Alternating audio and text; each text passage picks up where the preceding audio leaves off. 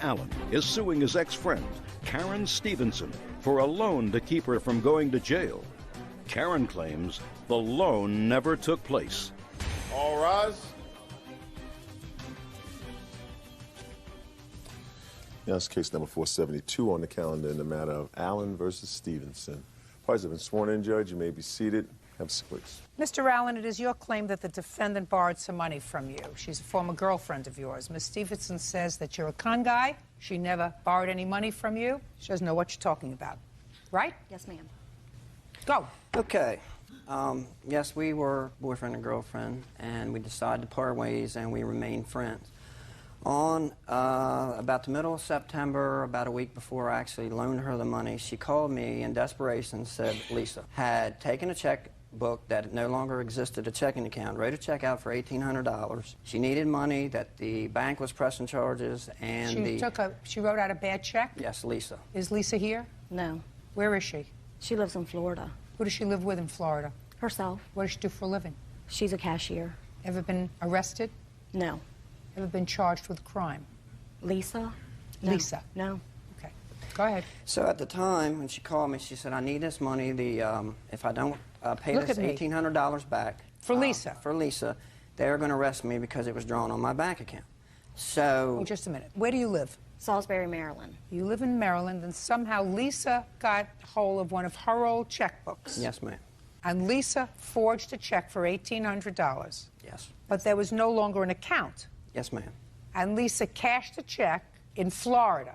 Somewhere, I don't know actually, when she said, but it was a check written on this account, and it bounced, so the bank was going to press charges, and if she didn't pay the money back, they were going to put her in jail. Put who in jail? Karen. It's not true. She didn't write a bad check. Well, that's what she told me, ma'am. That sounds ridiculous. Okay. I mean, doesn't that sound ridiculous? How old are you? I'm 40, be 42 in March, ma'am. 42. What do you do for a living? I have a few businesses. I'm going back to school, getting my real estate degree, and What kind of businesses do you have? I have a business running a company. I started in 1990. What does it make? What does it do? Well, I buy and resell food as like a Cisco or a U.S. food service. You do that now? No, right now I am in the process of going back to school. The company So now you don't do anything? No, the company still exists. I'm collecting my accounts receivables and stuff like that. Yes, ma'am. I'm still in the process. I have real estate I'm selling. I do various different things. Who do you live with? I live with my brother right now. I'm in the process of selling my real estate, my home. You're in the process of doing an awful lot, Mr. Allen. Yes, ma'am, I am. Are you in the process of going through a bankruptcy? No, ma'am.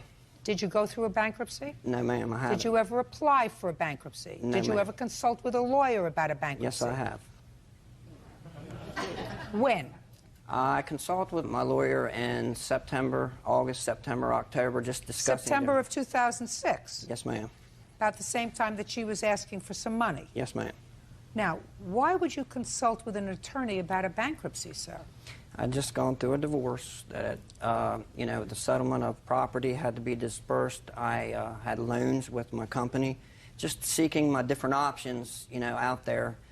It was discussed, but it was never gone through. I'm in a process of selling my assets to pay debts. That was my choice to do it that way. I want to make sure all of my bills are paid. That's why I'm selling my home, other real estate. I have a $1.5 million piece of business real estate that I'm in the process of selling. What's the mortgage on it? $790,000. When did you purchase it? I purchased it in June of '04. In whose name is it? It's in my company's name. Which is? Paradise Produce Company Incorporated. Who else is a partner in Paradise Produce? Nobody. I'm 100% owner. You're current on your mortgage payments? Not at this time, no. They are in the process of being sold right now.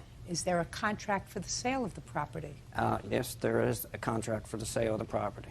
It's pending on other things, that's going on in the community. So, You got a lot going on in your life, Mr. I'm a very active man. You're got a lot going on. Yes, ma'am, I do. Okay, so she asked you for this $1,800, and what did you do, sir? I just wanted to get a sense, because I have to figure out who's pulling my leg and who's not. I wrote her this check out from one of my bank accounts. I have numerous bank accounts because I have personal things, business things, and all that.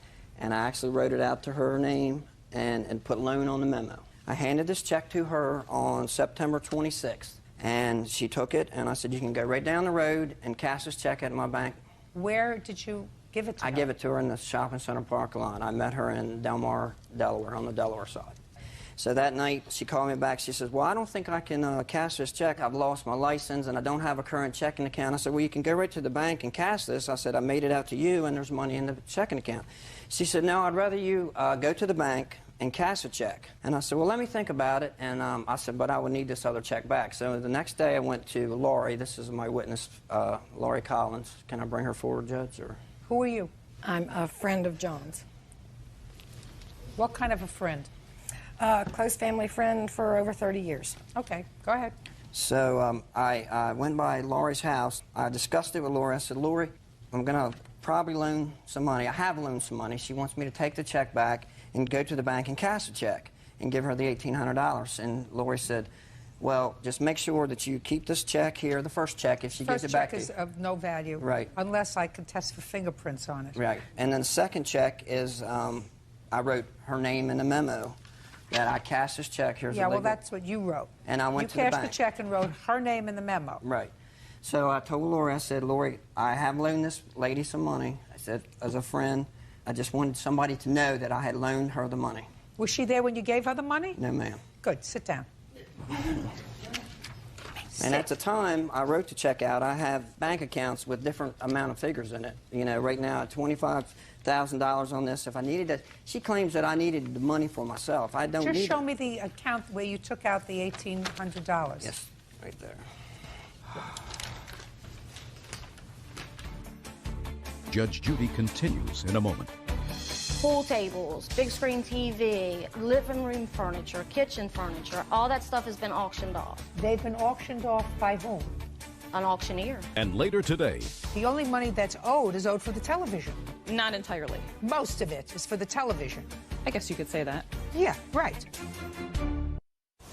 real cases, real people. Judge Judy. John Allen claims former friend Karen Stevenson owes for a loan of $1,800. Okay. Your Honor, he states that the first check that he wrote me, he had $1,800 in that account. That's the check he first gave me. I subpoenaed his bank records. $1,800 was not in there. He had Can I see it, please? Yes, ma'am. He had $72.79 in that Let me account. see. Can I see that check, please?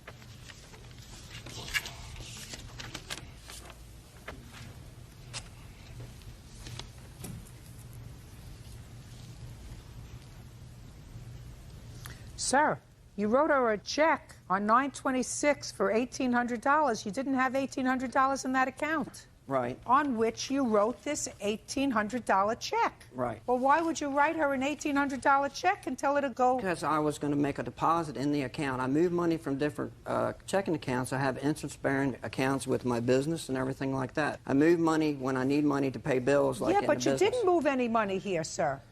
You didn't move any money here. 3 days later... She gave me the check back because she said that she couldn't cash it. I understand that. Because she did not have a listen license. to me. Yes, ma'am. That was not the same day, sir. You already testified. It was the next day that she called you and said, I don't have a driver's license, ma'am. and therefore I can't cash this check. Right. Now, you had already told her to go and cash the check, which she could have done on 9/26. That's right. That's right. Okay? On 9/26, if she went to your bank, Yes, ma'am. and deposited that check, they would not have cashed that check because there was no balance in They that could have account. moved the money from my business account, which is with the same bank, to cover my overdraft. There's no overdraft privilege in here. I'm sorry. I did lend this lady some money. Go ahead. He also says he gave me the $1,800. I was leaving that day to go out of town for a wedding. I was running around getting my nails done, my hair done. He didn't give me $1,800. Okay. Sorry. Now, let's start out with the conversation that you had with him about Lisa. There was no conversation about Lisa. He knows she was in town for maybe a week or two. She moved back to Florida. I don't have a checking account. I don't have any checks. I haven't had a checking account in 3 years. So you never had a discussion with him about a loan? No. Never had a discussion with him about giving you any money? No. Why do you think he would make up this convoluted story? Your Honor, his business account had been frozen because he owes so many people money, okay? He couldn't even make payroll. John and I continued to talk. We were good friends. He wanted me to help him take the money out of his county bank and put in a safety deposit box, put in my name, and he wanted to put the cash in there so they couldn't touch that money. Then I told him I didn't want to be involved in that because they're going to want to know where this $21,000 is. I didn't want that in my name. I didn't want any part of that. He tried to get several people to do that, and I wouldn't do it. So what you're saying is he tried to get several people to accept checks Yes. from him Yes. and squirrel away the money Yes. in the event he decided to go through this with this bankruptcy. Absolutely. Keep going. I mean, he says in one statement that I was supposed to pay him back in 2 weeks. John and I continue to be friends. He had a surprise birthday party for his brother. I was invited. Don't tell me. Just tell me about the money. There was no money. Okay. When you told him that you didn't want to participate in this scheme, Yes. what did he say to you? That he had a couple other people that were thinking about taking the money and putting it in a safety deposit box, storing his personal property so it wouldn't be auctioned off, which it has been. What personal property did he want to store with you?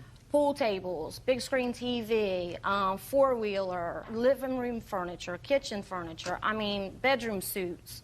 He had a 2-story house fully furnished. All that stuff has been auctioned off. They've been auctioned off by whom? An auctioneer. At whose? I guess at his request. I really don't know. I know that his house was for sale. Did you have an auction? Yes, ma'am, I did. To pay my debts and everything. The pool table, big screen TV, all that stuff was auctioned off to pay debts that I incurred during the divorce. I am in process of selling 2 pieces of property, a business piece of property, all my assets to pay my debts. I am not filing for bankruptcy. I am Well, going to be it's a little more difficult now to file for bankruptcy, Yes, ma'am. sir, because what you're suggesting to me is if you own a piece of property that's worth $1.5 million and you have a $790,000 mortgage, Yes, ma'am. if you file for bankruptcy, you're not going to see any of that money. Yes, ma'am. So in order to see any of that money, if you pay off your creditors now, then you'll be able to maybe walk away with a couple $100,000. No, ma'am, I'm not going to walk away with anything. My assets are about $2.2 million. I owe about 2.1. So, time I pay auctioneers, realtors, all that stuff. So it doesn't pay for you. So you have assets of $2 million and you have debts of about the same. So you can't go into bankruptcy. That doesn't mean you're bankrupt. It just means that you have to go to work. My problem, Mr. Allen, is you seem to be a businessman. Yes, ma'am. Okay. Business people, you have mortgages, you have attorneys, you have all kinds of other things. And you're not unfamiliar with court. Yes, ma'am. So here you come to a court and you say, I made a loan to this lady. Put your hand down. I made a loan to this lady. I did not memorialize that loan in any way. This check is of no value. Right. Because she never endorsed it.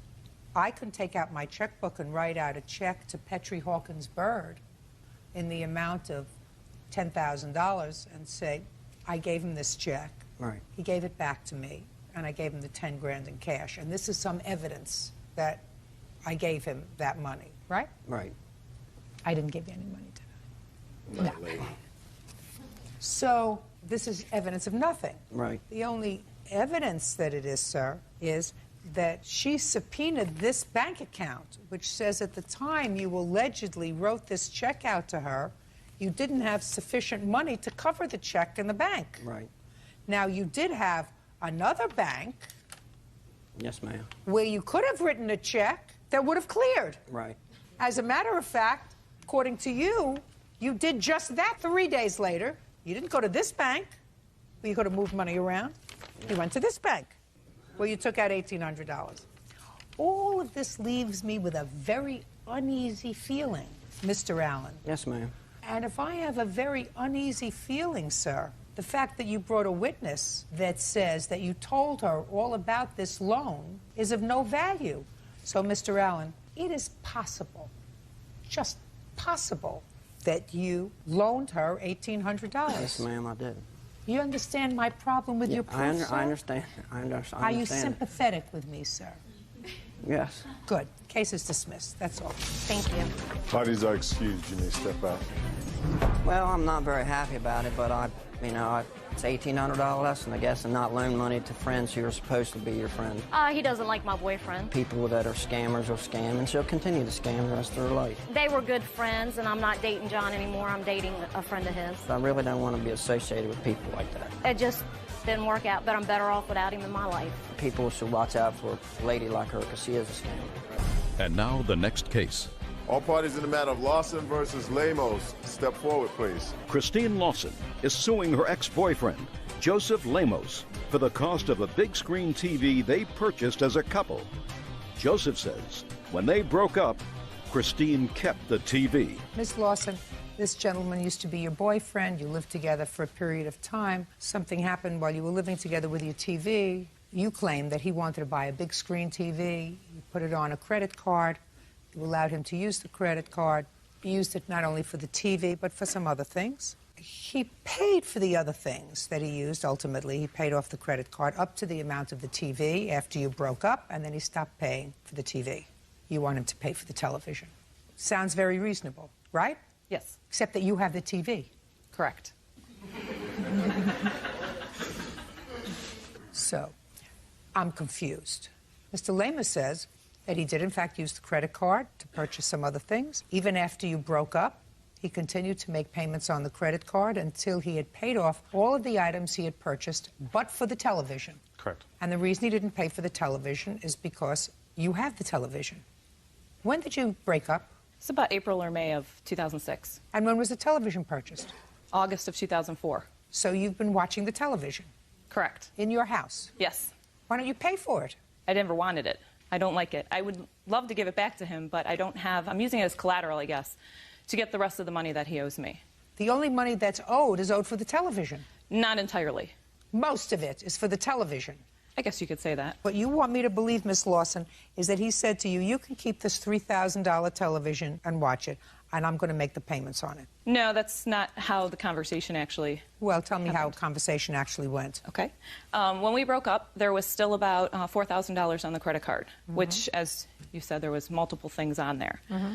He was paying me up until September of 2006. Correct, He was and then he making payments. stopped. Right. And he wanted to take his TV, which would have been fine to me. However, I couldn't guarantee that I would get the rest of the money that he owed me if I handed over the TV. I had no way of contacting him. I had no cell phone number. The only way I had was email. Most of the emails that I had sent him were ignored. He paid you for the 6 months. Well, he was paying on multiple things. That wasn't the only thing on there. He paid the credit card honorably. Correct. Until the only thing left was a television that you were watching. Well, the television was... And he wanted it back when you broke up. Correct. Well, then you're watching it. You pay for it. I mean, it's not rocket science. Well, the amount owed on the credit card exceeded what the amount of the television was. When?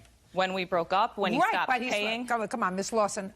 I just made it perfectly clear to you that there's an agreed set of facts, and the agreed set of facts are he paid until September when the only thing that remained on the credit card was the television set, which he had initially asked for when you broke up, which you declined to give him, which you've been watching and you've been using. You pay for it. That's all. Case is dismissed. That's all. Parties are excused. You may step out.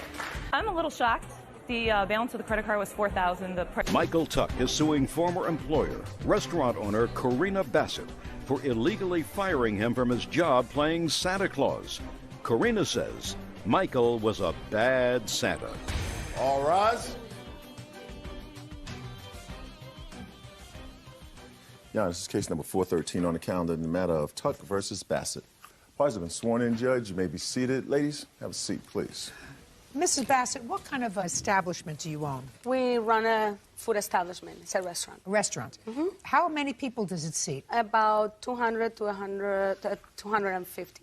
All right, Mr. Tuck, this is your complaint. Miss Bassett hired you around Christmas time to be a Santa Claus in her place of business. And you went there, you performed once as Santa Claus, and you were supposed to be available 4 weeks in a row. You did what you did with the customers once, and you were told not to come back because Miss Bassett wasn't satisfied with your performance. Miss Bassett says that she wasn't satisfied with your performance. She paid you the $125 that you earned that evening by being there, but she had serious misgivings about whether or not you would be an asset to her establishment for the remainder of the Christmas season. You did, in fact, hire somebody else. That's correct. Okay. I think the whole thing involved, at least part of it, was this tip jar, which I see out here, which is something that has to do with Santa Claus. Can I see that thing over there, please? Thank you. Bird, what does that say in there? Santa's Eggnog Fund tips. Did you prepare that, Mr. Tuck? Actually, my wife did. Okay. Did you tell her that it was in bad taste? Well, I had received a $3 tip for one particular person, and I didn't have any place to put it. Well, but were you expecting tips when you signed on for this job? No, I never. So why didn't you return the $3 tip and said, Santa doesn't take tips? Santa loves little children. Well, it was from the father. Loud enough for the child to hear you. Santa doesn't take tips. Santa Well, the doesn't. children, it was in a discreet manner, and that's why I tried to quickly dispose of it in my glove. Good, so you quickly disposed of it in your glove, and then your wife made a jar for more. Well, it was, I thought it was a rather unusual opportunity. Well, it's not. It's ridiculous. I used to take my children to see Santa Claus all the time when they were little. Never once did I see a Santa Claus tip jar. Mr. Tuck, how many times have you played Santa before? I had played a number of times the previous season. Where?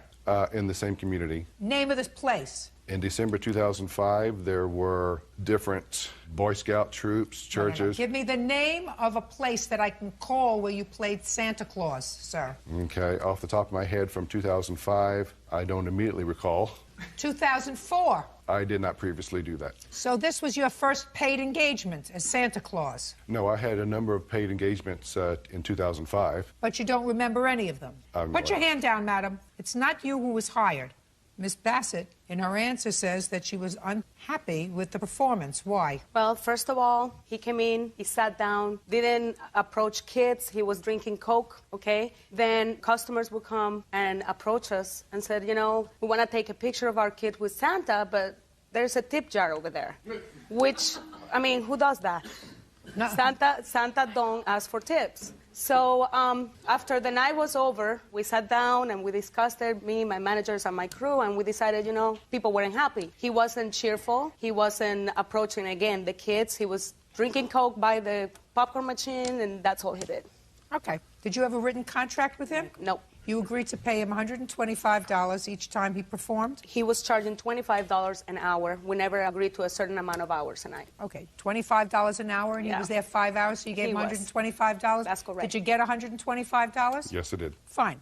You're suing her, Mr. Tuck, for $412.50 lost wages. What lost wages did you have? Well, we had a verbal agreement in which she had agreed weeks in advance of the date in which we had began the process. Mr. Tuck, what lost wages did you have, sir? The $125 per day that remained. Name a place that you turned down for a job because you had this previous engagement that I can call where you turned down a job. You weren't performing at her restaurant every night, once a week, right? Once a week. Once a week.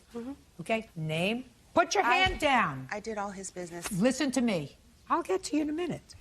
Name a place, Mr. Tuck, that I can call where you turned down business. Dentistry for kids was one that... Dentistry for kids. Yes, they had requested the entire week, and because that one particular Tuesday was locked up with this client, they simply opted for Monday, Wednesday, Thursday, and Friday. So did you work for them Monday, Wednesday, Thursday, and Friday? Yes, I did. Good for you. You want to get up? Yes, ma'am. Go ahead. What? We had a verbal agreement. She asked me back in October if we needed a contract because I handle all of his business.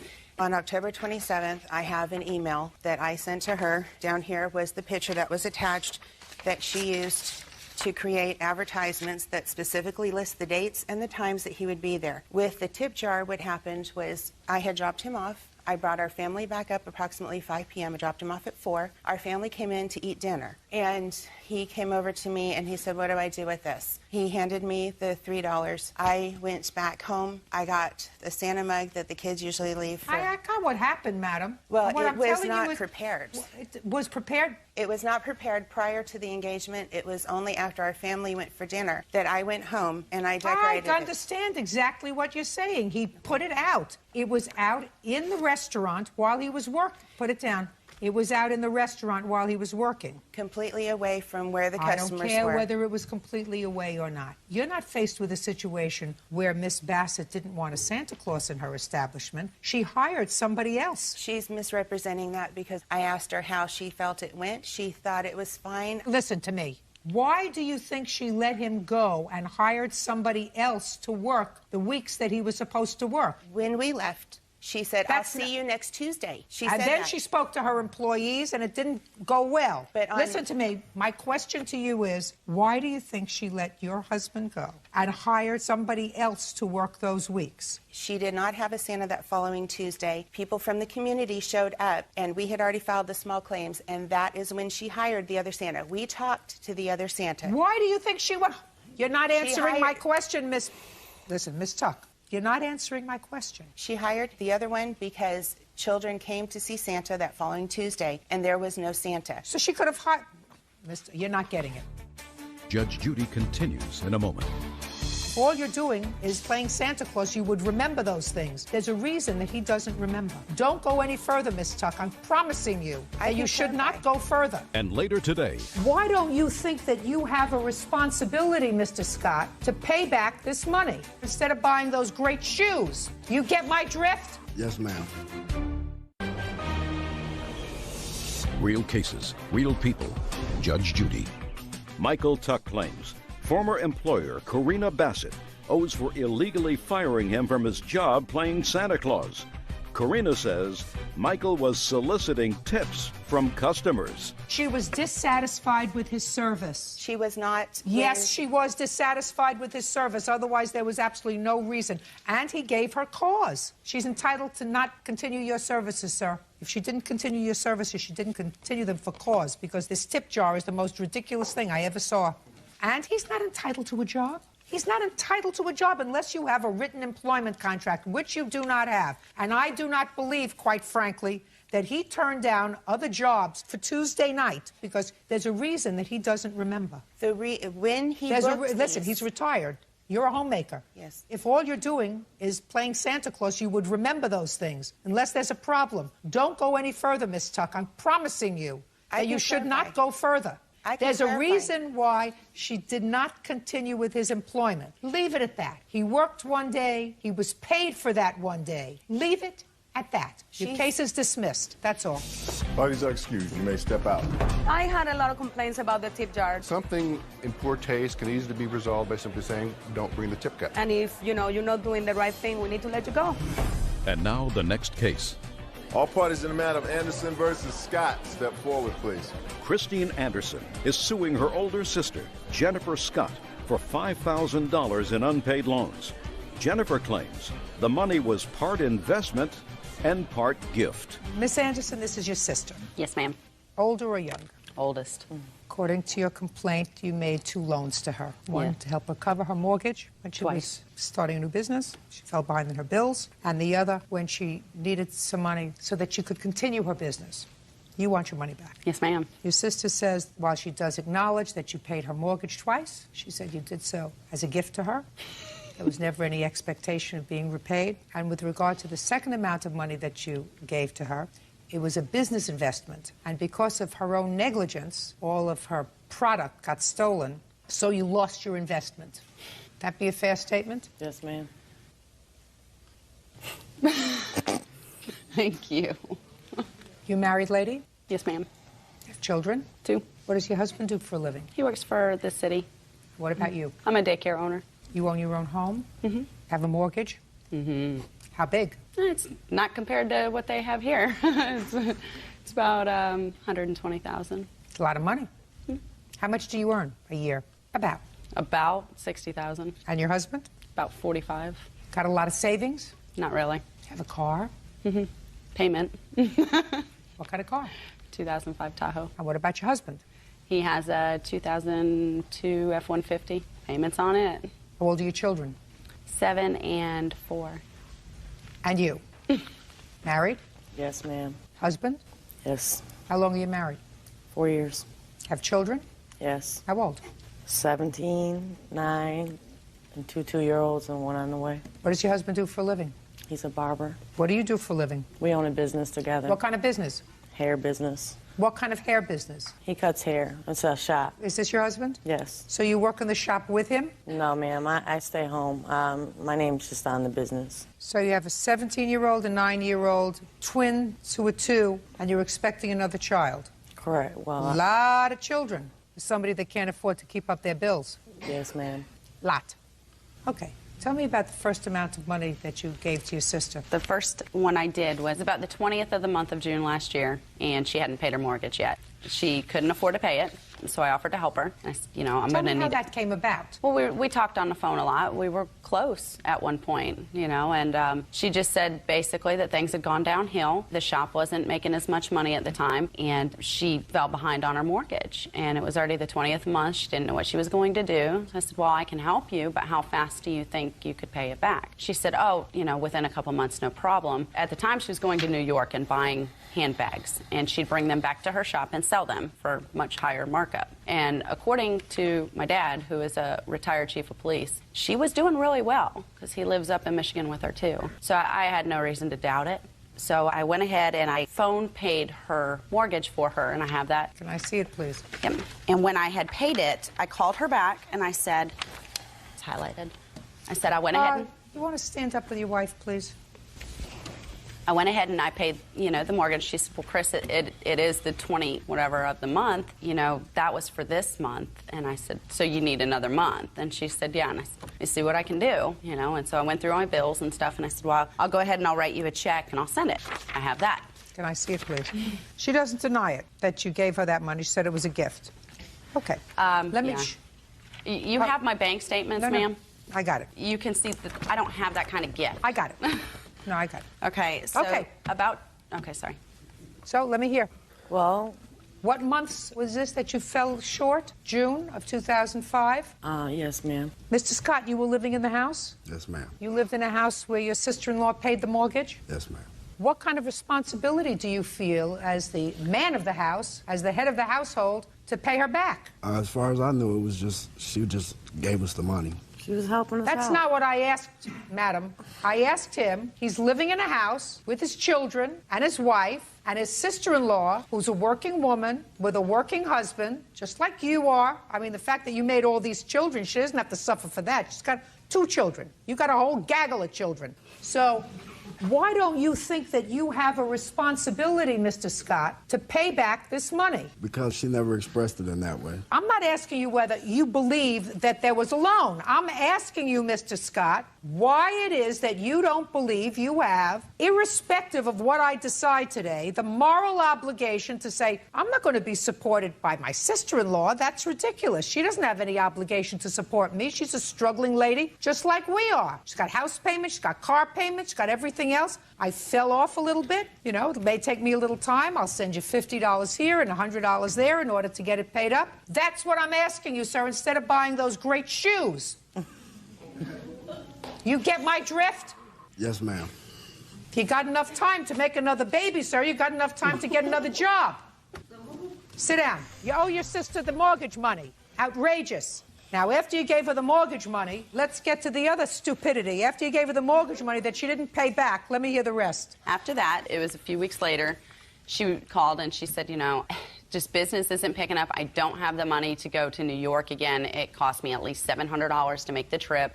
She was going like every couple weeks to New York to get these things. She should have just saved the money and made one gigantic trip, but she didn't. Anyway, she needed money to get up there to make money to pay me back. And so it was insurance? Yes. My husband was really already upset about it. So this was the best way possible I knew to help her, help herself, and help get the money back for us. So you gave her another what? First, it was $1,000, and then 3 days later, it was $2,000 more, which I have bank transfers here. These are not gifts. This is... Okay. Then she came down in November, and I brought my mom with me today as my witness to this. She came down for Thanksgiving, I think it was, and everything was fine for the couple days, and then all of a sudden, we ended up getting into it over the money. My husband and I we couldn't handle it no more. We needed the money back. And she ended up writing me a check for $600 because it was total, if you total all this up, it was $5,700. She wrote me a check for $655. I deposited into the bank. She ended up leaving and didn't even say goodbye to my mom. She was just so upset or whatever. She felt like I was being horrible about the whole situation, that I wanted the money back. When this was from the jump, this was not an investment. This was a loan. This was trying to help her help herself. And let's go. I'm ready to hear you. It was an investment. Let me hear. She gave me the money as an investment. She was helping me out. I was supposed to pay her back the money from that money, from the $3,000 I was supposed to pay back, you know, what I owed her from that money. Well, what happened... Listen to me. There's something else going on with your sister. I'm telling you. Like what? I'm not going there. I'm telling you, there's something else going on with your sister. Well, go there, because, I mean, you're insinuating. What are you insinuating? I'm insinuating, madam, that... What are you insinuating? I want to see the police report where you say you brought a woman into your house who ended up stealing your car and all the product that you... I'm speaking. Oh, my God. Serious. I'm speaking. That ended up stealing your car and all the products that you had purchased, and that's why you couldn't pay her back. So that was... We made a couple trips. I asked for. I already requested the police report. It didn't get here in time. But we had made a couple trips during that time with that $3,000, and I had got caught up on my bills with that money. And then we made one big trip, and when we came back, I was helping somebody out, you know, that was in our home. When we came back from New York, who were you helping out that was in your home? It was a friend of ours. Well, she was, you know. Something else is going on. I don't have to get into it now. It's totally irrelevant, really, to this, but your money was going maybe to pocketbooks. What I was told about the whole car theft situation was this lady, she let her friend use her car. Her friend never came back. Listen to me. And That's not what happened. She's lying. Listen to me. She's lying. Listen we came back from listen to me. We came back from New York. It's not relevant, particularly relevant. I'm just telling you something else is going on. Anyway, your sister owes you the money. The fact that she decided not to pay you after she took the money from you is unfortunate. Judgment for the plaintiff in the amount of $5,000. That's all. You may step out. You know what? We needed the money. 23-year-old Kenneth Kip Pinette is suing his former friend, Stacy Schwartz, for taking his car without permission and damaging the transmission, the clutch, and one of the tires. Yeah, this is case number 456 on the calendar in the matter of Pinette versus Schwartz. Thank you. You're welcome, Judge. Parties have been sworn in. You may be seated. Ma'am, have a seat, please. Mr. Pinette, you were at a party with the defendant. I assume she was a friend of yours, and it is your claim that she took your car without permission and wrecked it. She didn't wreck it. She hit a curb and blew out a tire, and the transmission went out. And Ms. Schwartz says that she had an unfortunate accident and that she might clearly be responsible for replacing a tire, but certainly not the transmission, since she had your permission and this accident was clearly not her fault. Well, she did not have my permission. Good. So let's go back. When was this party that you had? A couple of months ago. It was a Friday night. It was at my house, and listen, Mr. Pinette, how old are you, sir? 23. What do you do for a living? I am a market analyst. Ever been to court before, sir? No, except for traffic tickets and... Well, that's court. So, if you're a plaintiff and you have a claim, first thing you figure out is what date. Yes, Your Honor. Because the questions get harder after that, Mr. Pinette. So, a couple of months ago on a Friday night isn't a date. I believe the date was December 14th, Your Honor. That's a date. Now, it was on December 14th, 2006. Where were you? At my house. Who else was there? I don't know the exact names, but a bunch of my friends. And what were you all doing? Drinking, watching TV, listening to music. Great. Having a good time. Being responsible. Yes. What happened next? Well, I didn't keep track of everybody around that night. I went to bed maybe around 1 or 2, and the next morning, Stacy called me and said that my car was broken down. I said, you know, how could that be? It should be in front of my house. And she said she was in Sunrise, which is about 20 miles away. Where do you live? Downtown Sacramento. Go ahead. She said it was broken down. She explained to me that she had taken my car the night before and that it had broken down the night before and that she had spent the night and was calling me in the morning. And I was... Spent the night where? At one of her friend's house, I assume. Okay. And I explained to her that she had better get my car back to me. What kind of car do you have? It's a Nissan Sentra. Year? 1997. And she said she would. We exchanged words. I was a little upset, and then I fell back asleep. I didn't get my car back until the next day. She had it towed back to my house. At first, she hadn't even told me that a tire had blown out. I did see that for myself when it came to my house. Then she explained that to me. I had not given her permission to drive the car, so I was very upset. Okay. Don't repeat anything. Okay. I have other things to do. Are you finished? She had told me that she would pay for all damages. She was very apologetic at first, and I felt, like I would forgive her. I had it diagnosed, and she refused to pay it. She says she's not responsible for that. And when you had it diagnosed, what was the bill? It was $1,500, not $1,593.83. I'd originally said $1,600. It's I'd rounded when I looked at the receipt. It's actually $6.17 less than that.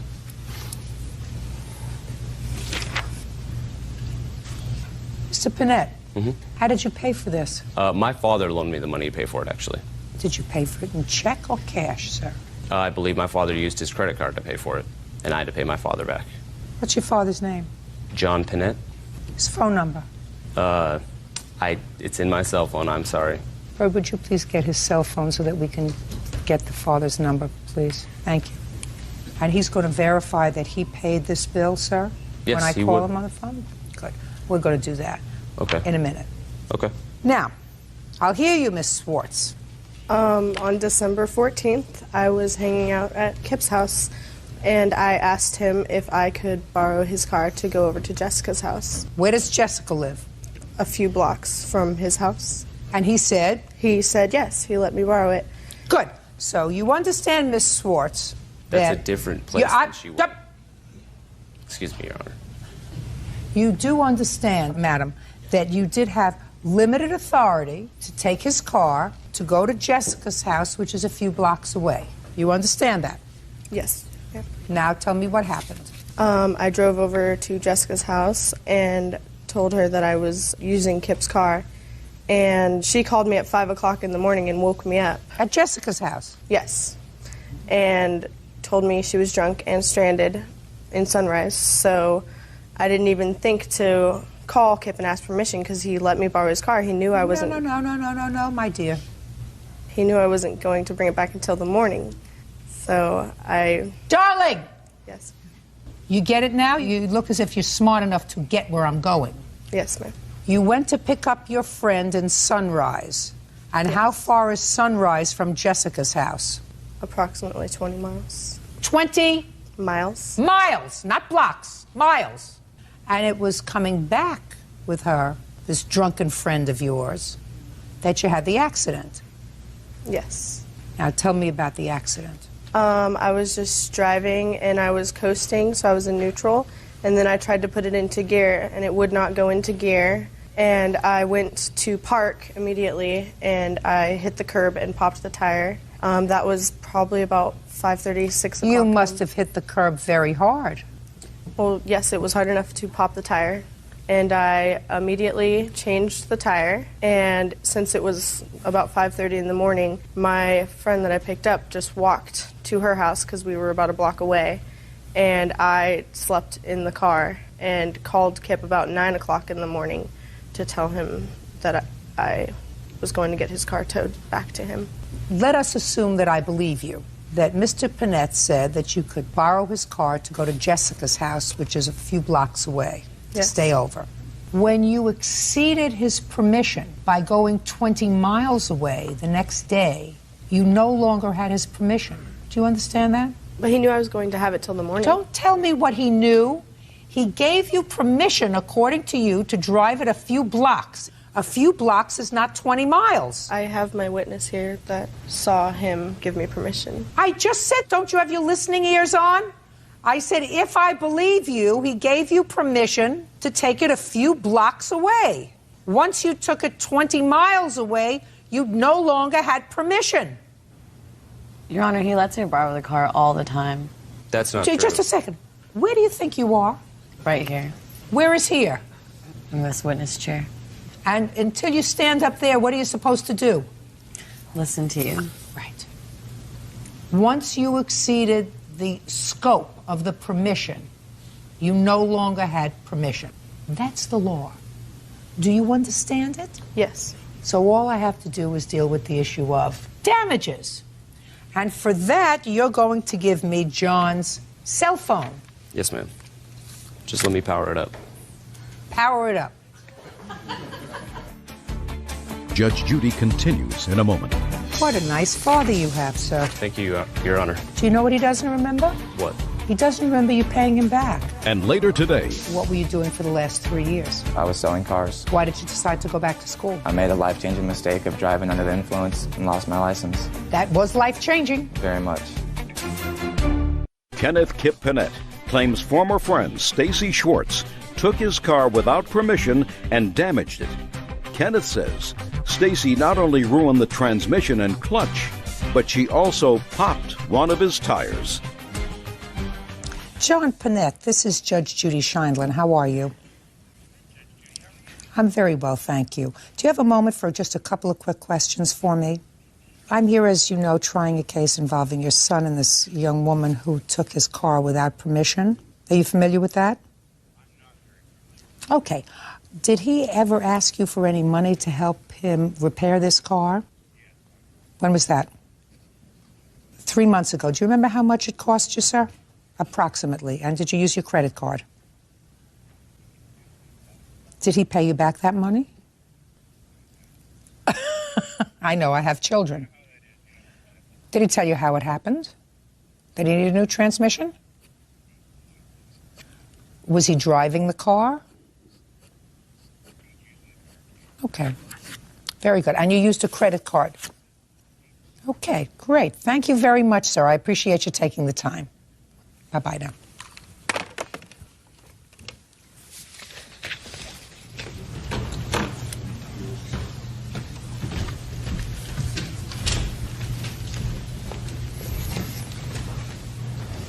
What a nice father you have, sir. Thank you, Your Honor. And as a matter of fact, your father does remember helping you out and paying for this transmission a few months ago. That's correct. Do you know what he doesn't remember? What? He doesn't remember you paying him back. Well, I owe him money pretty much all the time, and I am always paying him. So I'm in the process that he of doesn't paying remember. I mean, he does remember laying this money out for you, but he doesn't remember the fact that you paid him.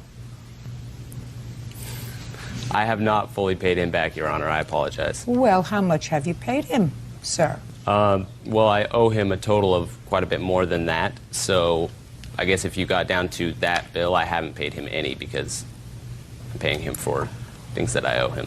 Well, you have no objection to making the check payable to your father, do you? No, not at all. Good. Judgment for the plaintiff in the amount of $1,593.83 to be made payable to John Panett. Thank you very much. That's all. Parties are excused. You may step out. Thank you. It may take time, but we probably will be friends again. Well, now that it's all been paid for, I would probably hang out with her again. And now the next case. All parties in the matter of Lahore versus Tatum. Step forward, please. Desiree Loire claims ex-boyfriend Anthony Tatum owes for unpaid rent from their shared apartment. Desiree also says Anthony slashed her comforter and put a hole in the wall. I have a feeling it's advice time. Miss Loire, this used to be your boyfriend. Yes. And you also shared an apartment with him. Yes. You claim he owes you a whole bunch of money, dating back to 2005. You do know we're in 2007 now. Yes, I do. Mr. Tatum says he owes you nothing. Yes, ma'am. Nice-looking couple. How old are you? 21. And you? 22. And you moved in together when you were 19 and you were 20. Correct. Old enough to sign a contract? Yes. Definitely. So you signed a lease together? Multiple. Multiple leases together? Yes, ma'am. I'm not talking about all the leases you signed together. I'm talking about the last one after you moved out, because that's what we're talking about. Yes. Okay. And it is the plaintiff's claim that you moved out, you owed her rent, you damaged some of her property, and you loaned him money in 2005 for some car insurance. That you don't remember. Do you work? Yes, I do. What kind of work do you do? I work at a Japanese restaurant as a bartender. And you? I'm a student. How do you support yourself? Currently my parents do, ma'am. Have you ever supported yourself? For the past 3 years, yes. So you just went back to school? Yes, ma'am. What were you doing for the last 3 years? I was selling cars. Did you make a living at it? Very much so. Why did you decide to go back to school? I made a life-changing mistake of driving under the influence and lost my license. That's a reason. Yes, ma'am. Did you injure anybody? No, ma'am. How long is your license suspended for? It's no longer suspended. I just can't be picked up by the insurance of a dealership. Therefore, I'm back in school. Gotcha. Okay. That was life-changing. Very much. Learned a life lesson. So I'm going to give you both another one. Don't ever move in with somebody and sign a lease together. Single people who want to try living together should always get an apartment that each of them can afford separately. Isn't that a smart idea? Absolutely. So that if it doesn't work out, somebody says, this is my apartment, that was our agreement, you leave, I can pay the rent all by myself. Of course, I understand that by saying this, I will probably lose 40% of the cases that I try each year, but I'm willing to make that sacrifice for the purpose of the common good. Right? You will not lose a single case. You know, he says that because nobody's going to listen to me. But if they did listen, there's a certain wisdom in what I say. Yes, it is. That way, 2 people wouldn't be homeless, 2 people wouldn't have their credit in the toilet, 2 people would not have to go back to mama or whatever. You would be able to separate and say, it didn't work out. Okay. So you signed this lease together when? In September of 2005. And when did you move out, sir? October 30th of 2005. Are you still living in the apartment? No, I'm not. When did you move out? February of 2006. So you only stayed there for a couple of months? I was there for 6 months. November, December, January. You stayed till the end of February? September to the end of February. I'm not talking about September. He left in October. Did you pay October's rent? Yes, ma'am. No, he did not. Well, I didn't know that. How do I know that? 2 years ago. Let's talk about November, December, and January. 3 months that you lived there that he didn't. Right. Who lived with you there for those 3 months? Nobody. I lived by myself. He refused to sign off the lease, so I was unable to. You say there was somebody else living in the apartment? Yes, ma'am. Her friend Tracy, who is also my friend, and her witness's friend moved in at the beginning of November. How do you know that, sir? Because I went over there and she was living there. You went over there when? To get the rest of my stuff at the beginning of November. How do you know she was living there? Because my friend was her boyfriend at the time and he was also going over there. That's completely untrue. Did she stay there? She stayed there occasionally. If we would. How occasionally? A couple nights a week. If we went out, she'd stay over. But no, she did not pay rent. None of her things were there. Well, you should have. How to pay rent? How many bedrooms in this apartment? 1. Where did she sleep when she stayed over? In my bed. Sir? Well, I don't think someone who stays 2 nights a week should have to pay rent. Why not? I guess. Was it your agreement with him to move out? I asked him to move out, yes, because then you pay the rent. Not paying rent. Then you pay the rent. Well, he should have signed off the lease, which he refused to. And what did you do? I couldn't do anything. He wouldn't sign off the lease. He kept threatening to come back and get the copies of the keys so he could come in and... Madam, where were you the last 2 years? The last 2 years, I've had my own apartment and house, and I've working and going to school. I mean, but where were you in the last 2 years? If you moved out in February of 2006, now we're talking about a year ago. Yes. Where were you in this last year? I was trying to collect money from him, but... But he weren't collecting. He didn't give you any money. Exactly. I couldn't. Well, then why didn't you sue him in March, April, May, June, July, August, September, October, November, December? Why? I was trying to be understanding of his situation with his car and everything like that, and he couldn't hold a job, so there's no way that he could give me any money. What made you stop being understanding? Well, because I'm just tired. It's ridiculous. You lived in the apartment with sometimes Tracy? You pay the rent. What else? He damaged my property, my couch, and stabbed my comforter. Forget the comforter. I'm not interested in the 2-year-old comforter. How did he damage your couch? He poured beer and dip spit all over it. When? On November 21st. That's not true, ma'am. You have a witness to that? I do. Go ahead. On the day of November 21st, Desiree called me crying. I got over there. There was a gigantic hole in the wall when I walked in. The entire living room was trashed, stuff everywhere, food thrown around. Where was he? He was nowhere to be found. Well, so you didn't see him do anything? He was there that morning. He was there that morning. Just a second. You didn't see him do anything? No, I didn't see him do anything, but the people that had stayed the night prior to that had seen him come over that morning. Goodbye. Thank you. You have that Mr. Tatum was the cause of any damage to your property. Well, because he called me screaming after he did it. What did he say? I can't believe you had those guys stay the night. What guys is he talking about? We had been drinking at my apartment. I had friends stay the night. How many friends? 2. They had slept on the couch. And that's when he came over that morning to get his things. Yes. And he freaked out. How do you know that? Well, because they told me they were there. And then he came in with a tire iron and hit the wall. What? and poured everything on my You couch. have absolutely no proof that he did any of that. I And took if you have pictures- two friends that you allowed to sleep at your house after they were drinking who witnessed him do it. They didn't witness him do it. They witnessed him come in and make a scene, and then they left, and then he came back after that. He told me. I talked to him on the phone afterwards. Did you ever acknowledge to her No, that ma'am. you destroyed her property? No, ma'am. Time to move on. Time to move on and get over it. Do you understand? Yes. This is a court, not nonsense. Case is dismissed. That's all. Parties are excused. 24-year-old Jenny Lee Thompson is suing her former roommate, 27-year-old Michelle Stubblefield, for rent, bills, and the unpaid portion of their security deposit. All rise.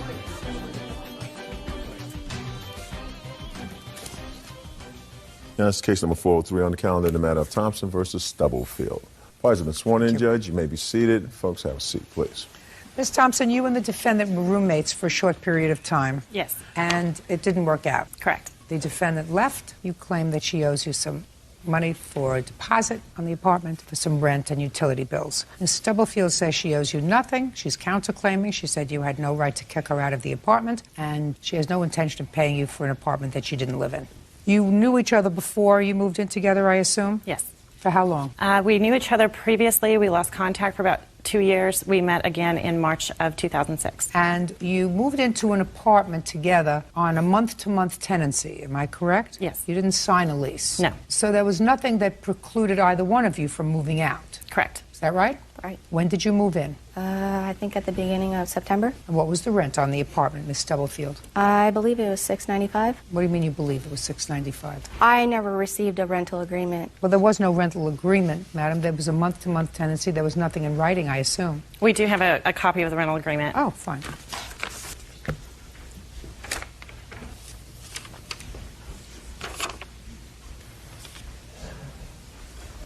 Monthly rent was $625, and you were splitting that in half? Yes. Okay. Did you pay your September rent? Yes. Is that right? Yes, it is. Okay. When did you move out? It was October 12th. Is that right? No, it's not. When was it? October 26th. What makes you think it was the 12th of October? Because Ms. it was Stubble- 2 days after my paycheck on the 10th. Well, let's say, for argument's sake, it was October the 12th, okay?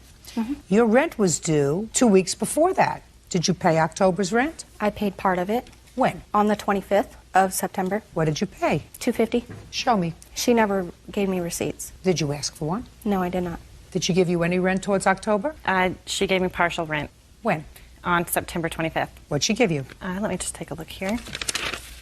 I believe it was $320 that she gave me that day. She said she gave you $250. No, she did not. So she gave you more? Yes. Her share of the rent was $312. So she had paid her October's rent. Well, no, we had actually agreed that she was going to be splitting not only the rent, but the deposits as well. And because she did not have that money up front, I went ahead and paid for those deposits. I see. And she was paying me back, so she did not pay for her rent. Okay, and what was the deposit? The deposit was a total of $1162, I believe. You didn't pay the deposit, is that correct? No, but I did pay her back. I paid a total of $500 to her. For what? For the deposits and for my part of the rent. So far, you said you paid rent in September.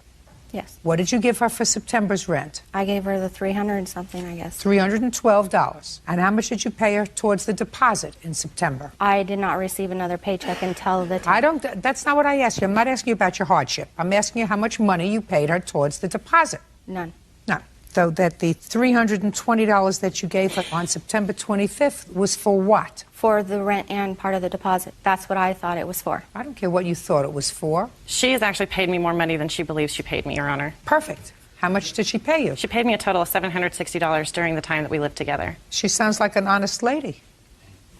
Now, you want to tell me why you moved out. When I first got in contact with her again, I was living with my baby's father, and it was not working out, so I asked him to see if I can come stay with her in her one-bedroom apartment with my son part-time, and she said... What do you mean with your son part-time? Well, I had him part-time. You have joint custody? Yes.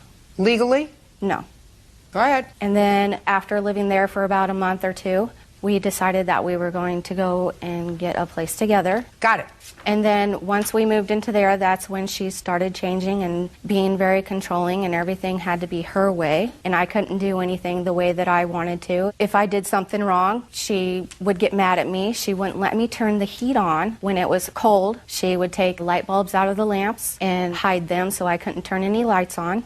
She would also lock the bathroom door so I could not get into there. And I thought it was not a very good situation for me and my son to live there anymore. When did the boyfriend start staying at the house regularly? He wasn't there regularly. Yes, he was. No. I didn't say live there. I said, when did he start staying there regularly? We met at the beginning of October, I think. So that's when he started staying there? Yes. Prior to that, was there any difficulty with the plaintiff? Yes, there was. What kind of difficulty? Very controlling. Go ahead. I was not controlling of her, and I did not kick her out of the apartment. I don't have any legal right to do so. I did contact the police the day before she moved out on her own free will. Don't tell me what she did. That's my judgment to make. Okay, I'm sorry. You contacted the police for a reason. When? On October 25th. What? October 25th. And she was I have still a copy there of that October report. 25th? Yes, Fine. she was. So she was still there. So she didn't move out on October 12th. No, she did moved not. out on October 25th. Let me see the police report.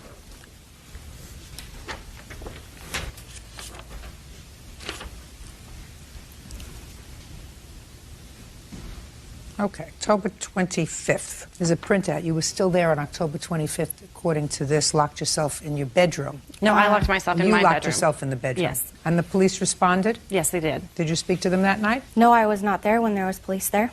Where did you go? Went and stayed in a motel room because she kicked me out that night. Well, tell me how she kicked you out. Well, she came to my bedroom door that night around midnight and proceeded to yell and scream at me and saying that I owed her this much money, and I asked to see the bills. And she What time was it? I thought it was around midnight. What time was it? It was actually around 9:30, 10 o'clock at night, Your Honor.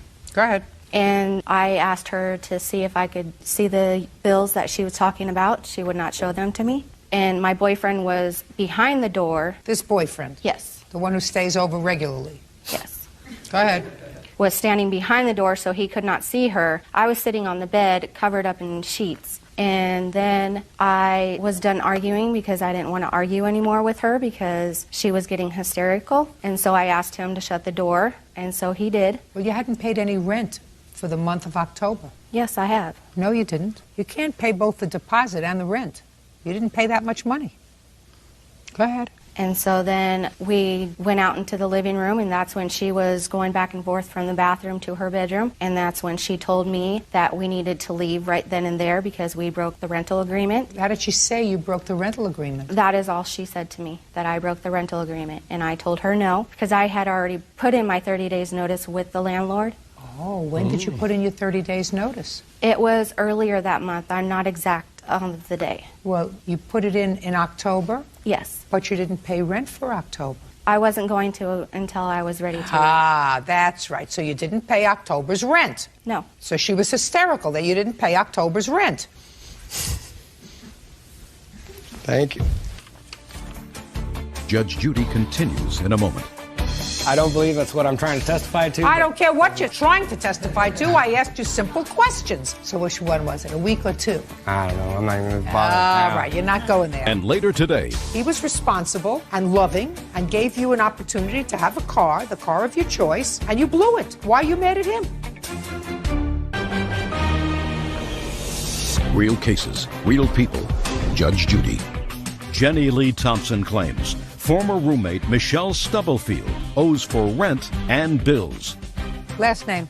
Last name Purvis, ma'am. Where do you work, sir? I'm a firefighter for Patrick National Corporation across the country. How many nights a week did you spend at the defendant's home? I think at that time it had been a total of 8 nights. 8 nights in the month of October, because that's when you met, right? You met the month. Listen to me very carefully, sir. You met sometime in the month of October. When in October? I came back from fire on September 28th. I stayed home for 2 weeks, so it had to have been the first, let's see, Don't third? look at her, look at me. I'm looking at her for confirmation. I think it was the 3rd or 4th of October. That's when you met? That's when we met. Where did you meet? We met at Countryside. It's a rock and rodeo kind of place, kind of a bar, tavern type thing. And when did you start staying over at her house? Staying with her regularly? No. When did you start staying over at her house, sir? I believe it was like a week or two later that we met up. Well, let's say a week or two later. Yes, let's say a week later. So the October 10th. The 10th. And she left, according to her, on the 12th. Accordingly, sir. But according to the police, it was the 20th. And you know, that's interesting, the whole police report, because I don't believe I've heard anything about that. And as my job as a firefighter, ma'am, I would be... Listen to me. Yes, Listen ma'am. to me. 25th. Yes, ma'am. 25th, then. So let's take your numbers. You have the 10th, 11th, 12th, 13th, 14th, 15th, 16th, 17th, 18th, 19th, 20th, 21st, 22nd, 23rd, 24th. You have 15 nights. And of the 15 nights, you were there one half the time. According to you, a little more than 55% of the time. Those are your numbers. I understand what you're saying, ma'am. I don't believe that's what I'm trying to testify to. I don't care what you're trying to testify to. I asked you simple questions. How many nights did you sleep there? You said 8. When did you start sleeping there? You told me on the 10th, because you met on the 3rd. You said maybe it was 2 weeks later. Well, if it was 2 weeks after you met, then you spent every night there. So which one was it, a week or 2? I don't know. I'm not even going to bother. All right, you're not going there. Well, I'm not going to jump up and say I'm wrong, either. You see where I'm going, sir? Well, ma'am, may I test... I know, I'm asking the questions. Yes, ma'am. I'm asking the questions. Yes, ma'am. Were you ever at the house where the defendant's child was there? I was. How often? Maybe a day that he actually stayed the night there. And when he stayed and spent the night there, did he stay in his own room? No, ma'am. He has his own bed in her room. And where did you stay? In the room. With her? Yes, ma'am. And how old is the child? The child was, at the time, 16, 17 months. Now, Mr. Purvis, you could briefly tell me what you want to say, sir, and say it because I have other fish to fry today. Copy. The night in question, and when she told her to leave, and she did tell her to leave because she told both of us to leave, she had violated a roommate agreement or rental agreement, which I can't recall now because there's been 2 different things said. But I know that she asked us to leave, and she was acting very hysterical. And the time that I first started hanging out, I actually met her at the bar. I actually hit on Jen first. That's how I met her. Listen to me. Listen to me. Yes, ma'am. You want to go through your social history? Go on, Jerry It's not a Springer. social... I'm just Listen trying... to me very carefully, sir. She did break the rental agreement. She didn't pay October's rent. Copy. That's breaking the rental agreement. Copy. This is the rental agreement. It says the 2 of them lived there. They were both supposed to pay rent. She didn't pay October's rent. Not only didn't she pay October's rent, but half the time you were there. Half the time in October, you were there. According to you. I didn't make that up. You gave me the information. From midnight so to not 8. only... I don't care if it was midnight to 7 a.m., sir, you were there. So not only didn't she pay rent, but she had company and didn't pay rent. So she had right to be angry. And if she said, I want you to move out, she didn't have to leave. That's not how she said it, ma'am. I don't care if she says get out.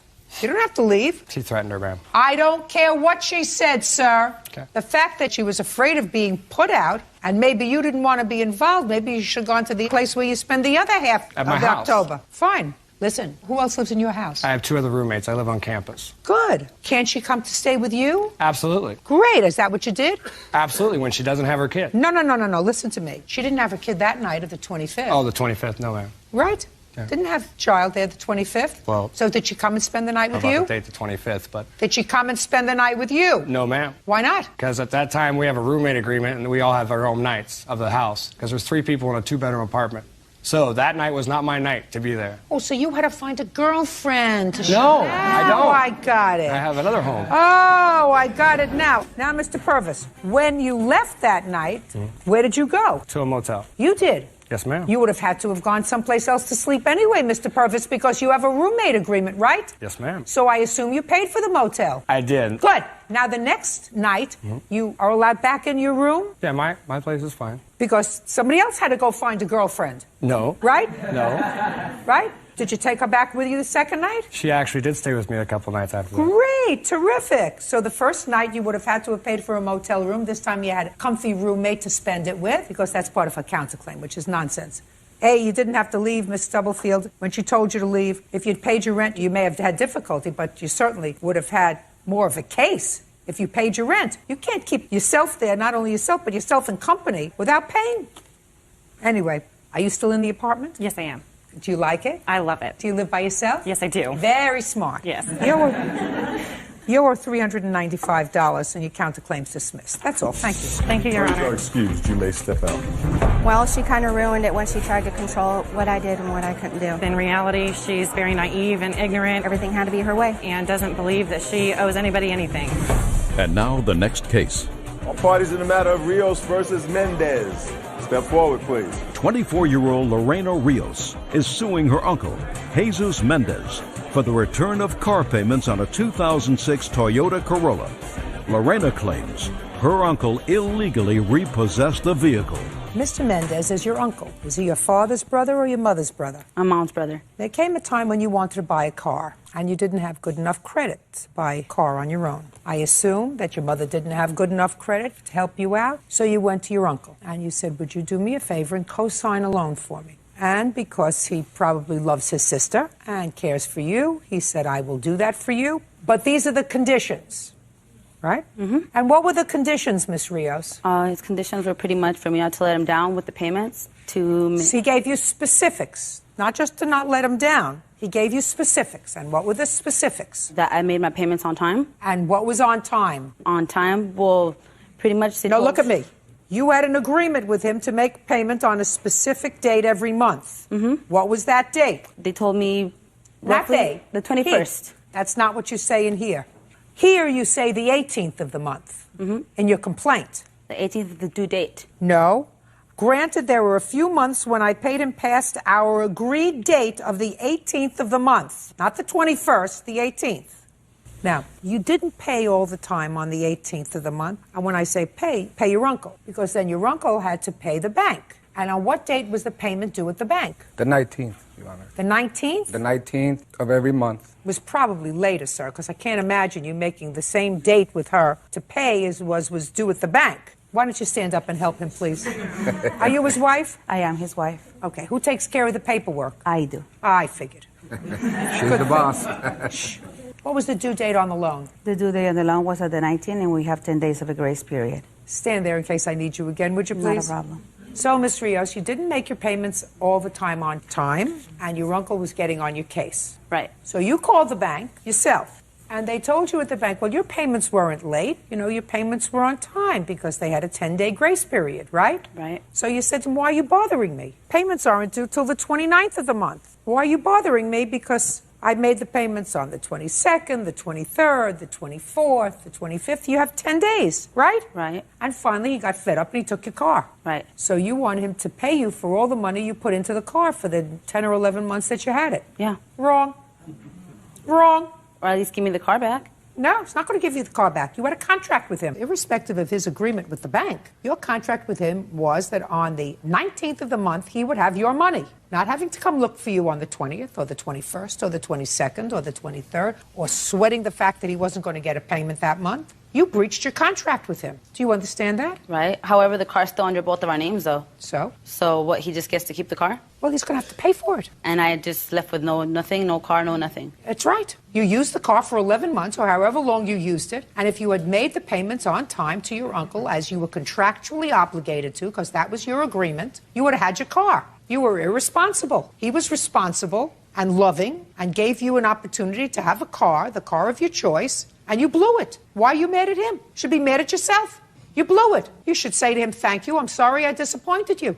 Okay. So then what do I do now? The car's still under my name and... You want to know what I do to protect yourself? I'm going to give you this bit of advice. I would sign the whole thing over to him so that you're not stuck in case somebody has an accident with the car or anything else. So, Ms. Rios, I explained that to you. Well, I hope you understand it. You're growing up to be an adult. When you make a contract with somebody, you're supposed to live by the terms of that contract. And if you don't come to court to cry about it.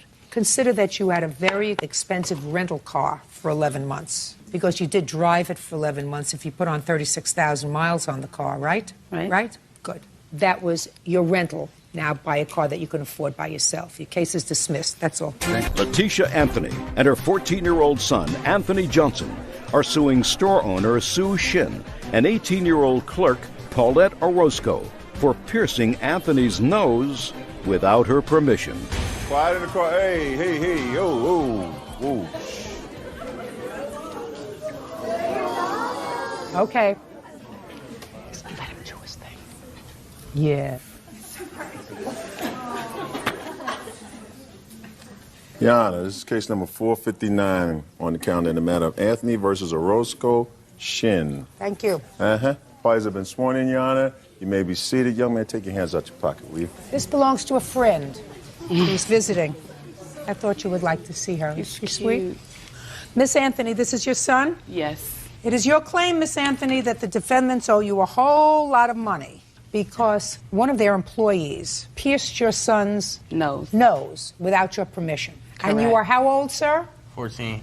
You have a place in the mall? Yes. And you know that you're not permitted to pierce anyone who's a minor without parental permission? Yes. Who did the piercing? That would I be did. you. How old are you? 18. 18. How long have you been working at the store? About 5-6 months. Did you start to work there when you were 17? Yes. Are you related to the owners? Just employee there. How did you get the job? One of her friends that works there recommended me because I used to work with her. What special training do you have to be a piercer? Not any. Nothing? Well, who taught you how to do it? She did. You mean you don't need any special training? Basically what we do is pierce ears and sometimes nose. Do you have a license for piercing? I don't think we need a license, no. What else do you pierce other than ears and noses? Only two. Only ears ear and noses? Yes. Why don't you pierce any other parts of the body?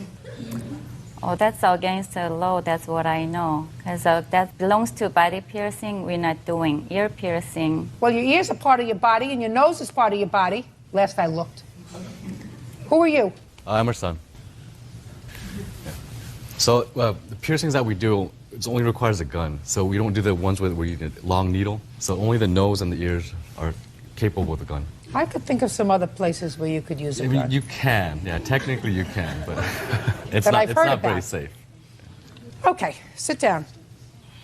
Okay, here are the facts that we know. Your son, who was 14, Yes. speak up, Yes. went to their shop and lied to them, right? You lied. No. Well, sure you did, because they knew you were underage and you kept telling them that your mother gave you permission. No. What? No. You mean you just walked in there and she pierced your nose? Yes. Is that right? Nope. No. I don't believe that for a minute. I don't believe that for a minute, young man. Who did you see when you walked in? The young lady right there. And what did you say to her? Do you pierce noses here? And what did she say to you? Yes. I asked her how much is it. She said $5. So I got it done. And then I left. And? And I went home and my mom got mad. Okay. Bird, do me a favor. This baby wants to go back inside. Would you take the baby inside? Don't hurt the baby. You know how much I love dogs. Come on. There's a soft side of him. Okay. Let's get... You mean this young lady didn't say to you, how old are you? No, not at all. Did you ask him how old he was? Yes, I did. And what did he say? He was 13. And what did you say to him? That he needed a parent or a guardian that was responsible for the piercing. And what did he say to you? He said that she was buying some other stuff around where we work, around the mall. Put your hand down, Miss Anthony. And what did you say to him? I told him that I needed to see the mom and make sure that she was responsible for the piercing. So he left and he came back. And he said, like, it's fine. And he brought the money. And I'm like, okay. And I told him, I need your mom. He said, she's around here. She said it was okay that you could do it. So I went ahead and pierced the nose, and then he left. And by the time, at the end, I didn't see the mom. Okay. Did you know that wasn't the right thing to do? Yes. So why did you do it? I thought the mom was there. Well, that was clearly the wrong thing to do. Yes. Right? Right. Okay. Step up here. Show me where you had your nose pierced. Here. Turn around. I have pictures. I don't need any pictures. I see his nose. Sorry. I don't see anything. Show me where. I took it out. Well, I know you took it out, so I don't see it anymore. It was on the left-hand side. Well, it's all gone, right? Yes. Your mother made you take it out, Yes. right? Yes. Did she get very angry with you? Yes. What'd she do? Take it out. And you took it out? Yes. Step back. Now, Miss Anthony, the employee did the wrong thing. Yes. Why do you think that's worth $5,000? Explain that to me. I mean, she had no right pissing. I didn't give her permission to do anything. Agreed. You don't understand what I'm saying. I But, agree. mean, No, just a second. I understand English, and I understand your statement that you didn't give permission. Right. Right. You have a 14-year-old boy and an 18-year-old employee, and he goes in there knowing full well that he doesn't have your permission, full well that he doesn't have your permission to have his nose pierced. So he did the wrong thing, and they did the wrong thing. My question to you is, he has no mark on his nose. He wasn't injured in any way. He had no infection whatsoever. You were very, very fortunate. There is no damage at all other than the fact that you were aggravated. You explain to me why his misdeed is worth $5,000. Well, I mean, I was upset for a while. I mean, I couldn't sleep. I mean, you couldn't he sleep. had pus coming out of it. That's why I took the pictures, and I have a police report. No, show me a medical report that it was infected. Actually, you know what? To be honest with you, I went to go try to get it, and at the same time, when I took him to the doctor, he was having an asthma attack at the same time, and the doctor she did look at it, and I went to try to get the paperwork from the doctor, and she told me Don't tell me what she told you, that's hearsay. Well, she didn't. Don't tell me what she told you, that's hearsay. Miss Anthony, you're not following me, madam. Not everything is a lawsuit. Yeah? Yeah? Judge Judy continues in a moment. Did you demand money? The courts told me to go ask her. No. Don't tell me what the courts told you. The courts don't speak. You tell me how much money you demanded from them when you went into their shop. And later today. Did it make you nervous when you appeared before the other judges? Not really. But I scare you. Yes, ma'am. That is the only thing that's made my day today. The fact that I make you nervous enough to sweat. Real cases, real people. Judge Judy. Letitia Anthony claims store clerk Paulette Orozco pierced her teenage son's nose without her permission. So what I'm saying to you is, what makes this non-injury to your son, who did the wrong thing? She didn't chase him in the mall with a piercing gun and pierce his nose. No, she didn't. He went in, listen to me. He went into her store. They did the wrong thing. They didn't follow protocol. You're absolutely entitled to say, you did the wrong thing. I want my money back, and I want you to pay me some sort of damages for the medical bill that I had as a result of this. But what makes you think this non-injury is worthy of a $5,000 lawsuit? Well, I mean, she was wrong, and she lied and said he was 13. He was 14. It happened on his birthday. He had just turned 14. Well, maybe he was slow and didn't remember. Maybe so. I don't know. That's not my question. What difference does it make whether he was 13 or 14 and it was his birthday? What makes it worth $5,000 is my question. The negligence and the stupidity that they did. You understand what I'm saying? I mean, it was just uncalled for. But what I'm trying to explain to you is, yes, he probably was negligent. I mean, he went in a store just like you said. He did that. But, I mean, it comes to a point in time, little kids at his age do certain things they're not supposed to. That is true. But, I mean, the way she talked to me when I went to go talk back with her after she did the piercing. Well, what did you tell her? I told her, I said, you pierced my son's nose. And she said, yeah, I did. I said, he's only 14. As a matter of fact, today is his birthday. He was 14 to that day that she did it. I heard you. You don't have to repeat yourself. And I talked to her and I said, well, why did you do that? She said, well, I told him to go. Something she was telling me, they was both talking. She was telling you that she told him to go and get his mother. No, both of them was talking to me at the same time. Good. What did you tell them? I told them that I was going to take them to court because Did you demand money? The courts told me to go ask her. No. Don't tell me what the courts told you. The courts don't speak. The courts don't speak. Judges speak. You weren't before a judge. Yeah. So courts don't speak. You tell me how much money you demanded from them when you went into their shop. I went in there and I asked her, I believe it was $3,000, I believe. $3,000? Yeah. You went in and asked for $3,000. What did she say to you? She said, oh, no. She did. She said, I'll give you $5 back. And I said, $5 back? What did you give me $5 back for? Because I had gave her $35 for a chain that I had made for him for his birthday. And I paid her for his chain, for his name, and she gave me the receipt. Then she snatched the receipt back out of my hand, and I'm like, I need my receipt. And she was like, well, I'll apologize. She was real snotty to me. Just a second. So you've been in that shop before? I bought jewelry from her. Why do you say that with an attitude, madam? No, I didn't say with an attitude. I said to you, you've been in the shop before. The answer is yes. Yes, I have. How many times? Maybe 2-3 times. Has your son ever been in the shop with you? Not with me, no. So the first time you went in there, which was the same day that he had his nose pierced, you said you wanted $3,000. No. You told me, listen, Miss Anthony, you just said that you went in there and you said he's only 14, today's his birthday. You told me a moment ago that he went in there on his birthday. Yes. So it was the same day as he had his nose pierced. Yes. Anything else anybody wants to say to me? Yes, what is it? Yeah. It was actually, she came in and she initially asked for $7,000. And then she said, my mom said, oh, we don't have that kind of money. Oh, So, okay, God, that is a lie. I'll settle for $3,000. He wasn't even there. Well, Sit down. He wasn't Sit down. there, Your Honor. I don't care if it's. Listen to me, Miss Anthony. I don't care if it's $7,000 or $3,000. God knows that. I don't know where you're operating from, but your son had no injury whatsoever. They did the wrong thing. You're absolutely entitled to something for your aggravation and inconvenience. For your aggravation and inconvenience, you're entitled to $250. Judgment for the plaintiff. That's all. Parties are excused. You may step out. Actually, I'm really still kind of mad. There's nothing we could do. We apologize to her. They were in the wrong. I'm not here in the wrong. Make sure the parents are there. They're in the wrong. Point blank. Simple as that. And now the next case. All parties in the matter of Tenant versus Holly.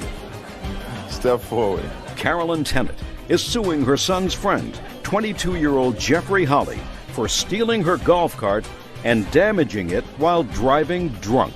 Miss Tennant, this young man was a friend of your son's? Yes, ma'am. You all went camping together? Yes, ma'am. And you had a golf cart that sort of takes you to and from, I guess, Yeah. a lake or shopping or whatever? Well, it's like the major mode of transportation out there. And other people have golf carts. Yes. Mr. Holly took your golf cart without your permission. Correct. And he was drunk. Yes. You agree with that? Yes, ma'am, I do. And he had an accident. Yes. Your golf cart was damaged. Correct. And the golf cart of the other people was damaged. Yes, ma'am. The other people sued you as the golf cart owner. Yes. Successfully. Yes. And do you believe that Mr. Holly has the responsibility of compensating you for both that judgment Yes. and the damage to your golf cart? Correct. Mr. Holly says that it wasn't his fault. Yes, ma'am. And he should have been able to go to court and prove that. And since he didn't have that opportunity because you proceeded without him, he's not responsible. Did I identify your position, Mr. Holly? Yes, ma'am, you did. I have to find out a little bit about you, sir. Age. Age 22. Occupation. Basement waterproofing and foundation wall rebuilds. Number of times arrested. Since I turned 18, 3 times. For what? Disorderly conduct, a malicious assault, and unauthorized use of heavy equipment. Were you drinking during any one of those 3 arrests? Yes, ma'am, the disorderly conduct. Now, have you ever had convictions for any of those things? Yes, ma'am. Ever go to jail? Yes, ma'am. For how long? I did 1 week, and then I got out on a signature bond. Are those cases over? Yes, ma'am. Mr. Holly, you and booze don't get along, sir. Yes, I agree, ma'am. You want to tell me what happened with Miss Tennant's golf cart? Yes, ma'am, I do. That night, it was Memorial Weekend, you know, and there was a bunch of us out there together, and, you know, everybody being of age recently, we all decided, you know, we were going to get drunk and have a good time. They have dances at the barn, whatnot. You know that you don't have a good time when you get drunk. Yeah, I'm starting You to realize really that, understand that. You know, most of the time you don't remember. Most of the time you act stupid.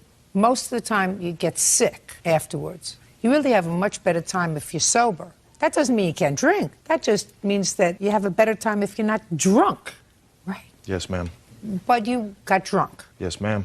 And? And I decided to take the golf cart keys from the top of the fridge. Because, I mean, I figured, you know, there was people driving it all day and most of the night. I figured, why not? You know, I mean, we were just going to go around the block and come right back. There was another golf cart passing filled with some people that lived down at the next camper down. And I thought they were going to stop, and I guess they thought I was going to stop, and it didn't work out that way.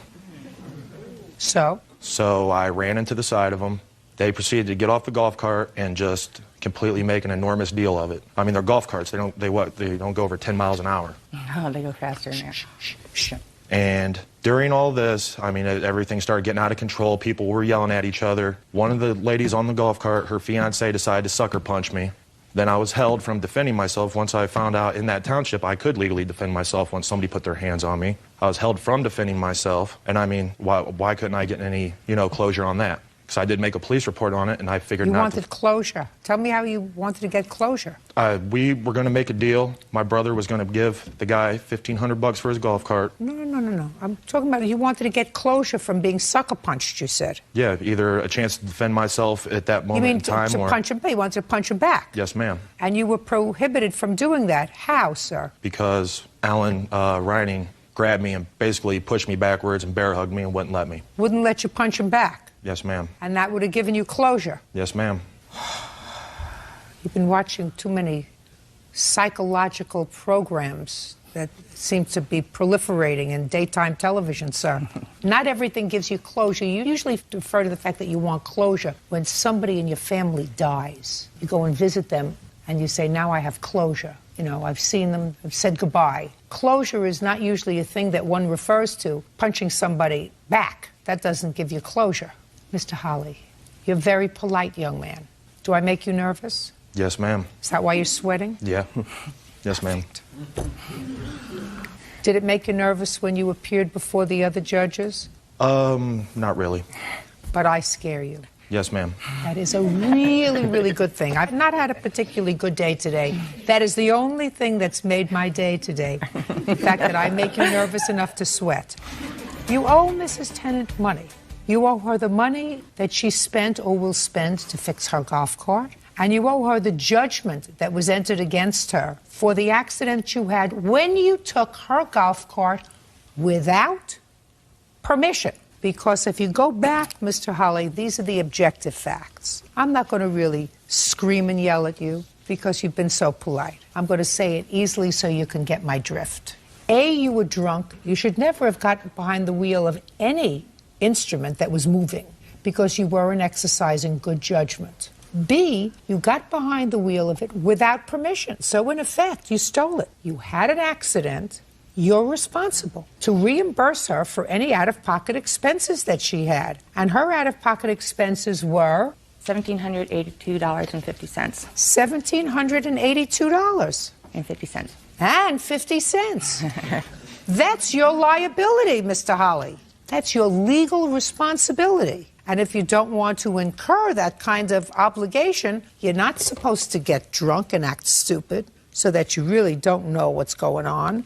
You're not supposed to take people's property without permission. You're not supposed to get behind something that goes even 10 miles an hour when you're drunk. All of those things you did. Just say, it's going to make you feel better and you're going to stop sweating. It's my fault. Really, it's man, my fault. I was drunk. I took your property.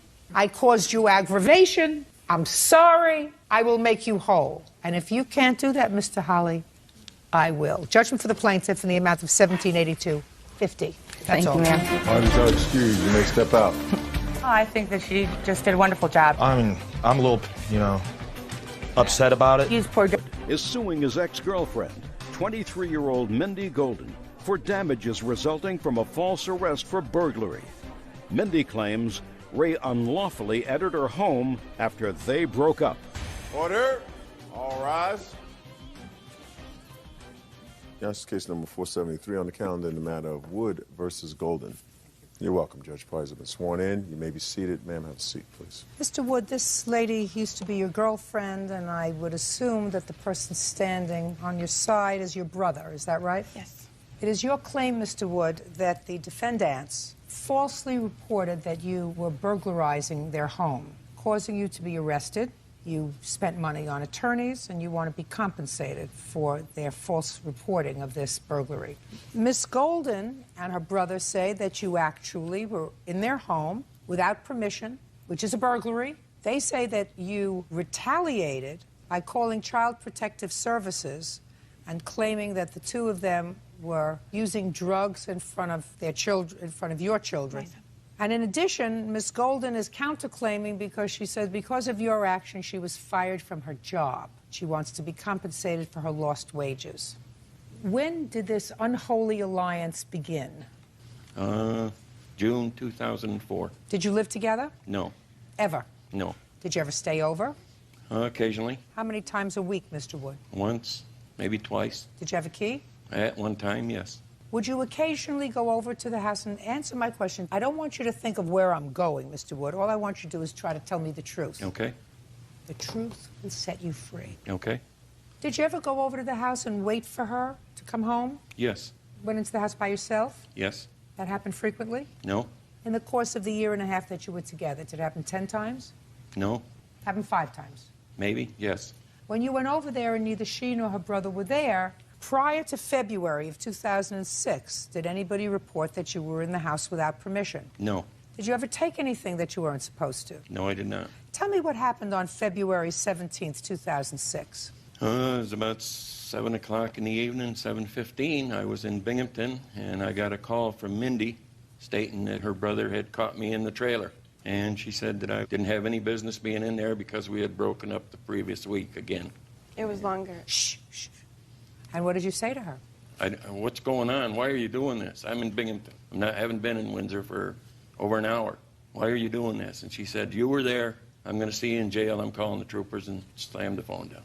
Okay. Miss Golden, were you at home? No, I was at work. Your brother was at home? Yes. Your first name, sir? Kevin. Do you remember what day of the week the 17th of February was? Remember the day? No, I don't. Do you? Yes, Tuesday. Do you remember what time she called you?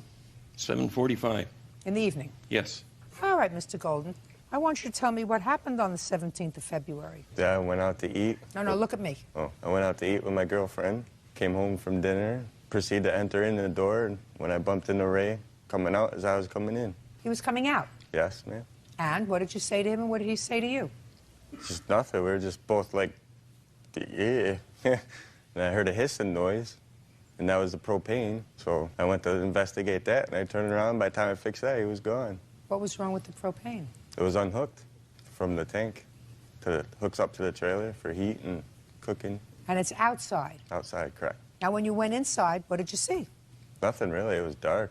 No, inside the trailer, sir. Oh, what did I see? Nothing really. He was coming out as I was going in. Anything missing? No, not to my knowledge, no. Anything vandalized? No. The only thing unusual that you found was outside the trailer? Correct. Mr. Golden, I'm unclear, sir. Was Mr. Wood inside the house or outside the house? Inside the house, ma'am. Inside? Yes. Is there a key that you used to get inside the house? Yes, ma'am. How do you think Mr. Wood got inside the house? Had his own key? Did you have a key to the house? No, I gave it back to Mindy. I had asked for it back, and it took him a week to give it back to me. So you got it back? Yes, I did. When, Mr. Wood, did you call Child Protective Services on the Goldens? I didn't hear from the troopers for a week to 10 days on the charge. And so as soon as I left the troopers. So you filed the charges with Child Protective Services after these charges were filed against you? Yes. No. No? No. I have Really? copies of the That reports. you see, The day that he was arrested, February 17th, against me and my brother. after he was arrested. You have to stop trying to figure out where I'm going, madam. You're not that clever. When did you stop being involved in a relationship, Mr. Wood? February 7th. Had you been back to the house since February 7th? No. So all the information that you had on February 17th when you filed the charges with Child Protective Services, you had on the 7th when you left. Is Yes. that right? And I assume you filed the report with Child Protective Services, Mr. Wood, because you were concerned about the child. Yes. And you filed those charges indicating that there was drug use in the home. Yes, I did. Now, what were you doing between February 7th when you broke up and February 17th? As far as what? I don't I understand. want to know if you were incapacitated. Oh, no. I want to know if you were hospitalized. No. So you want to tell me, sir, why you waited from February 7th to February 17th to report to Child Protective Services something that you must have felt very strongly about this drug use in front of a child, right? Right. So explain to me why you waited 10 days. I thought maybe it would change.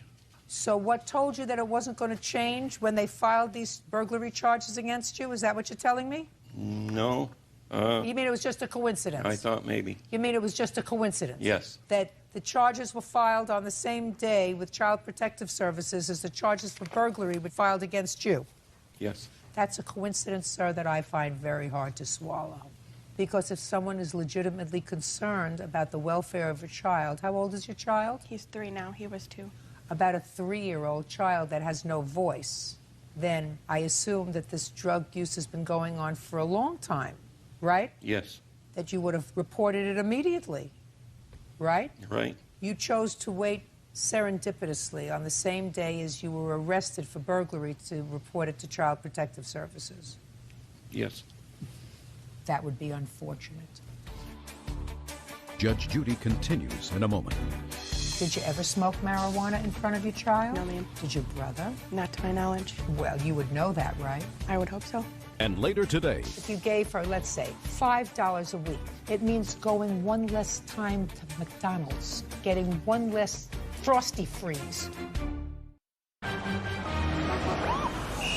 real cases, real people. Judge Judy. Ray Wood claims ex-girlfriend Mindy Golden had him falsely arrested for burglary. Mindy is countersuing, claiming Ray made false allegations to Child Protective Services. Now, let us move on to your counterclaim. Yes, ma'am. Go. He had filed another report against myself and my daughter's father. So 2 separate reports to Child What were you Protective. doing with your daughter's father? Nothing. He doesn't even know my daughter's father. Well, what did he allege you were doing? The same thing. Did you ever smoke marijuana in front of your child? No, ma'am. Did your brother? Not to my knowledge. Well, you would know that, right? I would hope so. Let's get to the counterclaim. Honestly, I just want him to leave me alone. And I wouldn't have filed the counterclaim if he hadn't done this. Okay, so you're going to withdraw the counterclaim because you want me to deal with his claim of false arrest? Please. Mr. Wood, I believe you were there. How about that? I wasn't there. I believe you were. I don't see any other reason, sir. I understand that the grand jury refused to indict you, probably because you really didn't do anything while you were there except maybe pull apart the propane so that they would run out of gas. That's what you did. I don't necessarily believe that he saw you inside the house, but I believe that he saw you there. I don't know what you were angry at, but I believe that he saw you there. And I believe that you retaliated, and you retaliated by filing charges against both of them for drug use. I believe that that's an inappropriate way to conduct yourself if you were legitimately concerned about the welfare of an infant. And what you do is you report those concerns immediately to Protective Services, and you don't wait until you have an axe to grind to do it. That's not what Child Protective Services is there for. So I believe that you were there on the 17th of February. I don't think that you were there to burglarize the house. And by the way, Miss Golden, you want him to leave you alone? He better leave you alone. Did you file for a protective order? Yes, I did. Do you have one? I did. It ran out, but he was leaving me alone, so I didn't renew it. How long did you have it for? 6 months. So now he's leaving you alone? Yes. Perfect. Let it remain that way. The lawsuit's dismissed, sir. You were there on the 17th of February. I believe you were there. That's all. Parties are excused. You may step out. Came to my work and wrote things on the wall about me in the men's bathroom. She smokes marijuana. They're really heavy into drugs, and I'm not. Calling repeatedly. Me? Sometimes she'd call and hang up the phone. Not me. Yes, she has at my work and at my home. She was upset because we broke up. Regardless, it doesn't matter.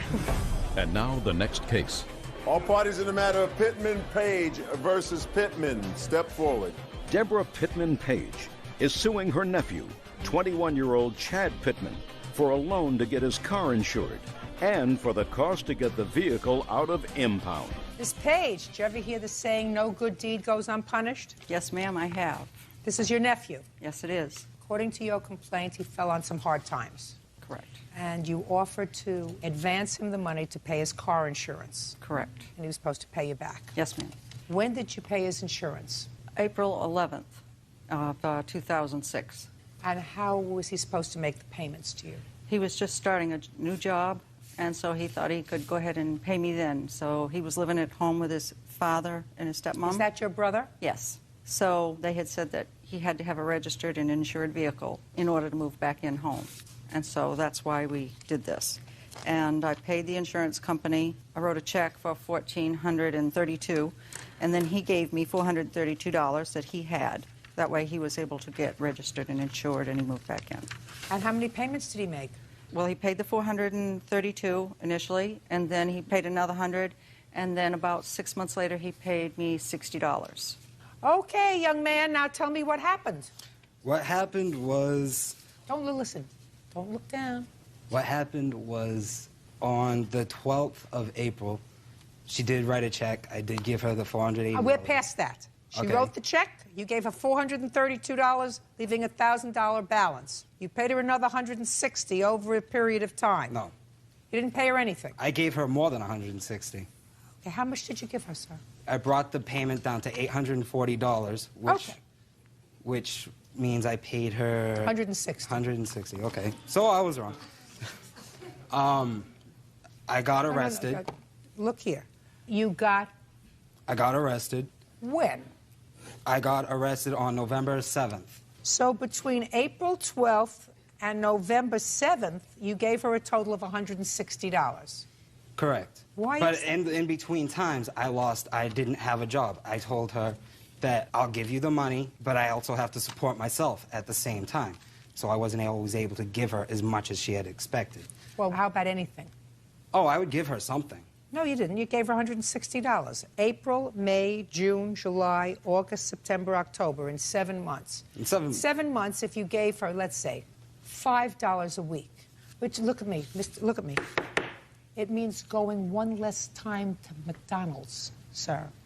It means getting one less Frosty Freeze. On the 7th of November, you got arrested for what and where?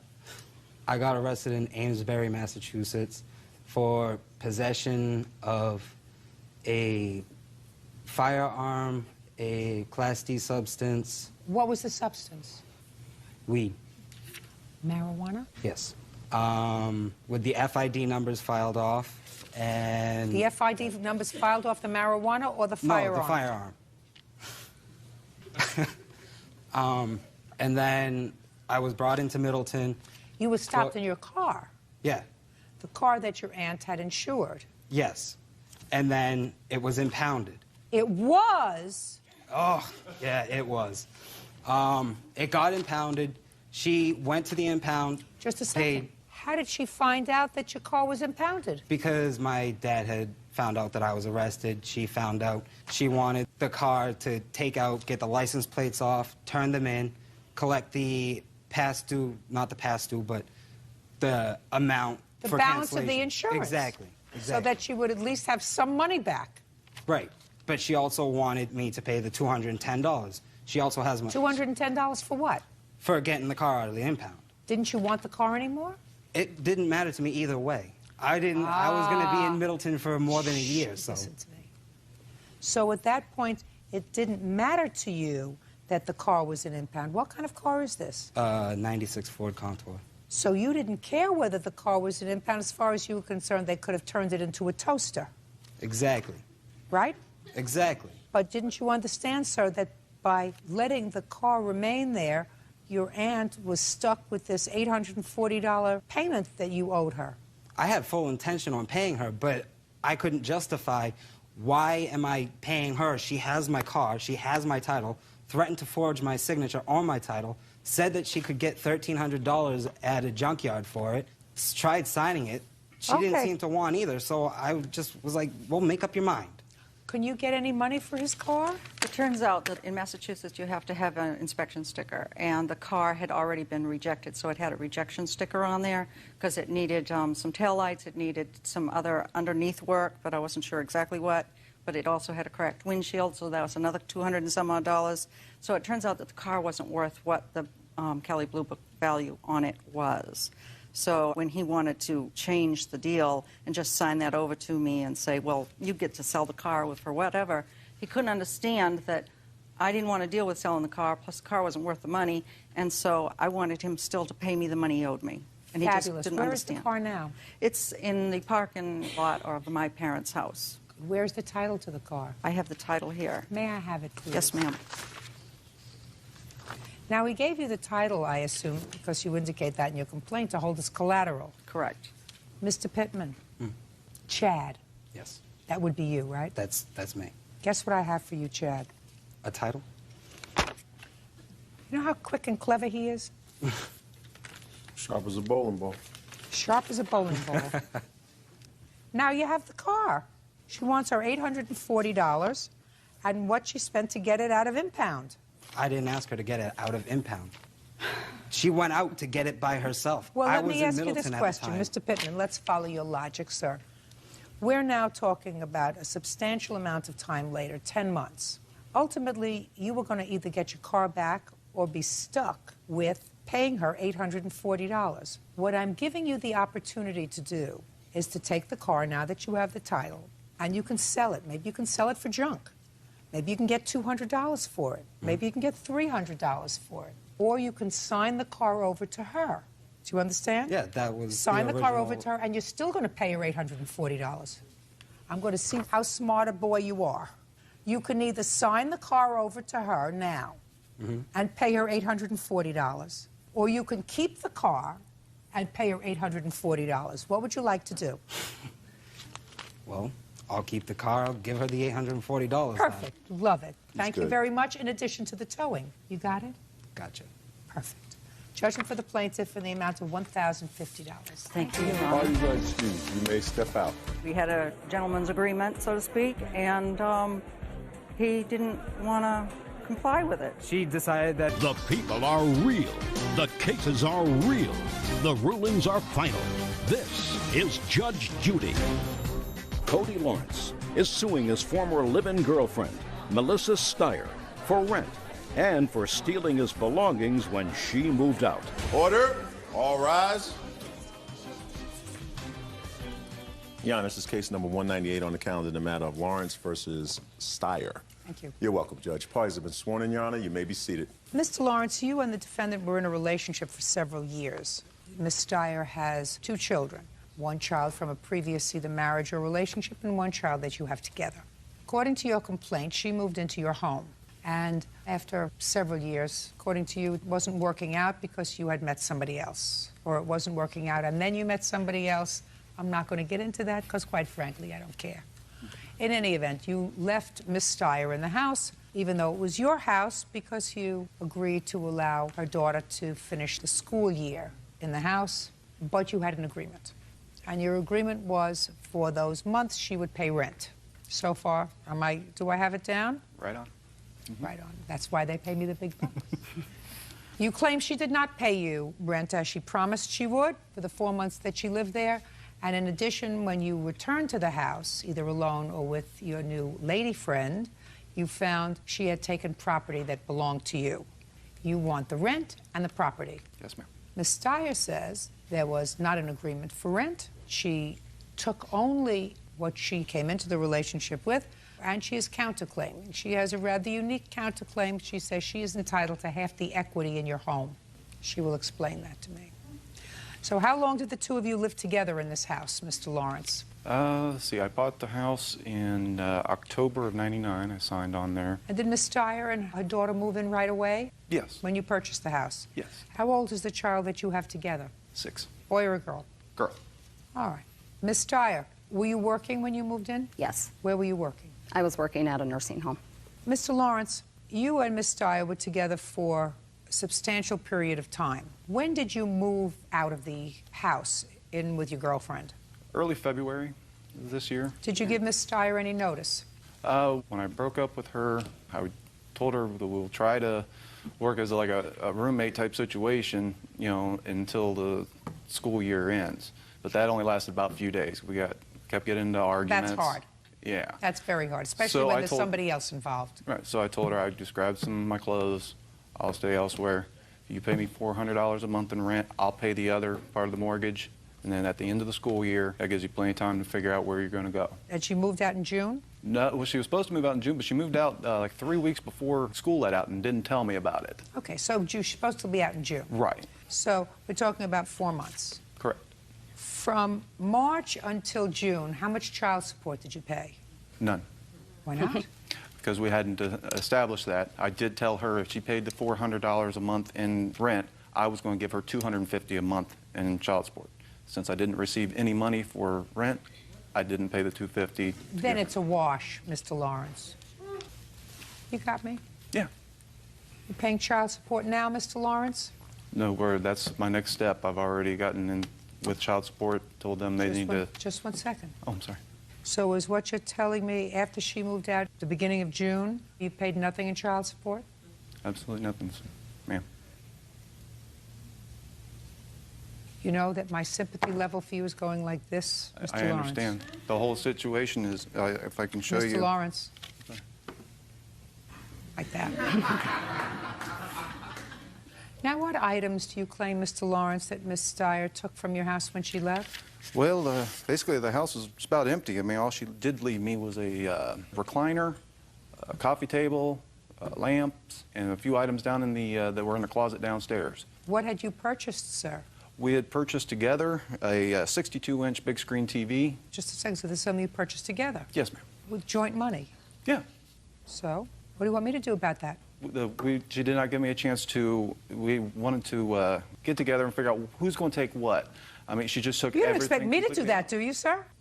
Mr. Lawrence, I'm going to explain something to you, sir. You were in what you considered a committed relationship, but not one recognized by the state. The state recognizes marriage, and the state has put in an elaborate system, Mr. Lawrence, for how to separate marital property, how to divide it. The state does not condone living together as a relationship, and the state has not put into existence how you divide property purchased with joint money by two people who are almost married, and they do not provide a system of jurisprudence, that would be me, to sit here and figure out how much each of you contributed to the 62-inch television set, or how much each of you contributed to the sofa and love seat, how much you made, how much she made.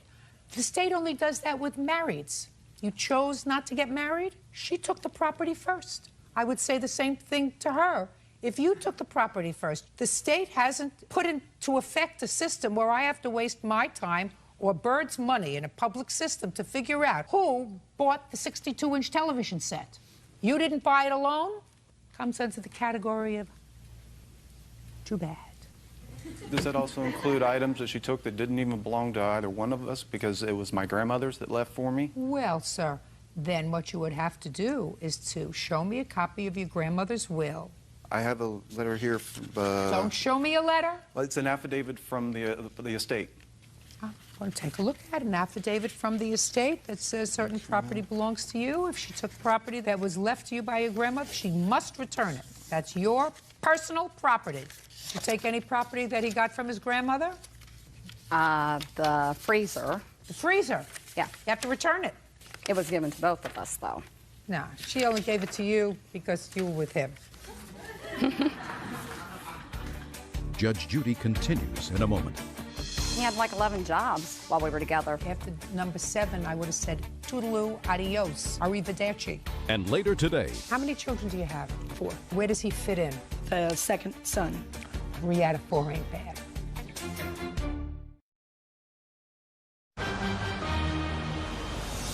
Real cases, real people. Judge Judy. Cody Lawrence says ex-girlfriend Melissa Steyer owes for rent and the return of his belongings. Melissa is countersuing, claiming Cody owes her for half of his home's equity. Okay, freezer. That's what you get back, Mr. Lawrence, and I suggest you start paying child support, sir, because despite the fact that there's not a child support order, your child still has to eat. Now, you want to explain to me why you think you're entitled to any equity in this house, Ms. Steyer? Because I paid on it just as well as he did. No, you and, didn't. I mean, he had like 11 jobs while we were together for 7 or 8 years. I would have, at that point, after number 7, I would have said, toodaloo, adios. Right. Arrivederci. Instead, what you did is make a baby with him. Right. Not Swift. What do you want from me? And if you were together when you moved in 1999, you should have been smart enough to say to him, listen, you're buying this house. I want my name on the title. I'm assuming part of the mortgage responsibility. I'll put my name on the mortgage. Then the house is half yours and half mine. You chose not to do that. You lived there like a tenant.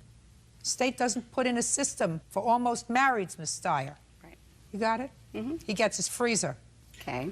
Counterclaim is dismissed. That's all. Goodbye. Good luck. Have a happy life. Parties are excused. You may step out. My daughter's the number one thing. I talk to her a lot on the phone whenever she lets me. I hope he starts paying child support. I've tried to pay child support out of something that I don't have because she didn't fulfill her end. I'd have fulfilled the $250 if she'd have fulfilled the $400. I hope he is able to see his daughter and he takes more interest in her and stuff than what he has been. I got a new life. I want to bring my daughter into this new family. And now the next case. All parties in the matter of Shapiro versus Hartwick. Step forward, please. Betty Shapiro is suing her son, 22-year-old Jason Hartwick, for a loan to buy an '88 Mustang and for a loan to pay restitution. Mr. Shapiro. Yes. This is your son. Yes, it is. Was he a cute baby? Very cute. Did you ever think when he was born, when you were taking care of his colds and when you were cleaning up after him, that you'd ever be suing him? Never. You must be pretty frustrated. Very frustrated. He owes me money. I mean, it's not even the money. It's the issue of responsibility. He needs to pay his debts, and that's why we're here. How many children do you have? 4. Where does he fit in? The second son. I have an older son, him, a younger son, and a daughter. What about your other children? They okay? They're fine. So this is what the case is about. You loaned him money for a car. Correct. Tell me your first name. Jason. Jason, when did your mother loan you money for a car? I'd say last year around Mr. February. Shapiro, when did you loan him money for the car? May 13th of 05. What kind of a car did you buy, Jason? I bought a 67 Mustang. 67 Mustang? Or, no, it was an 88, sorry. I was thinking of a different car. 88 You're only 5.0, sorry. century apart. What? Yeah, it's an 88 5.0 Mustang. And according to your complaint, Mr. Shapiro, he paid on the car. Yes, he made 4 payments. And what was the total amount he borrowed? $1,500. How much did he pay you? On 6/14 of 05, he paid $120. On 7/18, he paid $95. On 8/20, he paid $80. On 9/21, he paid $75. And then he stopped paying. Correct. And Jason says he stopped paying because the car got towed. Yep. And he couldn't get the car out of impound because he didn't have any money. Correct. So he called you, and he said, can you give me some money so I can get my car out of tow? You said, I don't have any money to give you to get your car out of tow. So the car didn't get out of tow. He lost the car, and he says it's your fault that he lost the car so he doesn't have to pay any more money. Right. Right? That's your defense. Yep. You want to say that to me? Because I've said it now, but I would like to hear it coming from your mouth, Jason. Yeah. Well, I borrowed the money, I got the car, then where I was staying, I was forced to move, and I couldn't move the car at the time because it was broken down at the time. So where did you leave it? In front of my friend's house. How long did you leave it there? Like maybe a week before it got towed because I had to get it fixed, and I was fixing it, and then I'm trying to Well, work. you could have pushed it into somebody's driveway or something. I didn't right? have no driveway to put it in. Did you call your mom and say to her, listen, can I leave the car in your driveway? Well, I didn't think to ask her that, and You didn't then I would have think? had to have it towed over there or something. I didn't have the money for that either. So you think it's her fault that she didn't lend you more money? Yeah, so I can get the car. If I don't have a car, why should I give her the money for it? Let me ask you this question, Jason. How old are you? 22. Did you go to high school? Yeah. Did you finish? No. That was a big mistake. Yeah, I know. Now, you look like a pretty stout kind of guy. Do you ever eat at a restaurant? Yeah. Go in, you order dinner, finish the dinner, they bring you the bill. Yeah. You look at the bill and you say, why do I have to pay this? There's nothing on my plate anymore. It's all gone. What do you mean? I want you to make believe that your mother is a bank. And instead of borrowing this money from your mother, you borrowed it from a bank. Same scenario. You're doing road work on the car in the public street where you're not allowed to do it. You leave the car on the street. Somebody gives you a free pass for a while, but after a week, they tow your car. You don't have money to get out. You call the bank. Say, listen, I owe you money on a car loan, but unless you loan me more money so I can get my car out of tow, I'm not going to pay you any more money. Hello? Is this a crank call? Do you understand what I'm saying to you? Yeah. Does that sound foolish to you, Jason? Yeah, it does. So let's not sound foolish. I mean, the first foolish thing that you did was not graduate from high school, because then you would have had money, maybe, to fix your car. I'll hear you again, Mrs. Shapiro. He was accused of stealing at work.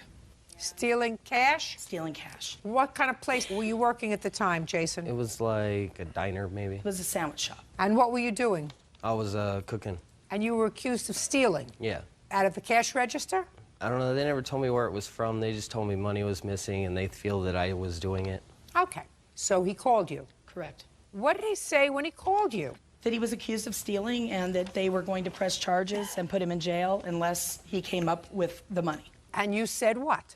I said, let's go meet with her. With whom? With his boss. Fine. So you sat down with his boss? With his boss in her office.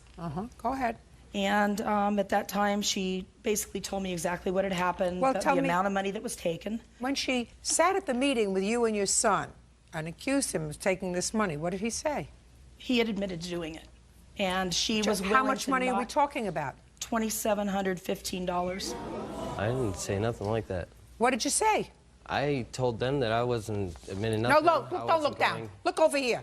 I wasn't going to pay them. I was going to go try and get an attorney, try and fight them and everything. I wasn't taking the rap. I didn't see no proof I did it. I didn't see nothing. Just a second. We're not talking about proof. Listen to me very carefully, Jason. You got your listening ears on? Yep. Your mother says that at the meeting with your boss, you admitted taking the money. But if you say to me, I told them that I wasn't taking the rap for this because I didn't do it, then you're telling me, in effect, that your mother is a liar. Is that what you want to tell me? That's what I said. What did you say? I said that... No, don't look down. Look over here. I said I didn't say that. You said you didn't say what? I didn't say that I took the money. What did you say? I said that I was going to try and fight it. With what? However I could. Is that what you told your mother? Yeah. Tell me exactly what you told your mother. I didn't tell my mom really anything. I just said I wasn't going to... I didn't want to pay it. I didn't want to give him this money. I didn't want her to give him the money. I didn't want nothing. I just wanted to go try and get a lawyer or whatever and try and fight this out. So then why in the world, Jason, did you call your mother and arrange to go to a meeting with her? And why did you go to the meeting with her? You had been told that you were accused of stealing. So there was no possible reason for you to call your mother or go to the meeting if what your intention was to say, fine, arrest me, I'm going to get a lawyer, and I'm going to fight these charges. You want to explain that to me? Just figured she knew more than I did about this type of stuff, and she might be able to give me some kind of advice. What they were telling me. Just a second. I can understand, Jason, you calling your mother at home and saying, Mom, I want to come over and talk to you. This is what they're accusing me of, and I didn't do it. I want to get a lawyer, and I want to fight it. What I don't understand, Jason, is why you called your mother and then went to a meeting with your boss, with your mother. I just had her come with me. Why? Why would you go at all? You knew what you were being accused of. I don't know. I just went. 3 out of 4 ain't bad. Just say to your mother when she wrote out the check or paid them the money. Nothing. I didn't actually see that happen. Well, you knew she did it, right? Yeah, I didn't say nothing to her, though. You didn't say anything? No, I was... Like, thanks, Mom, for bailing me out, or I don't want you to pay this money because I didn't do this. I'd rather we spend the money on a lawyer so I can have a clear name. Didn't say that? No. Did you make an arrangement with your mother to pay her back out of your paychecks? No, I never set that up. Who did? I guess the lady that I was working for did. And how many days did you work after your mother gave them the money? I don't know, maybe 3 or 4. Why did you leave? Because they were harassing me. Who was harassing you? The bosses. They were talking about me in front of me, and I wasn't feeling comfortable about that, so I quit. And where did you go to work? I went to another job. I got a job at Dairy Queen. For how long? About a month. And where'd you go after that? That was just a couple weeks ago. I haven't had a job yet since then. Maximum limit in the small claims court in your jurisdiction is $3,000. Is that why you sued for $3,000? That's what you owe your mother. Who are you living with? My friend. What does your friend do for a living? He works in, like, he makes the glass for the slot machines in the casinos. Do you know that you sound to me like you're lost? Seriously. You sound to me as if you're lost, and unless you get control of your life, sir, it's going to be over before you know it. You can't be an irresponsible baby forever. Comes a time when you have to grow up and take responsibility for what you do and not make everybody else's life miserable. Your mother doesn't owe you anything anymore. Now you're on your own. Leave her alone. Judgment for the plaintiff in the amount of $3,000. That's all. Parties are excused. You may step out. It's been hard. It's been hard, but I mean, I love my son. I was frustrated with the comments they were making. I was getting mad. I didn't want to... Is suing his ex-girlfriend, 25-year-old Jennifer Bach, for having him falsely arrested for domestic violence. Jennifer claims an angry Michael knocked her to the ground. All rise. Yeah, this is case number 490 on the calendar in the matter of Courtroom versus Bach. Parties have been sworn in, Judge. You may be seated. Ma'am, have a seat, please.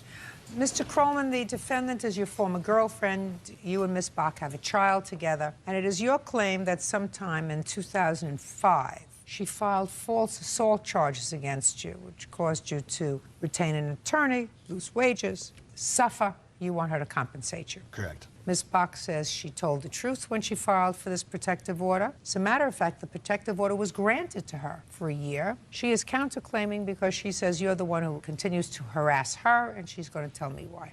How old is your child?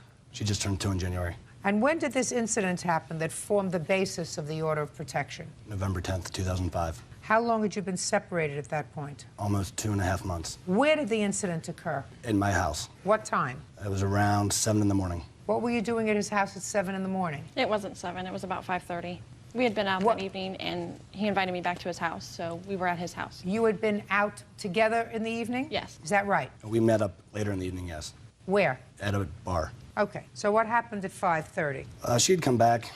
We had been involved in a relationship for, a year and a half, and we had been intimate that night, and I had to go to work that morning. I was tired, I needed to get some sleep, so I asked her to leave.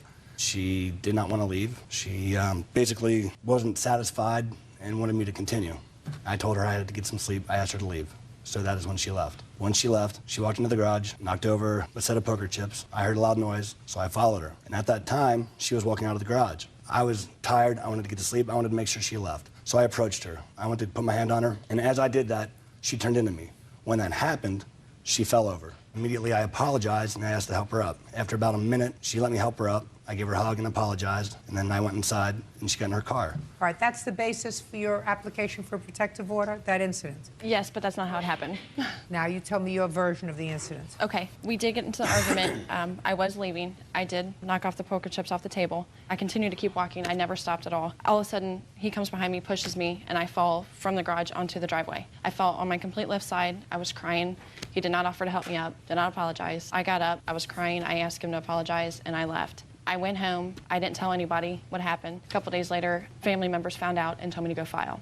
So I went and filed charges on him. Okay. So you filed for a protective order based upon this incident. And what happened when you went to court, Mr. Krollman? Well, actually, I was going out of town the following weekend, and she had driven by and found out that I was home. So she called the cops, and they came and picked me up. I spent the night in downtown. Okay. So I got a lawyer the next day. And when we went to court, the charges ended up being dismissed. You say that there was a protective order issued for 1 year. Correct. We went to court in December for a CPO, civil protection order. It's a permanent restraining order against the temporary restraining order, per se. Right. Well, so what happened with that? That was granted December 19th of 2005. Can I see it, please? Yes.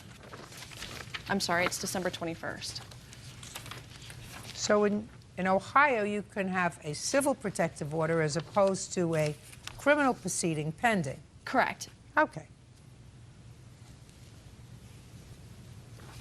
Well, Mr. Krollman, you have already had a civil hearing on this matter, sir. Do you understand that? Yes. And the court in that hearing on December 19th, 2005, made findings. And one of the findings that the court made was that your actions caused her to be injured on November 10th, right? Right. Then you can't sue her, sir. I mean, if that's the incident that you're suing her over, you can't sue her. They just basically said that there was no evidence supporting the facts that I caused those injuries. I have, Oh, actually, no, I have a couple of things, if I may. Just a second, Sure. though. The court says, inasmuch as petitioner's testimony about hitting the driveway because of the respondent's conduct is in part corroborated by the respondent, that's you, the court finds that the petitioner is a credible witness on that topic. So the court credited her version of the events. I don't sit as an appellate court. For that court, the same burden of proof exists in the two courts. There's already been a finding in that court with regard to your conduct, sir. With regard to that, the matter is what we call in legalese res judicata.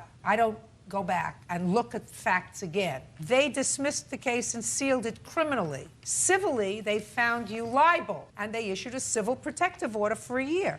I'm prepared to hear what you have to say. If it's relevant, sir, I just told you what the law is. That's the law. We're not going to make new law here. Okay. You got it? Sure. Go ahead. Okay. Basically, the whole reason that I believe all of this came out is in October, a month prior, I had filed for custody. Did you tell that to the judge? Yes. In this proceeding? Yes. So? The judge heard you? Following that, a month later, she filed for that motion. No, that's not true, sir. You're missing something. You filed for custody in October. You got together November 10th. She fell outside on November 10th. That's intervening. Go. That same week that the charges were filed, she also sent me an email stating that let's check to see if either of us have a criminal record all of this in lieu of her trying to build up a case for custody since she knew I'd filed for custody. Well, listen to me. Mr. Krollman, look at me. Just for my own information. Why did you file for custody in October, sir? Because she would not let me see my daughter unless it was just to talk about us. It was only, oh, I'll let you talk about us, and then I'll let you see your daughter. If that's true, terrible. Because she's got to understand this child has two parents, and the child is entitled to know both parents. She may not care for you anymore. That's not the child's problem. And sometimes women don't get that. They have to get it. Some judge has to tell them that those are the rules. However, sir, you filed for custody in October. You got together again in November. And I guarantee you that you said things in your application for custody that she didn't like, right? Probably. I'm sure we both did. And then she was trying to gather ammunition about you after you filed for custody, right? Correct. That's fair game, Mr. Krollman. So you have no case here because that's already been decided by another court. Now, you want to proceed with your counterclaim? Yes. I got 30 seconds to hear the nonsense. Okay. Mr. Krollman is an alcoholic. He's obviously had disorderly conduct while intoxicated. And how on a long background. have you known that? Ever since I met him. Well, that's your problem. That's your bad judgment, not only to hook up with somebody you say is an alcoholic, but to make a baby with them. But you did. It's true. And child is entitled to know both parents. It's true. Good. Now, let's go. He had supervised visitation during this custody proceeding, and now he's not allowed in the bar as part of our agreement when he has her for visitation. Fine. But he has her for visitation. Correct. Good. Which means that the court found that he was a reasonable enough guy to have unsupervised visits. Correct. Right? Despite what you said. Correct. So the court found that you were not a credible witness. Because No. when you had a trial on the issue of custody and visitation, did you have hearings with regard to custody and visitation? Yes. And were you opposed to him having unsupervised visits? Yes. The court did not believe you as to the reasons why, because the court ultimately granted him unsupervised visits. We settled. You only settled because your lawyer said he's going to get unsupervised visits. Listen, I was in the business 25 years. I know the game. If you thought you were winning, you wouldn't have settled. That's not the way women play the game.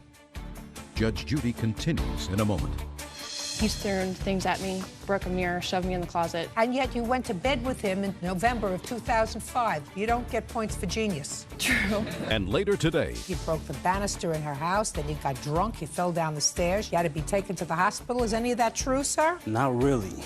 How about a little piece of it? real cases, real people. Judge Judy. Michael Krollman claims ex-girlfriend Jennifer Buck had him falsely arrested for an assault. Jennifer is countersuing for emotional distress and harassment. What else? He harasses me. I had the restraining order, and this is the stack of emails he has sent me through then. I've caught him following me to the doctor's office where I take my daughter. He continues to sue me regardless of what's happening. I have 4 pending court cases outside of this court. What are the 4 pending court cases? He sued me for money when we were together. His mother's suing me for money. Did his mother give you money? Yeah, she paid a couple car payments for me. So his mother gave you money? Yes. She's entitled to sue you for money. What other case? We had a court case Monday, and he failed to show up. He was trying to get me in contempt of child support. He failed to show up. The judge dismissed What do it. you mean he is trying to get you in contempt for child support? I don't know what that means. What does that mean?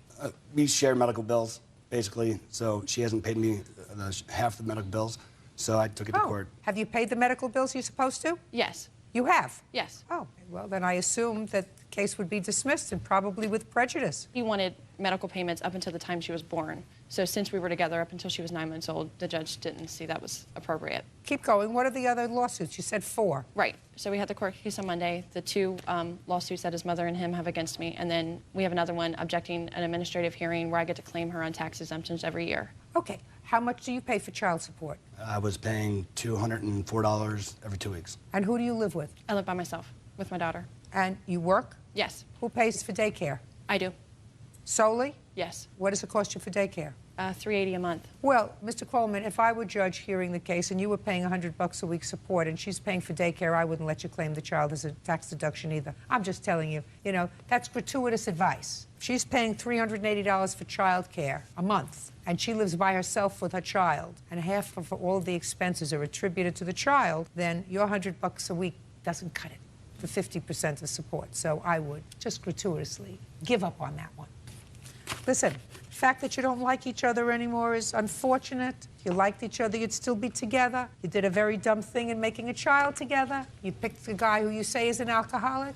Not too swift, but he's yours. And he's your daughter's, and he's entitled to see her, and she's the mother of your child, and she's with her a lot, Mr. Krallman. And if you were a nice guy, you wouldn't want to stress out the person whose primary responsibility it is to take care of your child. Do you understand that? Yes. If you do that, it's just vindictive, not smart, and certainly not in your daughter's best interest. I'm just telling you, just not smart. It's petty and stupid. The fact that she filed for this protective order, nonsense. It was nonsense. I know what happened. She went like this. She didn't accidentally dump your poker chips. She went like that. She was angry. She knows it. I know it. She knows that I know it. That doesn't give you license to push her, which you did. Does it require a protective order? Were there other acts of violence in your relationship? I don't know the answer to that question. It's over. Put a period. Move on positively. You have to live together for the next 16 years. They can either be happy 16 years or miserable 16 years. Your child is 2,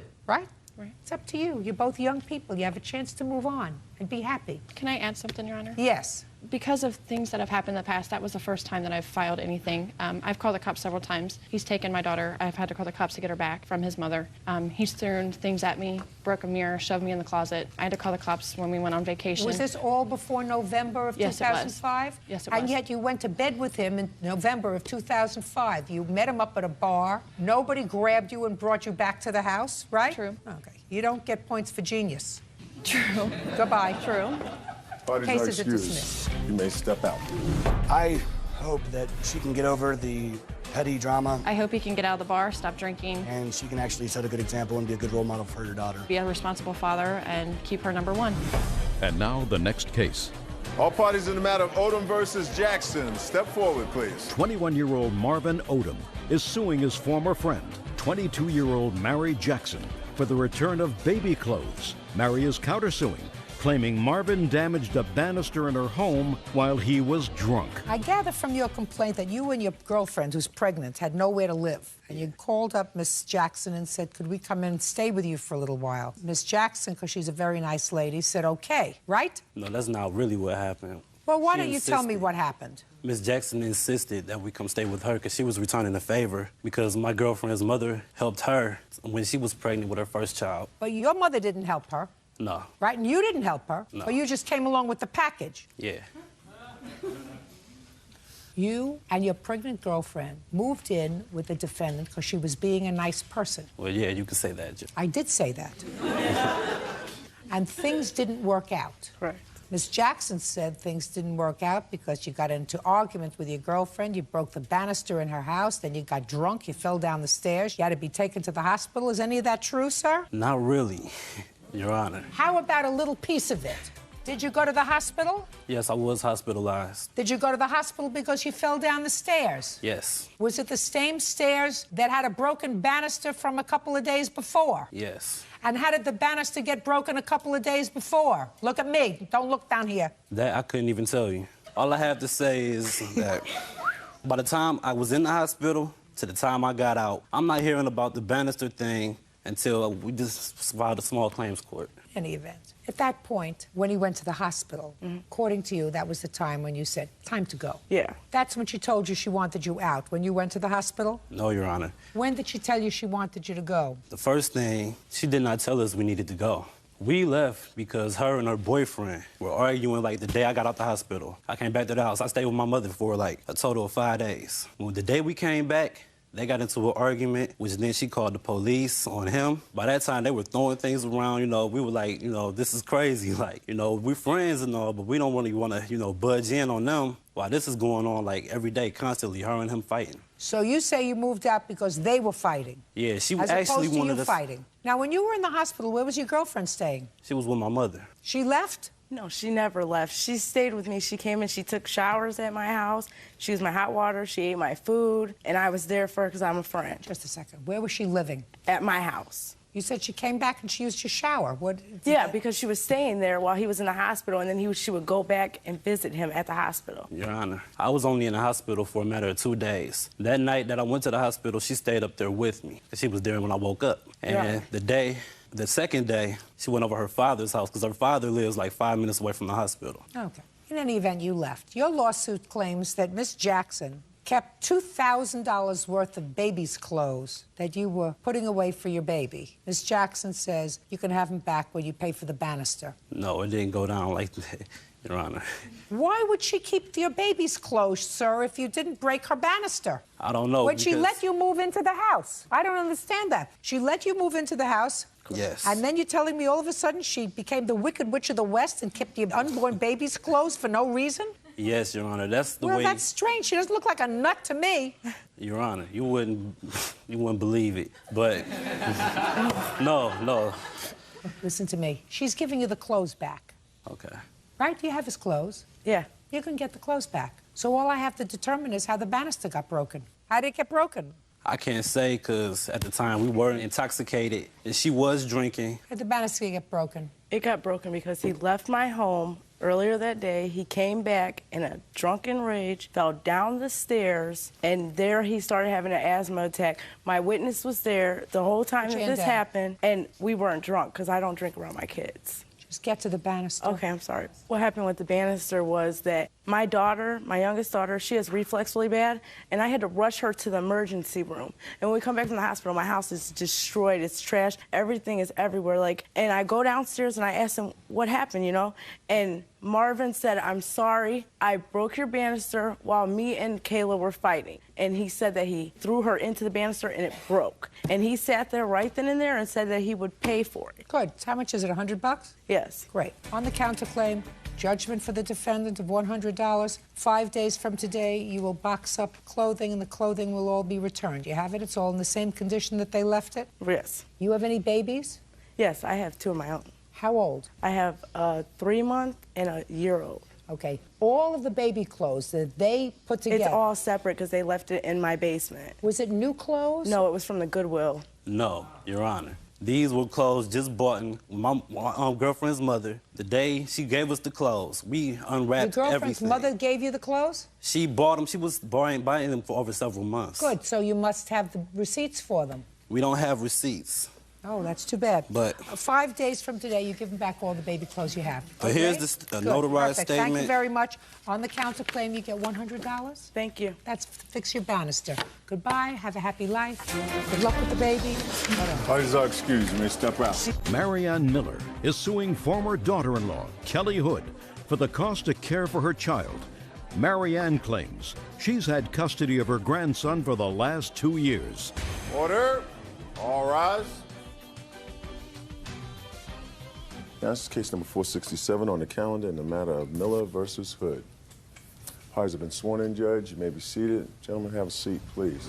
Miss Miller, this is your former daughter-in-law who is Yes. married to your son. They have 3 children together. Yes. How long have you been divorced? Since 1992. And you are remarried? Yes. There came a time when your former daughter-in-law and her husband were having some difficulty, and the 3 children came to live with you. One of the children remained with you. Is this the young man? Jeremy, my grandson. He's now 18? Correct. But he's been with you since he's 16. And it is your complaint that during that time, Miss Hood was receiving support from your son for his son. Yes. And was not sending that support to you. Correct. So you're suing for that support, and also what you believe is her obligation to send some support herself for Yes. her child. Ms. Hood says that the meager amount of money that your son was sending to support his 3 children hardly supported 1 child, and that there was never an agreement with you that she would send support. She quite frankly thinks that it's absurd that you should come to court now and ask for what is $18 a week that your son was sending for his son's support. Right. Where is your son? My son is there, Trevor. That would be you. Yes, ma'am. Suppose stand up next to your mother, please. Your last name is? Warman. How many children do you have, sir? 3 by my ex-wife. No, all together. 4. What kind of work do you do, sir? I'm a security guard. How old are your children? 18, 17, 16, and 8. Are you remarried? No, ma'am. Does the 8-year-old child live with you? No. Do you support the 8-year-old child? Yes. How much? Right now we're going to court, and I'm in the process of getting medical insurance for her. So the answer would be nothing. Right now. And how much do you send for your 16-year-old? $69 per month. Or $16 per week? That's what it comes down to. Or slightly more than $2 a day for your 16-year-old, right? Okay. Mr. Warman, I've just done the math on my trusty calculator because I'm not much of a mathematician. He not only gives them money, but he also helps them, he buys them things. I mean, that's just not cut and dry. He bought sheets for their beds, but she didn't supply for their children's bed. He bought sheets for the beds because they didn't have any. Oh, I'm going to make him Father of the Year. No, but I'm saying he does do other things. He doesn't just give the support. He does other things. He sees his children. Miss Miller. I disagree. How many children did you raise? 4. And who supported your children when they were growing up? My husband's and what myself. kind of work did he do? Okay, I had 2 husbands. Okay, the first one worked at the post office, and my current husband works at a warehouse. Is your former husband the father of the children? The former husband, yes. The former husband, the one who was a postal worker? Yes. And then I had another husband in between, and that was the other 2 kids. 2 children, 2 children. Well, it's like her. She... No, don't point to her. Okay, she's been married 3 times, don't too. Point to her. I'm not interested in her. I'm on your team now. Okay. Miss Warman, let's talk about how many people live in your house? 4. Who are they? My oldest son and Jeremy, and my husband and myself. You have your own home? Yes. You have a mortgage? Yes. What are the mortgage payments? $1,100. So you would say $1,100 a month. Okay, so that would be approximately for the 4 people, $275 a month towards the mortgage, right? Yes. How much would you say you spend for food for the month? I spend a good $600 to $800 a month. So another $200 a month for each of the adults? Yes. So now we're up to $475, just for food and the roof. Right. We're not talking about clothes or anything else. How can you justify, madam, $18 a week that your son is sending support for his children as coming anywhere near the kind of support that I'm speaking, that a child needs, and I'm not talking about buying pillowcases. Right. We're talking about support, real support. Now, if your son has a marginal job and can't afford anymore, fine. That's all he can afford. He wasn't too swift after not being able to support these 3 children. He went out and made another one, right? Right. You would say that that's true. Yes. How many children do you have? I have 3 grown children. No more. No more. At least she knew when she had enough. Do you understand, Miss Miller? Yes.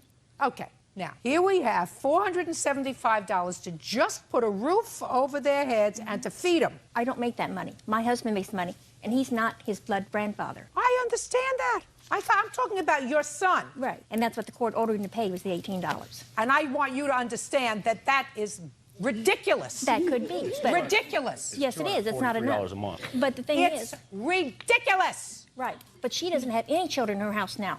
She should, just a second, she should have been paying support for her child who was living with you. I'm not disagreeing with you. All I'm saying is... It's very little. All I'm saying is he's not blameless. No. And you should have, before you look towards a stranger, because she's a stranger to you, before you look to a stranger, you should have said to your son, who works a security job, get 2 jobs. Right. And every time I needed something for Jeremy or Jeremy needs something, he asks his father, and his father gives him money for this and that. He has. I'm not talking about giving his money I for know. this and that. I'm talking about helping you pay the $475 a month that you say it takes to support a child. Yes, more than that. Believe me, it's more than that. It's just the roof and the food.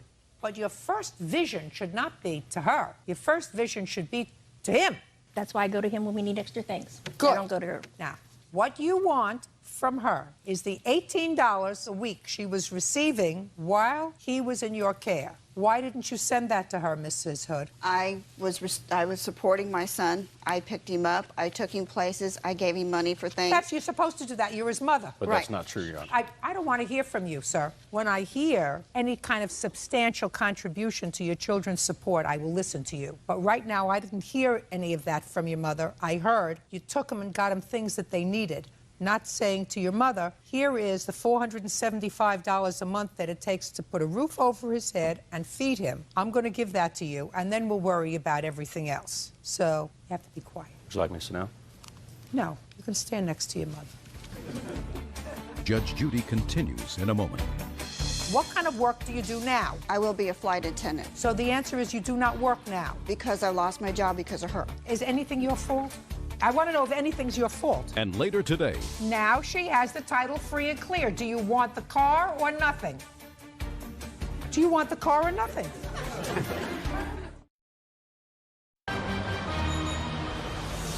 Real cases, real people. Judge Judy. Marianne Miller says ex-daughter-in-law Kelly Hood owes for the cost to support her son. Marianne claims Kelly is a deadbeat mom. You're supposed to take him and buy him things, madam. Well, I know that. And I also give her support at the very beginning. Gave her the child support card. We get a little child support card. $40. Shh. And it was misused, and the child support agency told me that I wasn't supposed to give it to her because I still had custody of him. I don't know what you mean. You gave her the child support card. What does that mean? That's where the child support comes on a little, like, credit card instead of sending you a check in the mail. So I give it to her to help support, and I was told I wasn't supposed to do that because I have custody of him. Well, that's ridiculous, Miss Hood. You may have legal custody on a piece of paper, but you weren't putting food in his mouth 3 times a day. So that's ridiculous. Why did you even ask somebody? If you had a card, if what they do is they don't give you the money, but they give you a card, and it's really taken off of the card, why did you even have a discussion with anybody about that? His grandmother had physical custody of him. His father was sending $18 a week support. As minimal as it is, it should have been sent to his grandmother. At that time, I had all 3 kids. I'm speaking. This is not what we're talking about, 3 children. We're only talking about 1. So the question is? Well, the fact about it is this is a divorce decree that I've had custody of the kids ever since. What difference does it make? That he abandoned. He denied his parental rights that I have here. Listen to me. Let us not go back in history. And then this... Let's look at me. Let's not go back in history. This young man went to live with his grandmother 2 years ago when he was 16. I don't want to hear about when he was 2 or 5 or 7 or 9 or 11 or 13. He went to live with his grandmother at your request when he was 16, and he has remained there. Now, she could have pursued support against you while he was there. She did not. And I'm not entertaining that. I'm not entertaining that part of her claim. Support against you personally. I just want to know is that you have any valid reason why you didn't turn over the support that you were receiving for him from his father to his grandmother? Because she, like I said, she had misused it, and then the power of attorney How says did she that it doesn't misuse? have... Just a second. How did she misuse the $18 a week? Buying dinner for the family and cigarettes for him. No, I didn't. Shh. Buying dinner for the family on $18 a week? That's ridiculous, Miss Hood. What kind of work do you do? I did have a job as shipping and receiving. Is right now what you're saying to me? I don't care what you did in the past. What kind of work do you do now? I will be a flight attendant. So the answer is you do not work now? Because I lost my job because of her. Is anything your fault? I want to know if anything's your fault. Now, something must have happened recently that got your dander up. You want to tell me what it is? Yes. Back in November, her current husband choked one of my grandchildren, and the police were called. Which grandchild?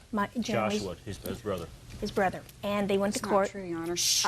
Don't interrupt her. Go ahead. Paperwork on this. He choked the child, and Jeremy told his mother that he will not speak to her again if he accepts that man back in the house after he choked his brother. Jeremy's deathly afraid of her ex-husband. That's why he's living with me. She took him back in the house. Joshua and Jeremy went to live with his father. She went to court and had child support doubled, and she has none of the children living with her. And that kind of got my goat.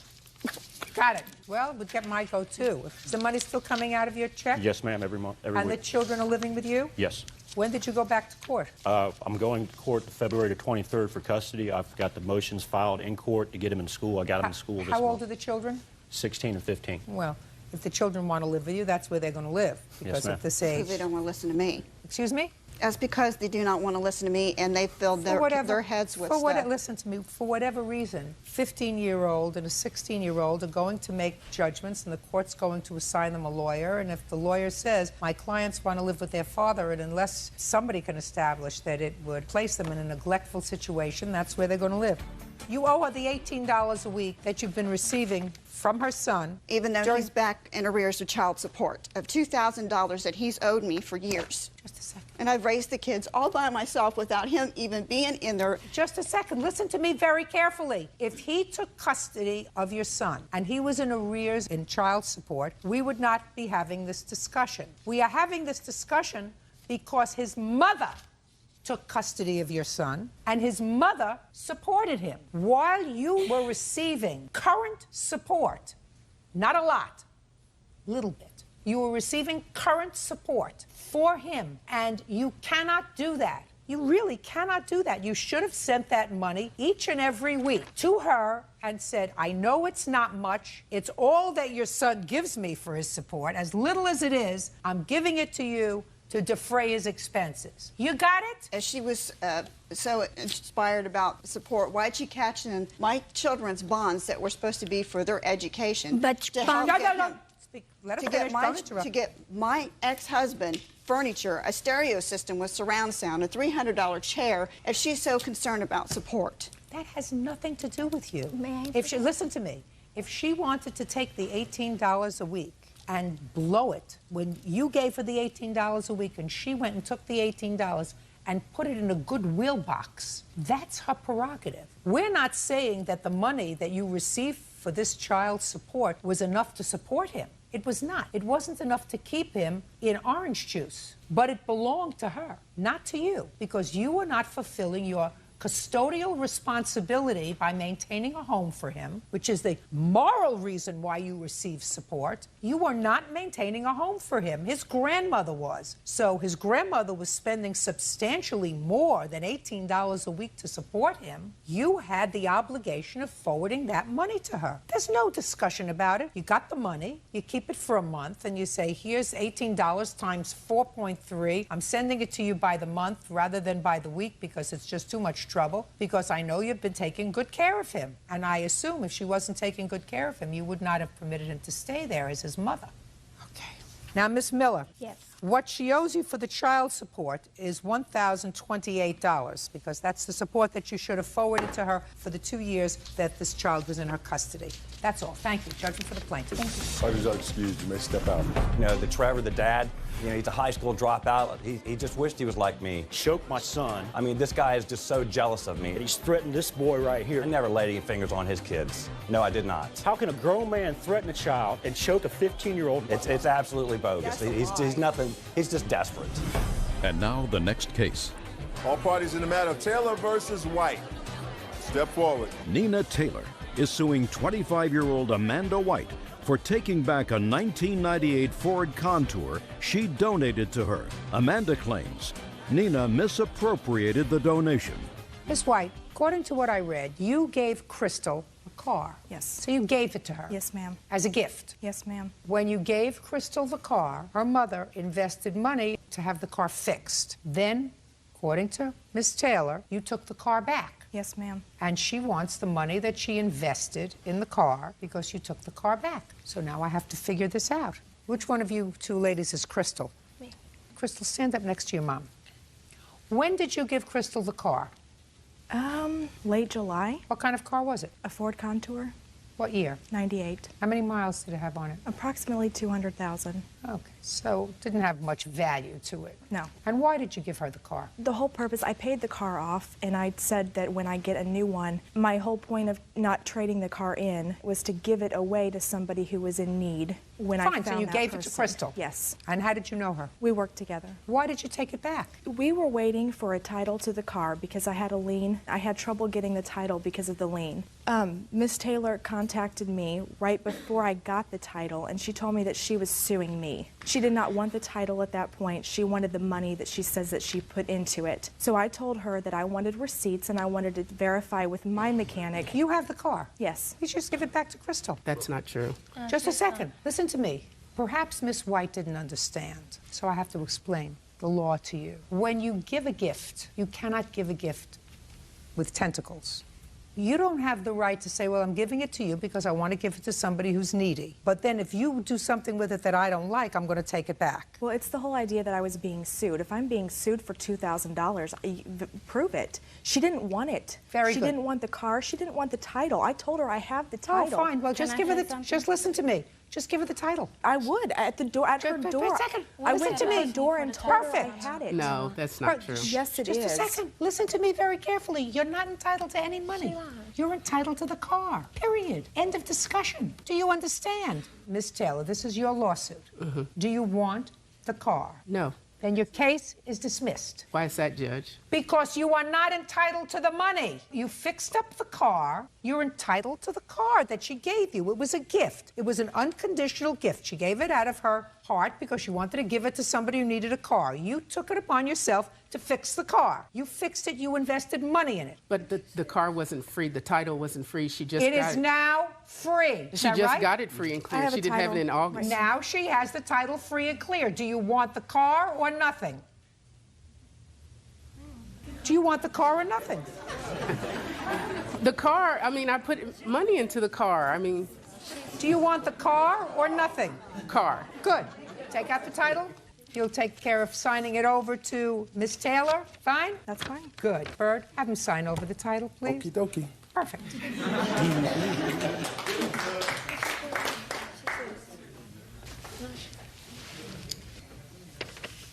Is the car at your home, Miss White? Yes. Okay. When do you want Miss Taylor to pick it up, or Crystal?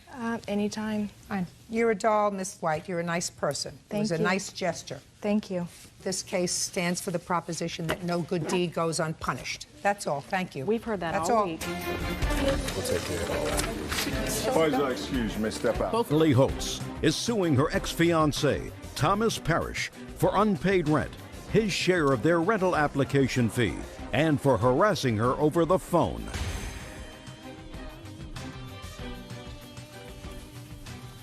Now, this is case number 455 on the calendar in the matter of Holtz versus Parrish. Parties have been sworn in. You may be seated. Miss Holtz, it is your claim that Mr. Parrish, who was a boyfriend of yours for a period of time, owes you some money for rent and also for harassing you. Mr. Parrish says that you're actually the one who's bothering him, that he contributed to the rent while he was living at the apartment with you and your children. But when he moved out of the apartment after a disagreement, he stopped paying rent. He's not on the lease. He feels no obligation to pay rent when he's not living there. Okay.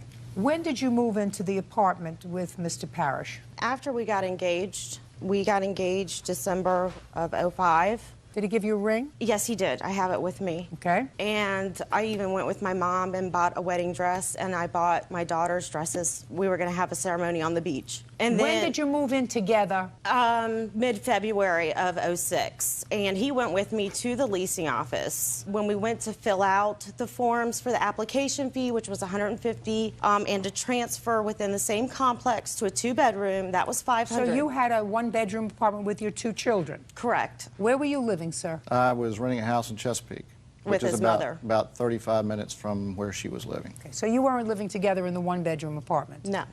No. I'm looking at him. Sorry. So, you moved into the two-bedroom apartment in February of 2006, and the lease was in your name only. Correct, but we had discussed, we had an agreement that we would rent the two-bedroom together for 1 year to save up money to buy a house for after we got married. Good. And he paid half the rent for 10 months. Right, I got you, while he lived there. Right, correct. And he paid the rent faithfully, half of the rent, despite the fact that he's only one person out of 4 living in the apartment, correct? That's correct. Yeah, but they were minors. I don't care if they're minors or not. He's one person out of 4. Correct. Living in the apartment. You get child support for your 2 children? I get for one child because he has them half of the month and I have them half the month. So you get child support for 1 child? Correct. How much? $400 a month. Okay. And he paid half of the other expenses on the apartment for the 10 months that he was living there? Yes, he did. He paid half the utilities. Half of everything? Yes, ma'am. All right. Now, what happened when he moved out? He didn't give me any notice. He just... So you must have had a disagreement. We got into a fight. About what? I had asked him to do the dishes, and he was watching TV. Just, you've got to get a turn. And I waited about 2 hours. He still hadn't done it. So I went ahead and did it. And I got upset with him. I said, thanks a lot for helping me out around the house. You know, you eat on the dishes too. And he said, well, I was going to do it. I didn't know there was a time limit. And he started yelling at me. My youngest daughter was home. He was yelling in front of her. So I'm like, well, I don't want you yelling around her. He said, well, then I won't. And he went and packed his bags. I said, where are you going? He's like, I'm moving out. He gave me no notice. I said, what do you mean? Are you going to a hotel room? And he's like, no, I'm moving out. I'm not coming back. Miss Holtz, there must have been some clue to you prior to that things weren't going well. We had had a few disagreements, yes, about... So things were not going well? Correct. Well, you don't want your children to be involved with that sort of hostile environment, do you? No, but he had only yelled one other time in a year and a half. And well, it that's wasn't fine. That's fine. Day occurrence. That's fine. You don't want it to get any worse, do you? You don't want your children in an environment that's not healthy. No, that's why so that it would be a so that it would be a good idea that he left. Yes. I would agree with that. But I felt he was obligated for the last 2 months of the rent. Where are you living now? I just moved to a smaller apartment that I could afford on my own. Just a second. How much rent was this apartment that you moved into together? $1,203 a month. And how much was the rent in the apartment that you had been living in? It was $988, the one bedroom, and my new rent is $895. So the difference in rent was $200 a month between the one bedroom and the two bedroom. Right, but if we wouldn't have gotten engaged, I wouldn't have gotten that apartment. I would have gotten something I could afford on my own, Your Honor. I look at objective things. Objectively, you were paying $1,000 on one, and this is $1,200. And I knew I couldn't afford it if I didn't have a roommate, or if we hadn't gotten engaged. I would have gotten a smaller apartment on my own. Good. And I also have bank checks for the transfer fee and the application fee, which he agreed to pay half of. And I also have harassment. I want like $1,000 for phone harassment. I have phone records of him calling. You mean after, just a second, Ms. Holt, do you mean to tell me after he moved out, because he said he wanted it over? Correct. He started calling you? You didn't call him? No. Just a second. Just listen to me. You just listen to me. You didn't call him? No, Your Honor. He called you? Yes, and I have tape recording of it, calling me terrible names. You never called me. Just a second. Mr. Parrish. Yes, ma'am.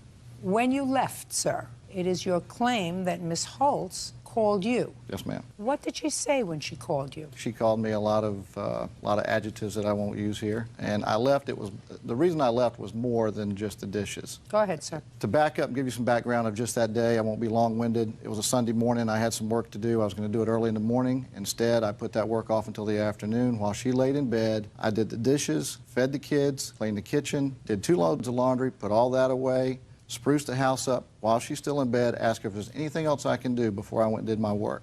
No, everything's fine. I went away and worked it took me about 3.5, 4 hours. I came back. What kind of work did you do? I'm a small contractor. Go ahead. Took about 3.5, 4 hours. I came back. The NFL football playoffs were on. I watched the second half of the first game. The next game was the Dallas game, which I'm a huge fan. She knows that. I sat down to watch that. In the meantime, she had gone in the kitchen and started going off about everything. I had left a Walmart receipt on the counter from where I bought some groceries the day before, which I bought my share and then some of the groceries for all 4 of us. She started griping about the receipt on the table. You know, why'd you leave this receipt here? You want money from me? I said, did I ever ask you for money? Is this why you left the receipt? She, on and on and on. This goes on for over an hour. It's not true, Your Honor. Shh, don't interrupt him. After the conclusion of that, she goes and stands in front of the television, or not directly in front of it, right beside it, hand on her hip, and says, you've watched one football game, now I expect you're going to sit here and watch another one? And I looked at her and I said, yeah, I'm going to watch another one. You know, I'm a Dallas fan. I'm going to watch the game. And she said something, and that was it. That was the straw that broke the camel's back. I got up. I had some shirts and some clothes in the apartment. She goes, what are you doing? I said, I'm leaving. I've had enough. Your Honor, he never works on Sundays. He hates working on Sundays. He did not go to work Your that Honor, day. I'm a small contractor. What difference does it make whether he Because went to he's work or lying. not? It's showing that he lies. I did go to work. Ms. Holtz, if something doesn't make sense, it's usually not true. And what doesn't make sense to me is I listened to him only for a couple of minutes, and I've made a judgment, because I'm usually good at making judgments, that he's not a nut. Thank you. I don't. You haven't heard this. Oh, I don't think he's a nut. I think maybe he was stretched to the limit, but I don't think he's a nut. And I think when he left, he probably would have left you alone. But you started bugging him because you were angry, just as you are angry right now. You are so angry right now, you can't even contain yourself. I'm just nervous, Your Honor. You're angry. You're still angry. I'm angry at what he called me, yes. He called me very vulgar and obscene things, and I don't deserve that. Judge Judy continues in a moment. I could understand if she was going to sue me for bigamy, because in that pretty little head there's about 12 personalities. This is what I get on messages. Mr. Parrish. Just letting you know. Let him show his true colors. And later today, Defense is he broke the windshield in the car instead of breaking your face, because that's how mad he was. Am I reading it right? Yes, you are.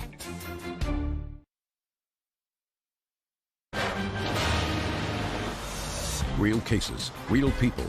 Judge Judy.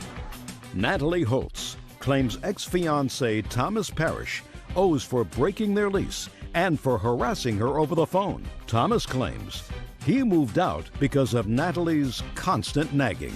I'm going to ask you again to answer my question and answer it honestly. After he left that day, who called who first? He called me first. Yes, and he called me 27 times. Just a second. So what did he say, Miss Holtz, when he called you after he left? He said that I only think about myself, that I'm a self-centered, and I can't repeat what he called me. And yes, I did call him once. I asked him for my key back. Just a second. My question was, who called who first? He called me first. I have the phone records. You have a phone record that shows all your outgoing calls? Yes, I do, but his is first. Great. Let me take a look at what you have. Put a mark next to where you called him. I'll put a star where I called him. All the other check marks are him calling me. Just go back to the beginning. The beginning is where he left on the 6th.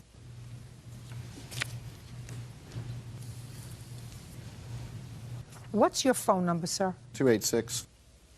At your mother's house? That's my cell phone. That's the only. At your cell phone? That's the only phone I use, yes, ma'am. Well, on the 6th, madam, 286 is outgoing. It says incoming. Outgoing, outgoing, outgoing. Then you have a couple of incoming. But on the 6th, I want you to point to where I've checked this off, please, and let her look at it.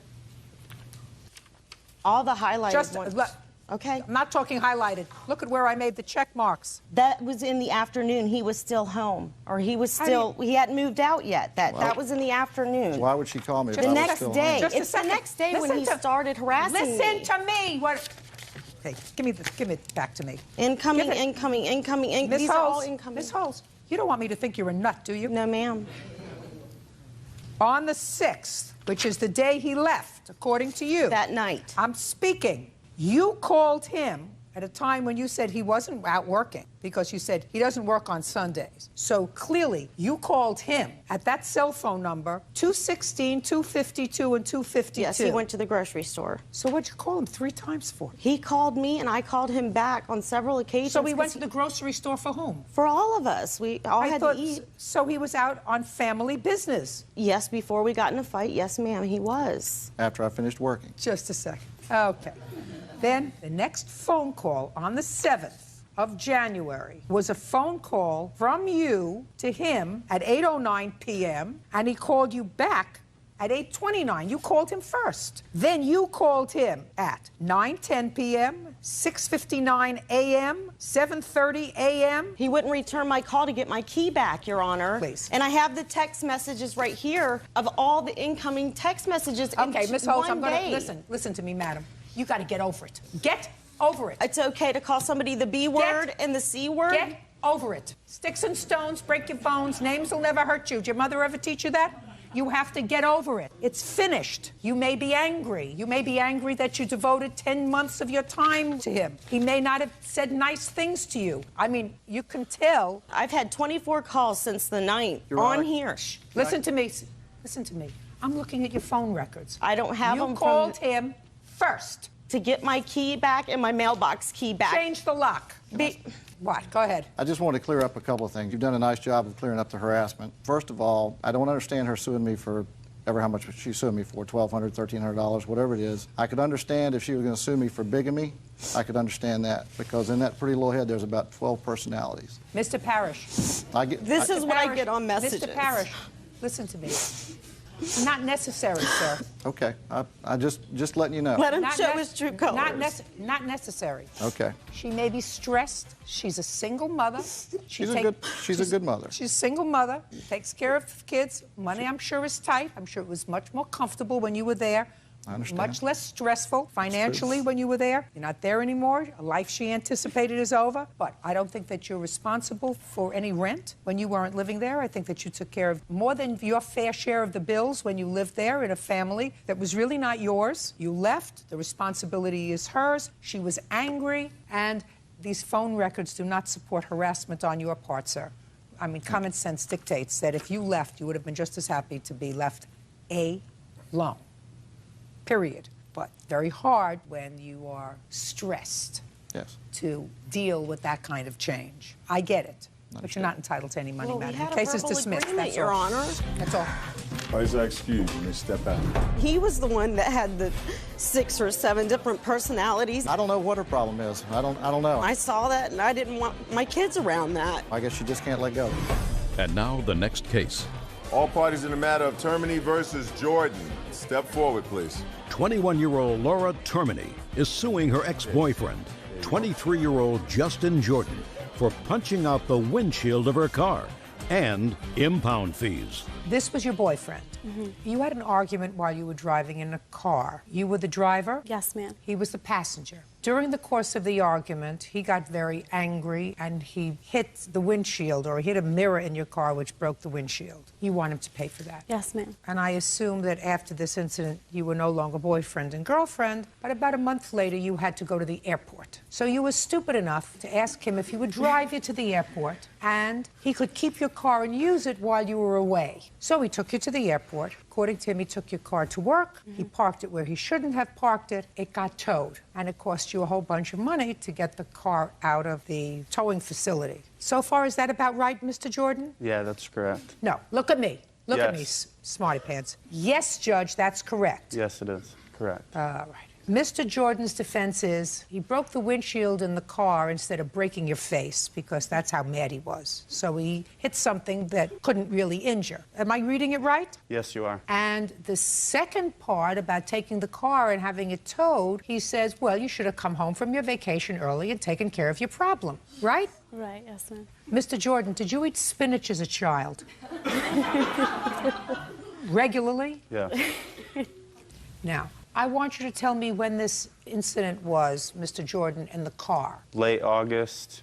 August of 2006. August of 2006. All right. Where were you coming from, sir? We were coming from our apartment, and we were taking the cat to the vet, which was neglected, and it was dying, and I was very off. And that's the bottom line. Whose cat was it? It was hers. What kind of cat was it? It was a Savannah F2. A Savannah F2.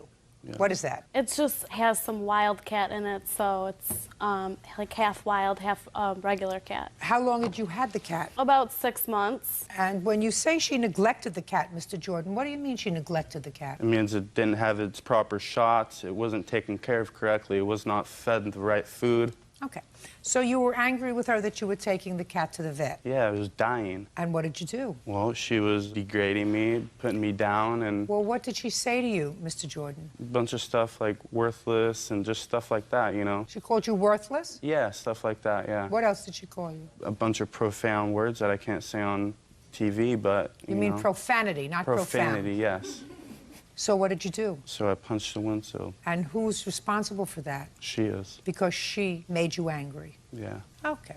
Now, you took her to the airport Yes. in her car, and then you took her car to work. Yes. Did you park it in a place where you shouldn't have parked the car? No. You mean the police made a mistake in Yes. towing your car? Yes. Was it parked near a fire hydrant? Was No, it they say it was blocking a driveway. blocking a driveway? Yeah. But there was no driveway. No, there was a driveway, but it was not blocking a driveway. You mean somebody could have squeezed through? Definitely. No, it wasn't blocking a driveway. You mean they just selected your car at random because you ate your No. spinach as a child? No.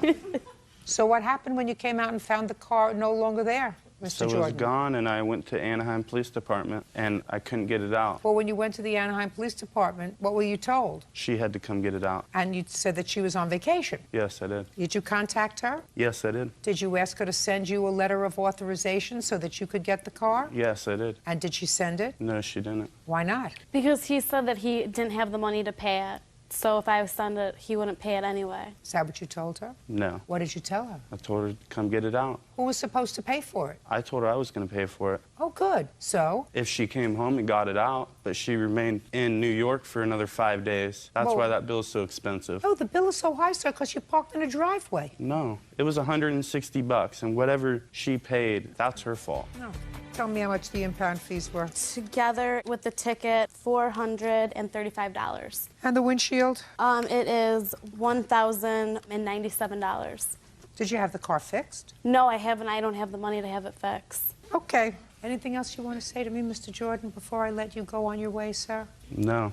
Wasn't this a pleasant experience? Judging for the plaintiff for the amount of $1,532. That's all. Connie Adams is suing her former friend, Richard Hood, for unpaid rent, money loaned, and harassment. Connie says She took Richard in when he was down on his luck. All rise. That's case number 109 on the calendar in the matter of Adams versus Hood. Parties have been sworn in. You may be seated. Folks, have a seat, please. Miss Adams, the defendant was a friend of yours who, according to your complaint, you were allowed to move into your home. Correct. You claim that he owes you some money for rent and for harassment and for a small loan that you made to him. Mr. Hood says that, as a matter of fact, he owes you nothing. Your relationship after he moved in changed, and that you told him he didn't have to pay rent. There was some point where he gave you the title to his car as collateral on the loan. It got very, very ugly, and Mr. Hood says that you actually kept some tools that were in his truck. He's counterclaiming for that property, and also he says that you've been harassing him. Is that right, Mr. Hood? That's correct, Your Honor. All right. Mr. Hood, how do you know Miss Adams? I did some work on her house about 3 to 4 years ago for another contractor, and I met her at a bar about a year before that, and did the work on her house, and when I got done, she was wanting to do some further work, so I said okay, and me and my girlfriend, we had a falling out, we split up, and I was asked to leave, and I went to Miss Adams, and I said, would you care to trade the work for the rent? And she agreed. That's not true. Shh. Well, it is true, because that's what you say in your complaint, that initially he asked to move in, and you agreed that until he found a job, because you didn't have a job at that point. Correct. According to her. But he had one lined up. Shh. According to your complaint, you said, well, you can do some work around the house until you start your job, and then you can pay me rent. Is that what she told you? Yes, Your Honor. Oh, okay. When did you move in? It was around January. It was like maybe right around the 16th. And what work did you do in the house? She had a bathroom, didn't have enough plywood on the floor, so when you set the toilet down, the wax ring wouldn't fit right, so I had to build up some plywood around the toilet. How long did that take you, Mr. Hood? Probably a couple hours. What else did you do in the house? I patched holes in her walls. She had various holes. How many various holes did she have? Probably about maybe 5 or 6. 5 or 6 holes. With your 2. hands, show me how big the holes were. Just like pinholes were. Little holes? They're little tiny, like nail holes. It was where a towel rack had fallen off the wall. Listen to me. Okay. Speak not. Sorry. Little pinholes. So what you do is you go to the store, right? You get a little tub of that putty stuff. You go like this, you put it in, you smooth it over, Yes, right? Your Honor. She had about 6 of those.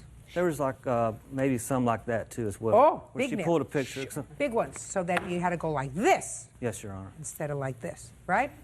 Would you Yes, say Your it took you 20 minutes? Yes, Your Honor. So that now we have 2 hours and 20 minutes. What else did you do?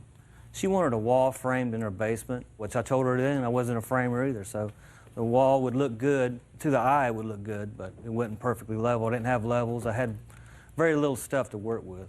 But I had just enough, and I got the wall built. You built a wall, Yes, Your Honor. an unlevel wall. Yes, Your Honor. And, Mr. Hood, how long would you say that it took you to build that wall? Probably about 5 hours. What else did you do? Um, I'm not. That's about it. She was- Okay, so that we have, and I shop.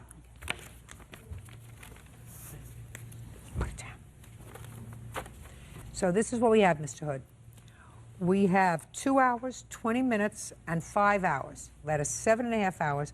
That is a full day, right? Yes, Your Honor. You moved in on what date? The 16th of Yes, Your Honor. January? On what date did you start to pay rent?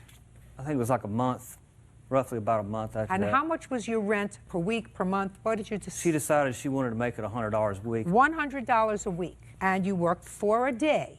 And you lived there for a month before you started to pay rent. Yes, Your Honor. According to you.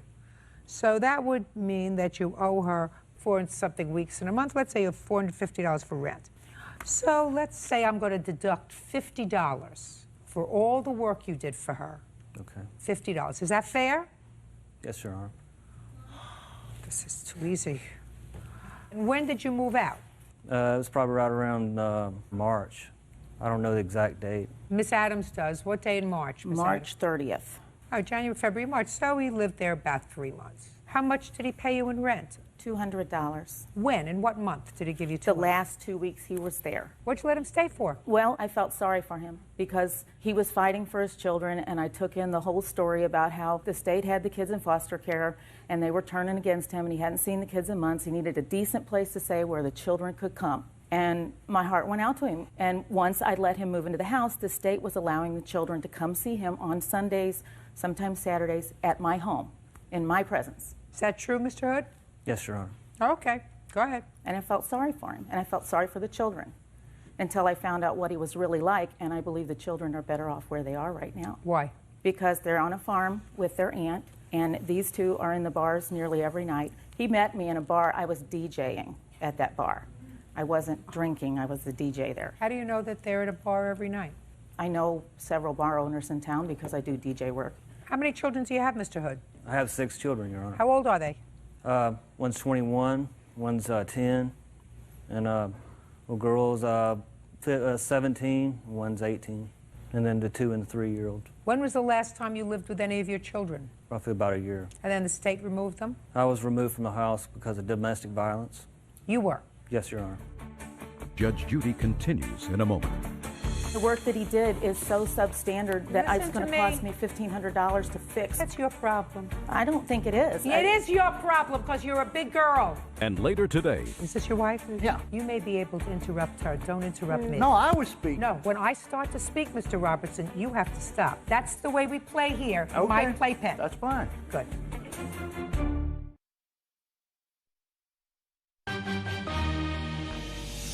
Real cases, real people.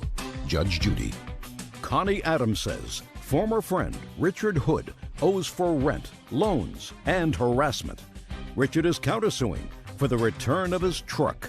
All right, Miss Adams. What else? I have receipts for the loans that I gave him. Let me see it. All of those are receipts. And his bar tab. I don't care about his bar tab. All these checks that you have circled are made out to cash, Miss Adams. Right, because he doesn't have a bank account. I had to get cash to give him. It says in the memo that it was a loan to him on 2 I of don't them. care what it says in the memo. Ma'am, he truly does owe me that money on that loan. He truly does. You want to tell me about the lawyer's fee?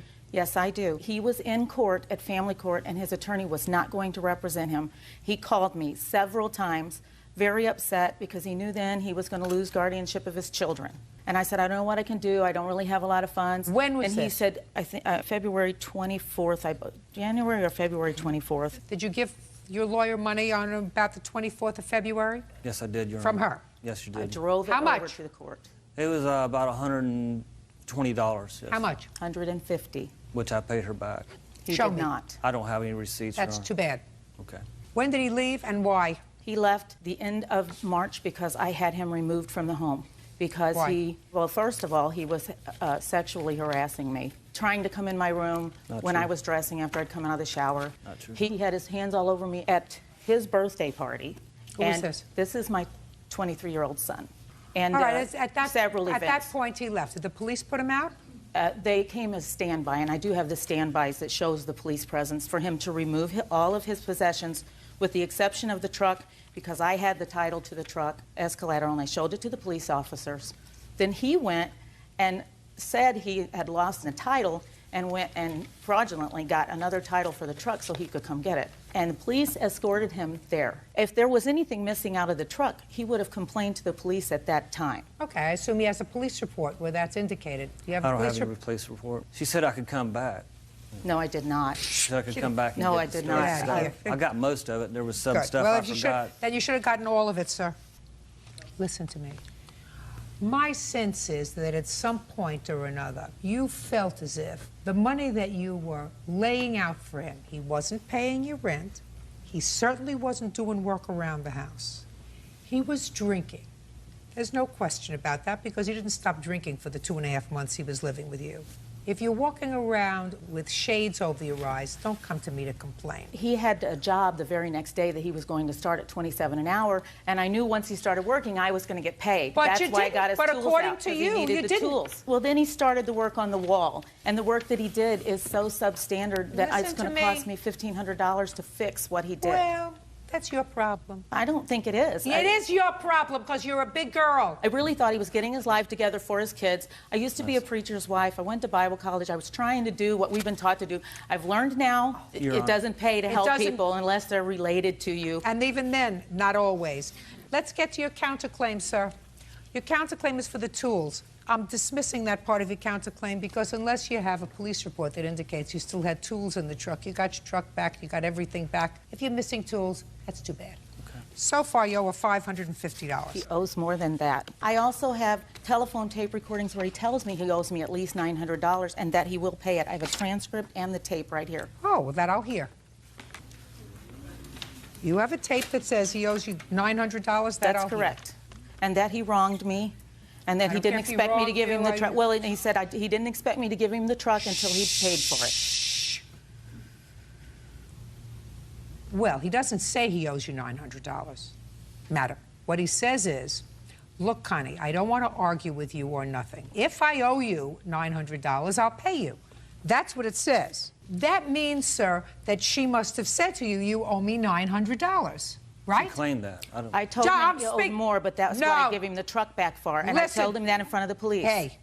Okay. Don't play with me. I've been in business a lot longer than you have, Miss Adams. The truck's not worth even that much. Well, just listen to me. Okay. Somewhere between telling him that he owed you $900 and you filing this case for $3,000, $2,100 got added on to what he owed you. When I found out how much the damage was going to cost on the house, and he started harassing me, even sent his girlfriend to crash my birthday party after he beat her up. Judgment for the plaintiff in the amount of $550, which is what I said in the beginning. I believe that there was a relationship that was brewing. No, I had a boyfriend, and I have a restraining. He took out a restraining order, ma'am. The counterclaim is dismissed, so she owes you nothing. That you owe the court threw out as a misuse of $400 justice. for the rent, and $150 for the loan that you acknowledge. Goodbye. Where's our excuse? You may step out. He was enamored with me, and I didn't want him like that. He was supposed to rent a room there. She wanted to have sex, and that was the bottom line, to put out or get out. I have no desire to be with something like that. I mean, look at me, and then look at him. There's no way. And now the next case. All parties in the matter of Banks versus Robertson. Step forward, please. Linda Banks is suing her neighbor, Herbert Robertson, for accidentally shooting out her windows with a BB gun. Herbert claims he's a better shot than that. Miss Banks, Mr. Robertson is your neighbor, and it is your claim that he shot out some windows in your home with a BB gun. Yes, ma'am. And Mr. Robertson, while he acknowledges the fact that he was shooting his BB gun, said that A, it's impossible for the gun to have pierced the windows of your house because it would have to go through a bunch of trees, and B, it would be impossible anyway because he's a very good shot. And he was shooting at squirrels, and he knows that because he's such a good shot, he would not have missed and damaged your property. Those are your two defenses. Is that right, sir? Pretty much. Tell me where I'm wrong. I like to know where I'm wrong. Well, yeah, I might miss on occasion. Oh. But, Perfect. you know, like I say, you know, I never shot until they were in front of the big tree, so. Okay. Miss Banks, have you had any trouble with Mr. Robertson before? Yes, I have. With what? About 5 years ago. Stop playing with that, please. It's distracting me, and at my age, nothing should distract me when I'm trying to work. Yes. Approximately 5 years ago, Your Honor, he installed a pool improperly in his backyard, and that pool ruptured, and the water came down my backyard because he lives here and I live here, and approximately 19,000 gallons of water came into my basement. And what I did was I asked him to come over to survey the damage. He did, and his comment was that it wasn't that bad. But because we're neighbors and I tried to handle it civilly, I settled with his insurance company for $1,200, and there was a lot more damage than that, let alone the time. And I asked him to just help me clean it up, and he refused to do that. This time, when I discovered the damage, I said I wasn't going to let it go. Okay. Since the incident 5 years ago, I assume that the relationship between the two of you has been strained. Yes. What date were you shooting at squirrels, Mr. Robertson, when Miss Banks came over and told you you had damaged her windows? Oh, she never did. Who did? I did. This guy. I mean, I was out in the backyard one day, and he hollers at me and says, you know, you shot my garage window. I said, well, I don't know if I did, but if I did, I'll replace it. He says, don't worry about it. I just wanted you to know about it. And so ever since then, we quit shooting the BB guns. Well, when was this, sir, that you told him he shot out the window? It was the 3rd week of July. His son was out shooting and actually shot over top of my head. How old is your son? 16. You know that you could hurt somebody with a BB gun? If you hit somebody, it'd probably sting. Well, if you hit him in the eye, it could blind him. Probably could. If you hit him in the ear, it could make him go deaf. Probably could. So why do you do it? I didn't. No, why do you let your son play with a BB gun? Well, I imagine there's probably 40, 50 kids in that neighborhood got BB guns. I don't give a rat's behind about 40 or 50 kids. I'm asking you, why do you let your son shoot a BB gun? Because I don't see anything wrong with it. It's my yard. If he wants to shoot a pop can or something in the backyard, that's no problem. This guy's saying he got one shot over his head. I doubt it. How would you know? Because you can hear it coming through the... You can't hear a BB. Mr. Robertson. Yeah, it's like, may I say something? Yes. I mean, it's like we're talking about the swimming pool. 19,000 gallons of water didn't go in her basement. I did go and survey the damage. It didn't look that bad. How much of it went into her basement? My insurance company took of it. When I'm speaking, you see, you may be able... Is this your wife? Yeah. You may be able to interrupt her. Don't interrupt me. No, I was speaking. No. But when I start to speak, Mr. Robertson, you have to stop. That's the way we play here in my playpen. That's fine. Good. Can I see the damage to your house, please? Yes, ma'am. I have police reports as well, if you would like to see those. I would. And then also I've included estimates. Good. How many windows? 3 windows, and then the truck windshield. Well, either you or your son have lousy aim, sir. Would you mind asking this man if he did agree, that I told him I'd take care of the window, and he said, don't worry about it, I just wanted you to be aware of it? Because after that date, we never shot anymore. When you first... Shh, don't answer him. It's like rock damage to me. No BB did that. Yes. Judge Judy, I would like to add, originally, the first incident he did offer to pay. The second incident was August the 11th, the date of the police report. And on the second incident, how many windows were shot out? That's when we discovered the damage of the second additional window pane in the garage, the bedroom window, and then the truck window. Still have the BB gun, Mr. Robertson? Yeah. Still let your son use it? Like I said, nobody shot it since he said I shot his garage window out. Well, you don't know that, sir. You do work, don't you? You do no, work. No, I don't. You don't work? No. Why not? I'm disabled. What's the nature of your disability? Back. I've had 5 back surgeries. Really? How can you shoot a BB gun with a bad back? A BB gun? Yeah, how can you pick up a BB gun? Well, how much do you think it weighs? It's kind of hard to shoot. Well, incapacitated. It seems to be if you could do this, you could sit at a desk and answer a phone.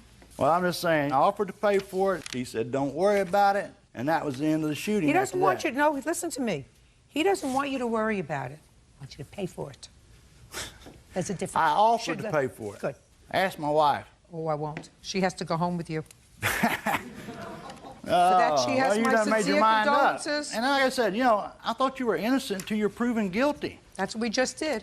No, you didn't. Judgment for the plaintiff in the amount of $1,200. Thank you. That's all. It don't matter. She ain't listening to nobody. Have a good day. Pardon the excuse, you may step out. 28-year-old Eugene Tonda is suing the mother of his children, 27-year-old Amanda Petrie, for money loaned to move out of his home.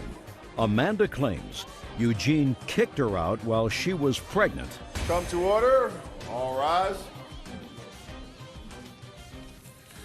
Your Honor, this is case number 492 on the calendar in the matter of Tonda versus Petrie. Thank you. You're welcome, Judge. Parties have been sworn in, Your Honor. You may be seated. Mr. Tonda, you and Miss Petrie have 2 children together. You've never been married. Is that right? Yes, Your Honor. How old are your children? 4 and 2.5, almost 3. And in what state did you live? Minnesota. Where do you live now? I live in Texas. That's where I'm from. Where do you live now? I still reside in Minnesota. Your complaint, Mr. Tonda, alleges a loan to the defendant, which she was paying for several years. And then when she left Minnesota with your children and moved to Texas, she stopped paying the loan. You want her to continue paying the loan. Correct. Ms. Petrie says that she was coerced into signing a paper or agreeing to repay this money. It was never intended to be a loan. And now that she's in Texas, she's not paying you another dime. Let's see. When did you make this loan and what was it for, sir? I originally took out the loan, Your Honor, in March of 2004. It was to get Amanda into an apartment of her own. She was living with me, but we were not together at the time. She had just moved back from North Carolina. where she had relocated to go live with her sister for a while. And she took your child with her? Yes, at the time we had just our son, Gino. Were you happy about her going to live with her sister? No, not at all. Actually, his exact words were, "I don't care." My sister was standing next to me. He wasn't involved. He wasn't paying child support. Well, he must have been together with him at some point if your sister was in the room when he said, "I don't care." I went and told him, and she came with me. You told him what? That I was thinking of moving to North Carolina, that he and I didn't get along. He was verbally and emotionally abusive, and it wasn't good for me, and it wasn't good for our son. He wasn't paying support at the time, and that I needed a fresh start. And he said? And he said, "I don't care, whatever." Actually, Your Honor, that's not true at all. I was paying support to her directly. And the manner of which she broke this news to me was, we were actually at a bowling alley, and she had got furiated about some silly thing and then said, "Well, I'm moving to North Carolina," and just picked up and walked away. And it wasn't like a calm, cool, collected. Was it in a bowling alley that you told him this? I did tell him. Fine. Got it. Okay, then you went to North Carolina. That didn't work out. And he wasn't paying child support. Moved back to Minnesota at what point? I moved back at the end of November of '03. He convinced me to move back. We had found out I was pregnant with our daughter now, and I wasn't going to move back, and he convinced me to move back, that he had made mistakes, and he was going to be more involved. And then a week after we moved back, he had decided that living in his house was too much of a family union, and we just argued all the time. And then in March of '04, 3 weeks before I was due with our daughter, he kicked us out. He didn't take the loan out to help me. I wasn't searching for an apartment. I had no job at the time. I was due in 3 weeks. He took it out, didn't discuss it with me, had no idea, and said, "You need to get out of my house." I let him know, "I don't have a job. I'm due in 3 weeks. Where do you expect us to go?" And he said, "Well, I took out a loan." So I didn't know about it. I've never signed anything. Okay, let's go. That, again, not the case. We had discussed it before. We were not together at the time. Yeah, she was living with me. I, at the time, had still originally purchased this house with a friend. So there was a couple roommates there, and it wasn't an environment for, 2 kids. There was, 2 other, mid-20-year-old men living there. So I let her live there as an accommodation until we could find something. So you were living with him in a house with other adult males? They lived in the basement, yes. With other adult males? Yes. Did you share a room with him? Yes. In that house? Yes. Okay, so you're sharing a bedroom? Correct. So far, you're losing my sympathy, Mr. Tunda. Well, it was an unfortunate circumstance. I mean, we had to do what we had to do, and that's why, I didn't kick her out. I brought up a proposition that I felt would be beneficial for both of us to get her into a place with, more room before our daughter was born. Why? Who was going to be there to help her? Who was going to be there to help her? That's my Well, question. we had gotten a place, 15, 20 minutes away from my house, so... That's 15 or 20 minutes. She's expecting a baby. She's living in Minnesota. I assume she has no family in Minnesota. She did not have any family, per se, but my family had taken her on as like her own. She had no family in Minnesota. She's due in 3 weeks. Your child. Yep. So it would seem to me you'd want to keep her around at least until she's back up on her feet after the baby is born. This doesn't seem like the appropriate time to find her a new space, Mr. Tunda. Well, I felt it was more appropriate before the baby was born than after. You're wrong. It was selfish and babyish. I disagree. I don't give a rat's tutu whether you agree or disagree, sir. You want me to take a poll as to whether or not most mature adult males would say it was appropriate to find an 8.5-month pregnant woman who's got a 1-year-old a place of her own in a town where she has no family? Sir, you want me to take a poll? No, you don't want to. You don't want a poll there, sir. Believe me. I don't think it's necessary. Believe me, you don't want a poll. It was a selfish thing to do. So you took out a loan. You got her an apartment. Correct. Right? Well, you didn't expect her to pay the rent, did you? Well, not How was she right supposed away. to pay the rent? 8.5 months pregnant. Well, not right away, but that's Well, why when? we took out the loan when she started working. Let's see when. When she started working. Well, when did you think she was going to start working? I would assume roughly 6 to 8 weeks after her daughter was born. Right. And just a second. And what was she supposed to do with a 6-week-old baby and a 1-year-old baby? What was she supposed to do with those? Well, it's not like she was just on her own. I mean, obviously, I was an active parent involved in paying support, so she had the support that I was paying her. Just a second. That's not being an active parent. I don't understand. What's not being an active parent? Giving money is not an active parent. No, that was to help the situation. It wasn't. I'm not defining being an active parent by taking out a loan. Well, what did you do when she got this apartment by herself? Did you go over there every day? I was over there quite a bit, actually. That's not my question. Did you go over there every day to take care of your son? Well, I wouldn't say every day. Well, what did you expect her to do with the baby and a new baby when you weren't there? What did you expect her to do? Your Honor, it's a circumstance where, unfortunately, we weren't together and it didn't work out. But I felt I did what I could to help her out, and, my family... So then what are you doing here? My question to you, sir, is what are you doing here? You took out a loan to get her an apartment so she could be on her own after impregnating her twice. Well, I'm here to, a loan is the key word. She agreed to pay, and she faithfully paid on it for 2 years on the loan. And then once I filed for custody of my children, because she picked up and moved to Texas with 5 days notice. Well, that was a bad thing for her to do, to pick up and move to Texas if you were a good and involved father. Because she has only her best interests in mind, not the interest of the children, hence the reason that I filed for custody. And you only have the best interests of the children in mind. Actually, I do, Your Honor. Then what are you doing here? Judge Judy continues in a moment. She said, oh, that's the grandma. There are a lot of curse words that go on in a labor and delivery room. I guarantee you that she called you a couple of names, too. If she didn't, she probably meant to. And later today... Well, I paid over $900 to ship her stuff back, which... As well you should. I don't agree. Whether you agree with me, Mr. Potts, is not particularly relevant in my life. Real cases, real people. Judge Judy.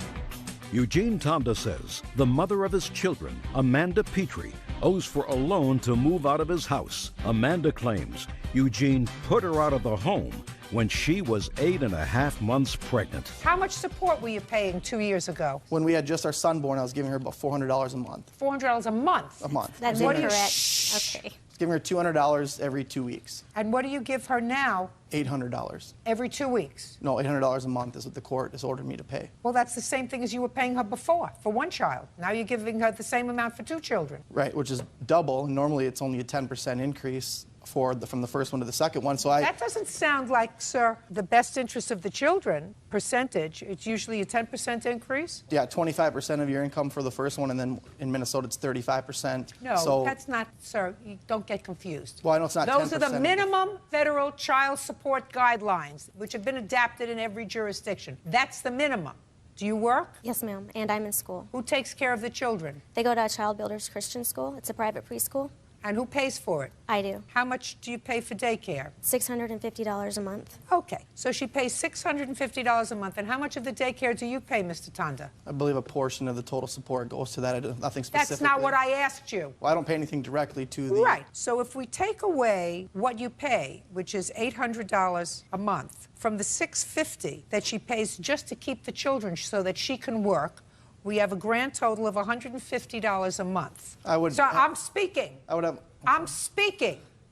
We're going to divide that by 2 equals $75 a month for each child. And that we're going to divide by 30 equals $2.50 a day is what you pay for each of your children in child support. May I speak now, Your Honor? Sure. Okay. I don't know her exact financial situation, but obviously I want to be involved to the point where I'm filing for custody of my children. And the fact is that she must not be hurting too bad because she's obviously able to afford a lawyer to fly up to Minnesota to try to fight from keeping me from having the opportunity to have my kids reside in the state where I live. Mr. Tonda, I want you to listen very carefully, sir.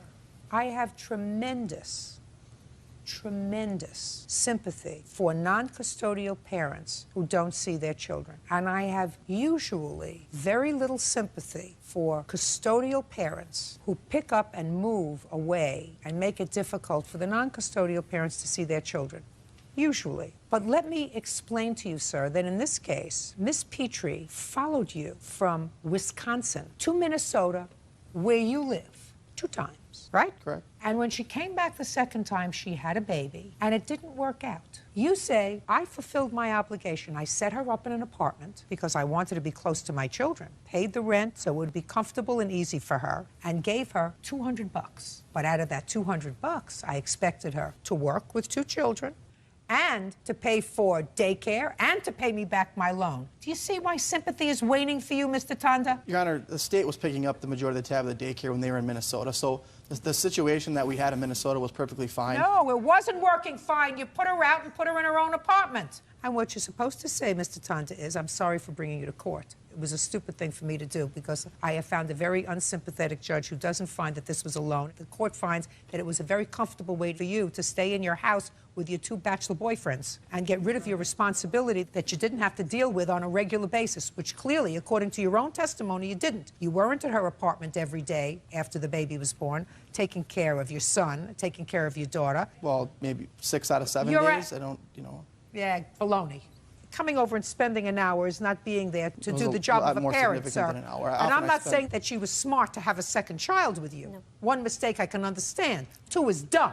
I agree. But it takes two to tango. It does. What I'm telling you is, right now, the mother of your two children seems to be taking care of her financial responsibilities relatively comfortably. She's got a job, she pays for daycare, and she's doing that with marginal help from you. Well, Marginal. unfortunately, with her picking up, moving 1,300 miles away, Where what I did can you do expect becomes her, listen to me, sir, automatically where did you marginal. expect her to move to? You expected her to move to a jurisdiction that was closer to you where she had nobody? No, she picked up and gave me 5 days notice when I'm supposed to have my kids for a Christmas vacation, and she calls and tells me they're not coming and she's moving to Texas. Right, that's where her family is, though.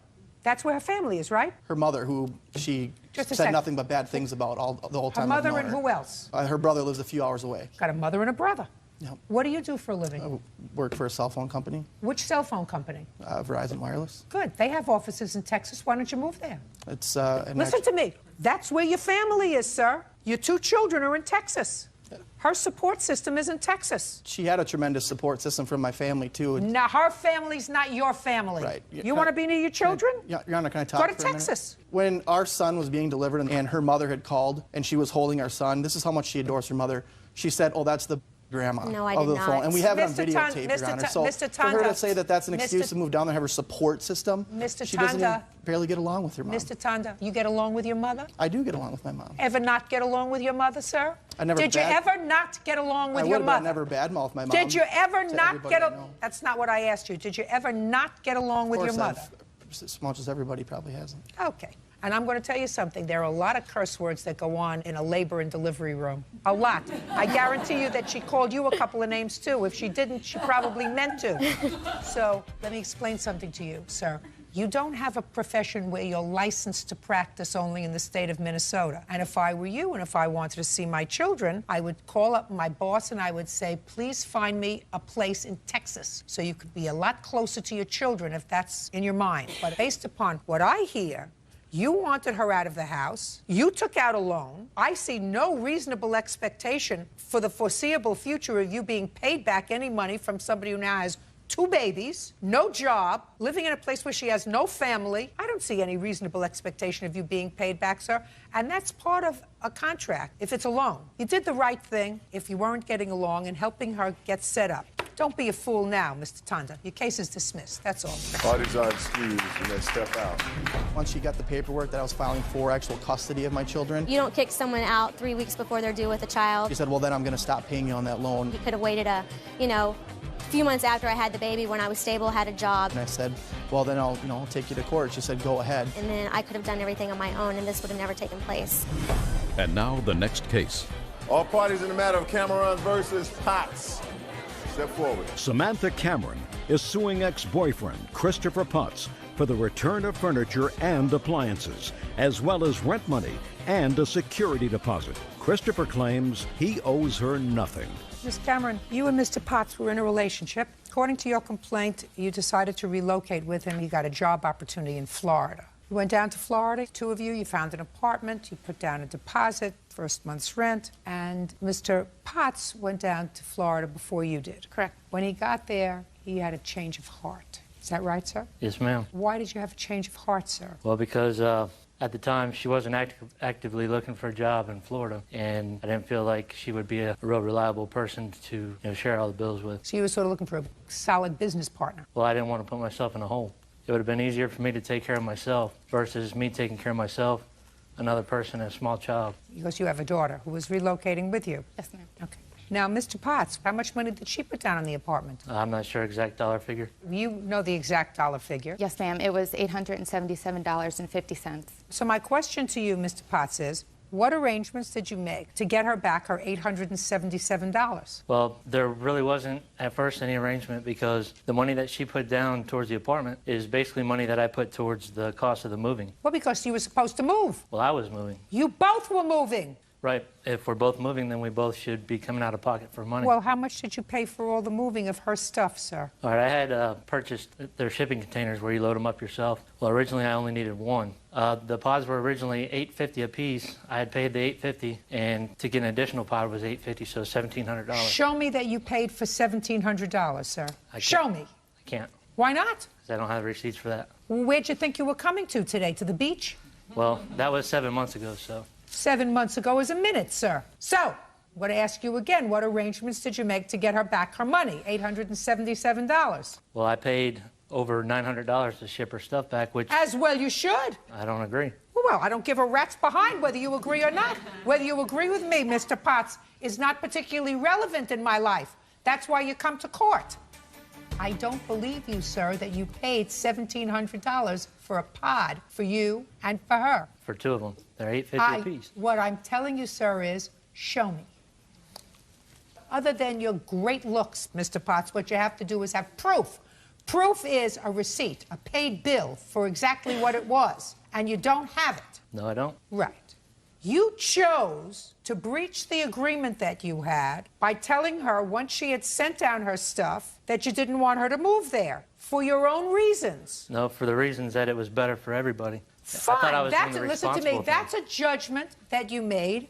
Fine. But then, once you have made that judgment, what you have to do is make Miss Cameron whole. Whole.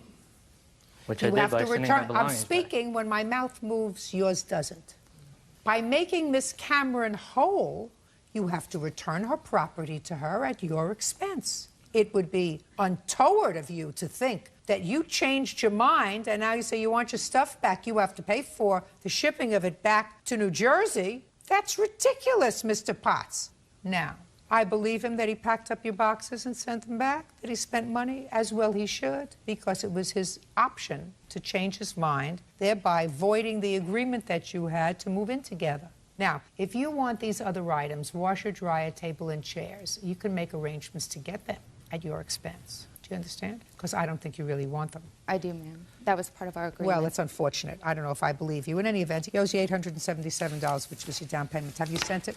No, ma'am, I have not. Send it. Judgment for the plaintiff, $877. Thank you. That's all. Parties are excused when they step out. We had an agreement. He reneged on the agreement. To get her belongings back, I believe that was the motivation. If you make an agreement with someone, you should follow through with it. I think they're... Vicki Madure is suing her former friend, Becky Seifert, for the return of a Harley-Davidson motorcycle and for ruining her credit. All rise. Yeah, this is case number 454 on the calendar in the matter of Madura versus Seifert. Parties have been sworn in, Judge. You may be seated, sir. Have a seat. Ms. Madura, the defendant was a friend of yours. Yes. Who had terrible credit. And it is your claim that you were trying to be nice to her. And she asked if she could have a credit card, if you would take it out, make her co-holder of one of the cards. You did that for her. And the understanding was the bills would go to her and she would take care of the bills. And it is your claim that subsequent to that, she wanted to buy a motorcycle. And again, you agreed to be a friend, and you co-signed the loan for the motorcycle with the understanding that she would make the payments promptly, which she failed to do. You subsequently found out that not only had she taken out the one credit card, but because she had all of your information, she took out a series of credit cards and built up a balance of thousands of dollars. She was also behind on the payments. She was behind on the payments on the bike as well. As a result of that, your credit, which had been pristine, took a dive. So you're suing for two things. You're suing for the return of the motorcycle to you, or its value, so that you can sell it and get out from under the payments. And second, you want damages for her ruining your credit. The Seifert says that she kept her end of the bargain. She has paid on the motorcycle, although she acknowledges she doesn't pay in a prompt manner. She pays when they threaten her. That's not what she says, but I gather that's the case. That when they threaten to either sue her or repossess the motorcycle, she makes a payment. That still doesn't positively impact on your credit. And she says that she kept her end of the bargain by making the payments on the credit card. She also says that you opened up all these credit cards for her, not just the one that you say, but all of the others. When did you open up this credit card with her as a co-card holder? Probably around June of '05, and there was only one card, and if there was all these credit cards... No, just don't, you don't have to answer for her. Okay. You opened up one June credit... of '05. And with what financial institution? MBNA, MasterCard, and both our names are on it. And as far as you know, that is the only card that you authorized her to get? Yes. With your information? Yes. How many cards did she get using your information? 4 or 5, counting the second MBNA she took out, that she succeeded. I have documentation. I'd like to see it, please. Your Honor, there was only one MBNA card. There wasn't two. I have how many? There was 2 Chase. There was 1 MBNA. No. Ms. Seifert, how many cards did the plaintiff agree to take out in your name? Ma'am, I went to with her information listen because... to me. Listen. We never determined a number. The cards that I had, that I used, several of them were mailed to her home, to her address. I didn't go to her house and steal those cards. Ms. Seifert, you don't honestly expect, coming here today, that you're going to get over on me, No, right? I don't. I'm just telling you. So then let me ask the questions and don't skirt around the answers, because I'll take you and I shake you, and then I get the answer. Okay. You came to the plaintiff and asked her if she could take out a credit card and put you as a co-holder on a credit card so that you would have a credit card to start to build up your credit. That's what you asked her, I assume. Is that right? She offered. Well, how would she know that you needed it, madam, unless she knew that you didn't have a credit card? Because we were going on vacation together, and we were talking about finances for vacation and the things our kids could and couldn't do. And? And I explained to her that I did not have a credit card with much credit on it. That's okay, good. So she agreed to get 1 credit card. Now, after she got the 1 credit card in June of 2005, when did you apply for the other credit cards? I did it all at the same time on when I got the 1 credit card. Just a second. I told you, don't play with me. I'm smarter than you are. You just said to me, I got the other credit cards on after I got the 1 credit card. That's not what I said. That's exactly what you just said. I have a tape. The 1 time on and several cards were mailed to her house, and she knows that. Don't tell me what she knows. Why did you take advantage of a situation where she said she would get you a credit card? It was very bad judgment on my part. Now, when you got these credit cards, did you use them to make purchases? Yes, I did. Did you pay all the credit cards on time? No, ma'am, I didn't. Then you ruined her credit. Then I signed to be responsible for all of them, all the papers she asked me to, and it was taken off of her credit. Listen to me. You show me where, once you signed a piece of paper to be responsible, because so far you're irresponsible, it impacted positively on her credit. Show me. I don't know where it acted positively, but she was even told it was taken off her credit after the affidavits were signed, and I also have 2 receipts for $6,500 we've paid her. Just a sec. For? Towards the credit cards. Well, you didn't pay it to her, you paid it to the credit card for things that you bought. No, we gave it directly to her to take care of it. Doesn't make any difference, madam. Don't you get it? Once you become a deadbeat in the credit card world, you don't automatically become not a deadbeat just because you pay the credit card. You remain a deadbeat. But they said that because they called it fraudulent, it would come off of her report. So you acknowledge that you fraudulently applied? No, she made me sign those papers because if I didn't, because I'm on probation, she was going to call my probation officer, which she threatens to do all the time. Sounds like a great idea to me. Now, let's get to the motorcycle. She also co-signed a loan for you for a motorcycle. Is there any reason why you did that, madam? I was trying to be good-hearted, which I will never do again. You have children? Yes, I'll never even co-sign for my children. I've learned a lesson the worst way. Okay. Now, do you pay for the motorcycle on time? No, ma'am, I haven't. Which means that you have destroyed her credit. Yes, ma'am, I probably have with the motorcycle. Judge Judy continues in a moment. Your motorcycles? I have 2 motorcycles, yes. Well, why don't you sell one? Because I like them. Yeah, but you live in a home with this lady, and she's got a problem. So why don't you help her fix it? And later today... Was he more exciting when you were together? He has a problem with confrontation, Your Honor. Ah, and I love confrontation. That's why we don't get along. Real cases, real people. Judge Judy.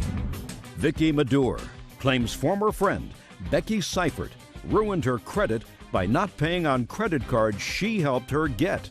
Good. Now I'd like to see what papers you have. They asked me to bring, I brought a picture of the motorcycle.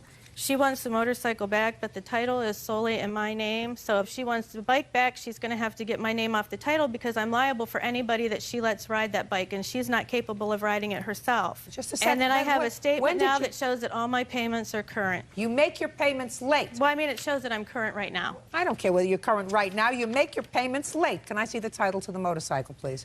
When did you co-sign on the motorcycle? October 05. How much have you paid on the motorcycle? I've made all the payments except the one she made, and I paid her back for them. How much do you pay? $250 a month, ma'am. How much is the loan? She owes, right now, there's still almost $12,000 owed. Right here it is. $11,818.42 owed. Who are you? Becky's boyfriend. Stand up. What do you do for a living? Run a rubber mill. You earn a living? Yes, ma'am. Well, why don't you refinance this motorcycle? I've already have one in my name. So what? I don't know, ma'am. What? This was between them. Well, I understand that, but you live with her. You sleep with her. Yes. So why should she be on the hook for her bad credit?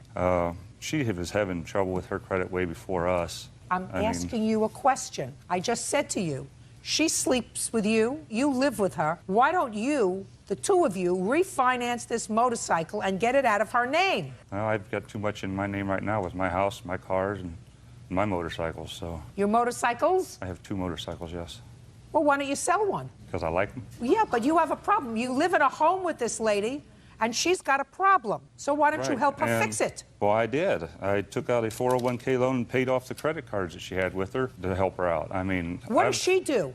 Huh? What do you mean, huh?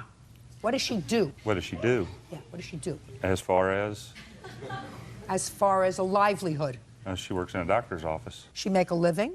Yes. So why doesn't she refinance it? Your Honor, I don't know. Why don't you refinance it? I can't get it just in my name, Your Honor. Well, maybe you can get it in his name. He owns his own home. Well, we haven't tried that, but the last time he tried to get a loan, they said he had too much credit out. Then why don't you sell the motorcycle? I just haven't found anybody that'll buy it. It's not worth what we owe on it. Now, she says she wanted to sell it. Her problem was she couldn't get what was owed on it. So you would have no problem signing it over to her, right? As long as it's out of my name, I have no problem, and I've told her that Fine, before. absolutely perfect. Have her sign this over to her, That's please. a memorandum title, ma'am.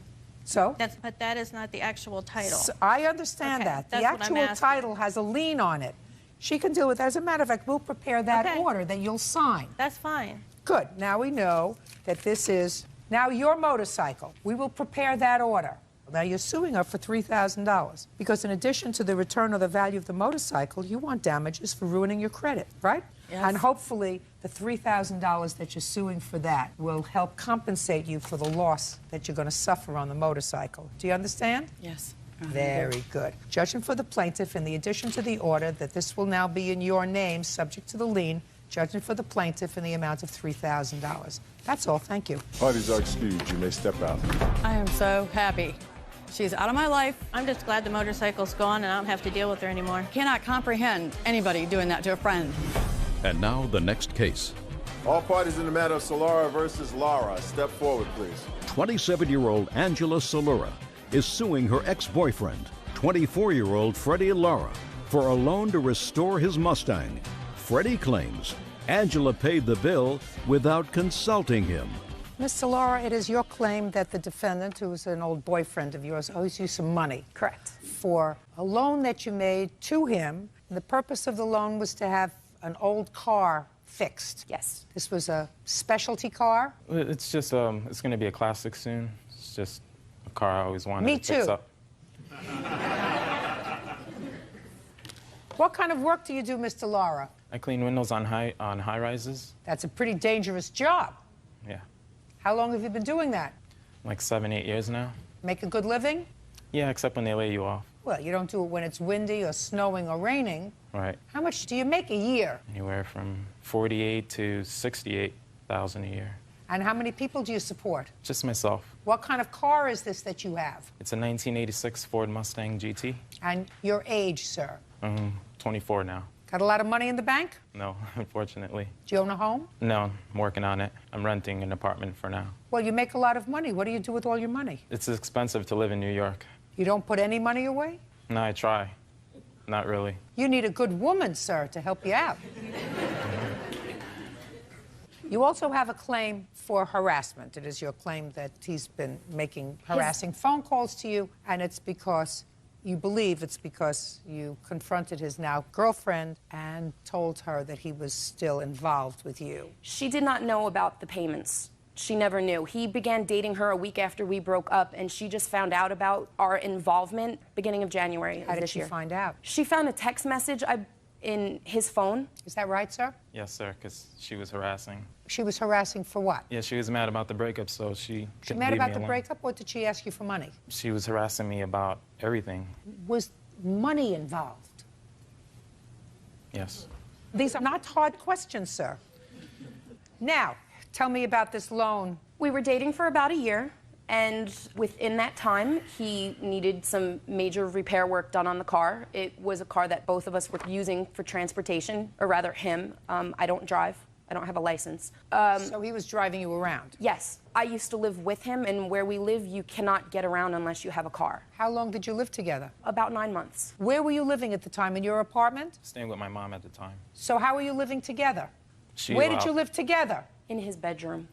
At his mother's house? In his mother's house. Just a second. In his mother's house. So neither one of you were paying any rent? I did I tried to give them money as much as I could. Don't tell me tried. I'm not interested in your trying. So you weren't paying any rent? And you weren't paying any rent? We were, when we could. Well, sir, if you make $50,000 a year, it seems to me you could help out with your own rent. What does your mother do for a living? She's a stay-at-home mom. Well, how does she support herself? Her boyfriend. And she had the two of you living there. Yes, correct. Tell me about the loan. He needed some major repair work done on the car. The car was not running, and he asked if he could use my credit card because I don't have any money except for my credit card, and he told me he would pay me back. So I lent him the credit card, and within that time, he was making payments to me weekly. To you or to the credit card? He was giving them to me, and I was paying the credit card because the credit card was in my name. How much was he giving you? Anywhere from $100 to $200 a week. Tell me when you actually put the bill on your credit card. What was the date? Between June and July, 7 transactions were put on the credit card in the amount of about $5,000. I'd like to see it. Sure. Who had physical possession of the credit card? I did. So how would this money be placed on the credit card? A few times I went with him to use the credit card, and there were a few times where I just gave him the card. And I never used the credit card, Your Honor, with the exception of maybe 1 or 2 times. It was all of the car repairs. Who has the car now? It's his car. He has it. When did you break up? August 26th of 2006. So shortly after the car was taken Yes. care of. Now, Mr. Lara, I read your answer. Your answer says that you had made an arrangement with the place that was fixing your car, that you were going to pay them out. Yes. And she took it upon herself to go in with a credit card and pay the bill. But that's not true, because there were 1, 2, 3, 4, 5, 6, 7 different times that the credit card was used. It was more than one time, so you must have known about it. Yes, I did. And did you say, don't do it because I'm going to pay them Absolutely. out? I insisted that she didn't do it. Each time you said, don't do it because I'm going to pay them out. She said it's something we both need, so. I believe that. No, I believe that. Listen to me, Mr. Lara. I believe that she said to you, listen, I use the car, because she did use the car. So she said, we're both using the car, so I'm going to pay for it. Instead of paying them, pay me. And she says that you were giving her money, Mr. Lara. Yeah, I felt bad. I didn't want her to spend so much for Now, a gift. you felt bad when you were living together? Yes. Speak up! Yes. Scared to death of me or what? Are you always this low energy, sir? Yes. It's very hard to get excited with you, Mr. Lara. Mr. Lara, I want you to pay careful attention to all my words, sir. While you were living together, you felt badly about what she spent on the car, on your car, so you were giving her money. Yes. After you broke up, you stopped feeling badly, so you stopped giving her money. Is that what you're telling me? She kept on harassing. No, no, no. Don't tell me her. I don't want to hear harassing. I want to hear while you were living together and using the car together. Listen, I want you to follow the logic of this. You were paying her while you were together and using the car together, right? Yes. After you broke up with her and started to see your new girlfriend and she wasn't using the car anymore with you, you didn't feel badly anymore, so you stopped giving her money. Well, I didn't want it to interfere with my relationship. She kept harassing me because things with her, who she was trying to get with, wasn't going well, so I think she's doing me because of the I don't breakup. give a rat's behind what you think. I asked you a very simple question, and you understand my question, because I don't think there's total vacancy between your ears, sir. While you were together and both using it, you paid her for laying out the money. When you were no longer together and she wasn't using the car, you stopped paying her. That's what you're telling me. That's objective, not what you thought, what you felt, what da-da-da-da. That's what happened. Doesn't that sound stupid to you? No, because it was a gift. Mr. Lara, I know that you have this word gift in your mind, but what you did in paying her belies the fact that it was a gift, sir. You paid her for the credit card. Hundreds and hundreds of dollars, according to her, because she's only suing you for what she claims is the balance, which is $3,400. And the total was close to $5,000 to fix the car. So you paid her a lot of money to pay down the credit card. Do you understand, sir? Yes. Listen, was he more exciting when you were together? He had his moments. Few and far between. He has a problem with confrontation, Your Honor. He has a problem with confrontation? Yes. Oh, and I love confrontation. That's why we don't get along. Judgment for the plaintiff in the amount of $3,400. That's all. Thank you. Thank you, Your Honor. You may step out. Changed my number. Somehow she called my mom and got my new number. He is correct. I was able to get his new phone number. Liz Powers is suing her son's former friend, 21-year-old Brett Spielman, for slashing 3 tires on her car. Brett denies the charge. All rise.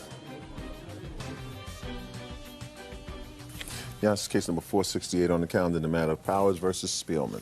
Parties have been sworn in, Judge. You may be seated. Folks, have a seat. Ms. Powers, this is your son? Yes. According to your complaint, your son and the defendant had been friends. Correct. They were out together one evening. There was a falling out. Later that evening, according to you, the defendant slashed 3 of the tires on your car. Correct. You want him to be responsible for replacing them. Mr. Spielman says he didn't do it. What's your first name? Andrew. How old are you, Andrew? 23. How long do you know Mr. Spielman? I've known Mr. Spielman since about the 7th grade. On what night were you out together, the night that the tires were slashed? I believe it was a Friday night. I don't remember the exact Remember date. the night? 29th, I think. 29th of? December. Where had you been? We were on our way to Randy White's brother-in-law's boss's house. You were driving? Yes, I was driving. What happened in the car? An argument started because Brett Spielman wanted to get some marijuana and everybody else in the car was against that. And Where did he want to go to get the marijuana? To his dealer's house. And did you know where that was? No, I did not. Did he tell you where it was? No, he did not. Was it on the way? I hadn't even agreed to it, so he didn't get to the point of telling me where it was Well, at. tell me exactly what he said. He said, I want to go get some pot. Can you take me? And I said, no, and nobody else in this car wants to do that. Can you please stop with that altogether? How many other people were in the car? 2, besides me and Brett. And who are they? Randy White and Brandon, his brother-in-law, which I do not know his last name. So what happened? So I said no, and he started ranting and raving and basically turned it into an argument with Randy White, and they were going back and forth, and I didn't want to hear it anymore, so I said, please stop, because they didn't get along anyway. So it basically had turned into an argument with them, and I said... Where was he sitting, in the front or the back? He was sitting in the front seat, beside me. Okay, go ahead. And then we had arrived to Randy's boss's house. We had both got out of the car while Randy and his brother-in-law went upstairs. We were downstairs smoking a cigarette, and it was going to take a turn to get violent because he was saying threats and all this. Against whom? Against me. Why was he threatening you? I thought he was having an argument with Randy. The argument was with Randy, but I took involvement in it because Randy was a lot smaller than him, and I didn't want it to go there, so I stepped up in Randy's place, and then And basically... what did you say to him? The focus came on me. I said, you need to stop all this right now or I'm going to make you walk home. And he said, you're not going to make me walk home, this and that. And Had he been drinking? Have I been drinking? Had he been drinking? No, I do not think he had been drinking. It was just nasty? Yeah, he was just nasty with me. Okay, keep going. And then Randy and his brother-in-law had come back down, and we all got in the car, and I said, I'm going to make him walk home because he's just being too defiant for any of us to deal with. What did he say when you told him he was going to walk home? He got even worse, but... Well, tell me what he said, Mr. Peck. He was using a lot of cuss words, a lot of profanity, a lot of I'm going to everybody in that car, and just threats. And that was on the 29th of December? Yes. What time? I would say it was about 8 p.m. Okay. Now let's fast forward a little bit, Ms. Powers. Tell me about the incident involving your tires. When did that take place? December 30th. What time? I would say around shortly before 10, but not exactly. I don't know. So tell me what happened. Okay. It was a very, very stormy night. The wind was blowing and howling, and it was raining a lot. And the dog was circling the front door. And she was like yipping and barking, and she doesn't usually have that kind of behavior at all unless someone's at the door. But I opened the door and nobody was there. She kept doing it. So I opened the door again, and Mr. Spielman was standing on the other side of the car. My driveway comes up where the car is parked directly outside my front door, so I can clearly see it. And I said, what are you doing? Because it's kind of late to be coming over. And I thought he was coming to see my son, and just looked at me and took off. Didn't say anything to you. Okay, keep going. The next day I got up to go to work, and I, of course, didn't see the first tire because it was fine. Walked around the car and saw 1, 2, 3 tires flat. And so I called someone to come and take me to get new tires and called into work. Okay, when did you see Andrew? I saw him later that day. Do you remember that day, Andrew? Not too clearly. I remember her saying that 3 of my tires were slashed. Do you have any idea who would do it? And I said, I most certainly have an idea of who did it. Well, I also... Shut up! Okay. Don't speak. You said, I most certainly have an idea who did it. Yes, regarding the incident. And so you told your mother about the incident? Yes. And what did your mother say to you? And then she said, I seen Brett in our driveway. I was thinking he would come up to give you, because at the time she didn't think I was enemies with Brett. And I said, well, that's who did it. Okay. So when you said to her, I certainly do, and then she said to you, I saw Brett in the driveway. And then we knew right there who it was. Okay, good. I just didn't think Brett would have done anything like that to me. Okay. Go ahead, Mr. Spielman. Now I'm listening to you. The statement's completely false. Listen to me. Let's get to the car on the 29th of December. Okay, cool. We were in the car. Look at me. Don't look over there. You're in the car. We are in the car. We do have a conflicting argument about something. Okay, marijuana. I do what I do on my time away from here. Let's go slowly. You're in the car and you have an argument. You have an argument about what? I really cannot even remember. Honestly, don't remember. You just told me it was about marijuana. If it was about marijuana, I'm saying I'm not denying that, because I do smoke marijuana on my pastime from time to time. So that if Andrew says that the argument was about stopping to buy marijuana, that would be accurate. It could have been, but it couldn't have been. Well, if you don't remember, sir, then I have to credit Andrew's account of the evening of the 29th, because that would seem to be something that you would remember. Where do you live?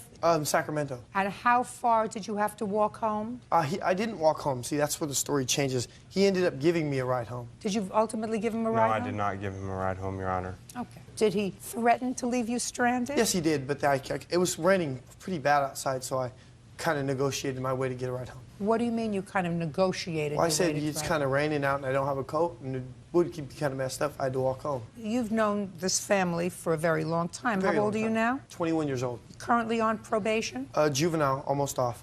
I'm going National Guard about a month. So the answer is yes, you're currently on probation. Mm-hmm. How long have you been on probation? Since I was like 17. Keep going. Okay. Are we still on the 29th, or are we going the 30th? No, we're past the 29th. I credit Mr. Geraldson's account of what happened on the 29th, sir.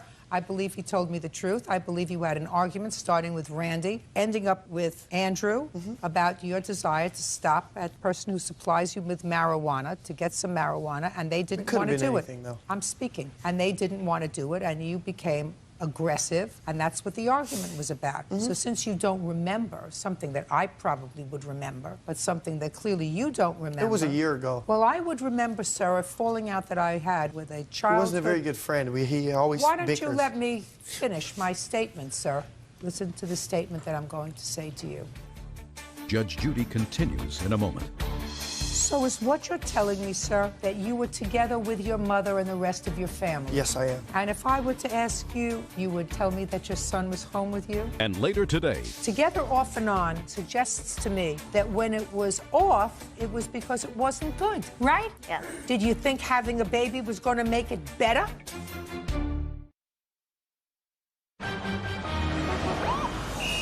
real cases, real people. Judge Judy.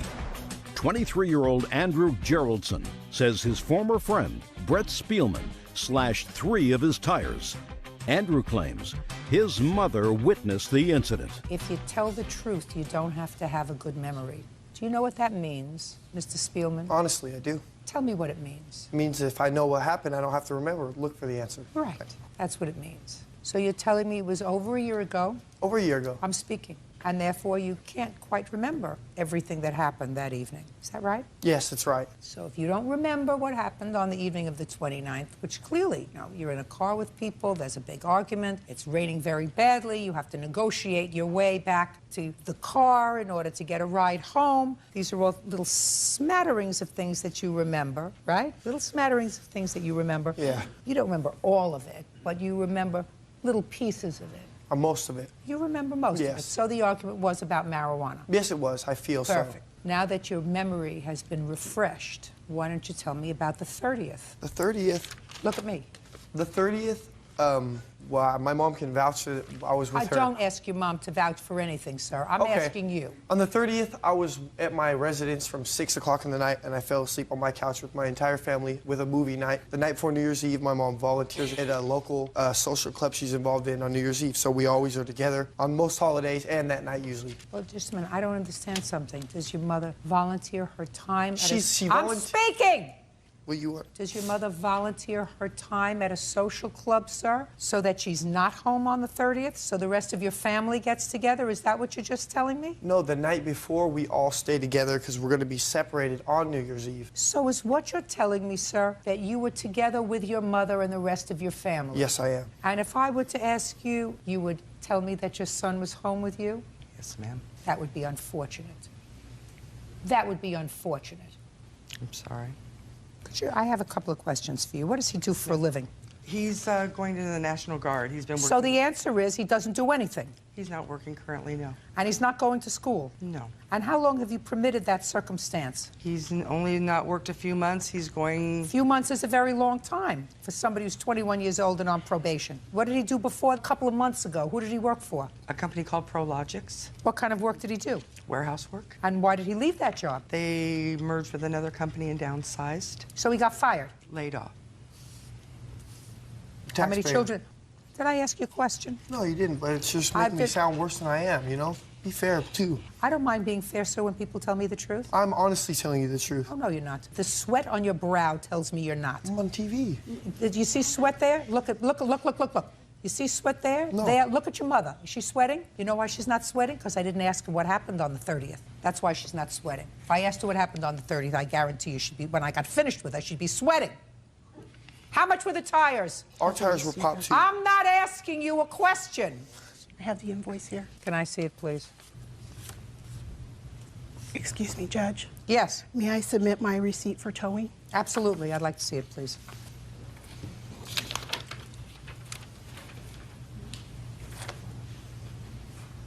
So between the towing and the tires, you have $394. Is that right? Roughly, yes. Judgment for the plaintiff in the amount of $394. That's all. Parties are excused. You may step out. Thank you. You're lucky your probation wasn't violated.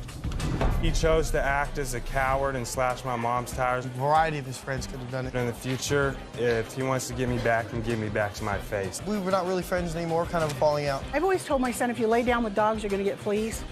He was laying down with some dogs. And now the next case. All parties in the matter of Govis versus Epley. Step forward. 22-year-old Catherine Govis is suing the father of her child, 23-year-old Brian Epley, for the value of a computer.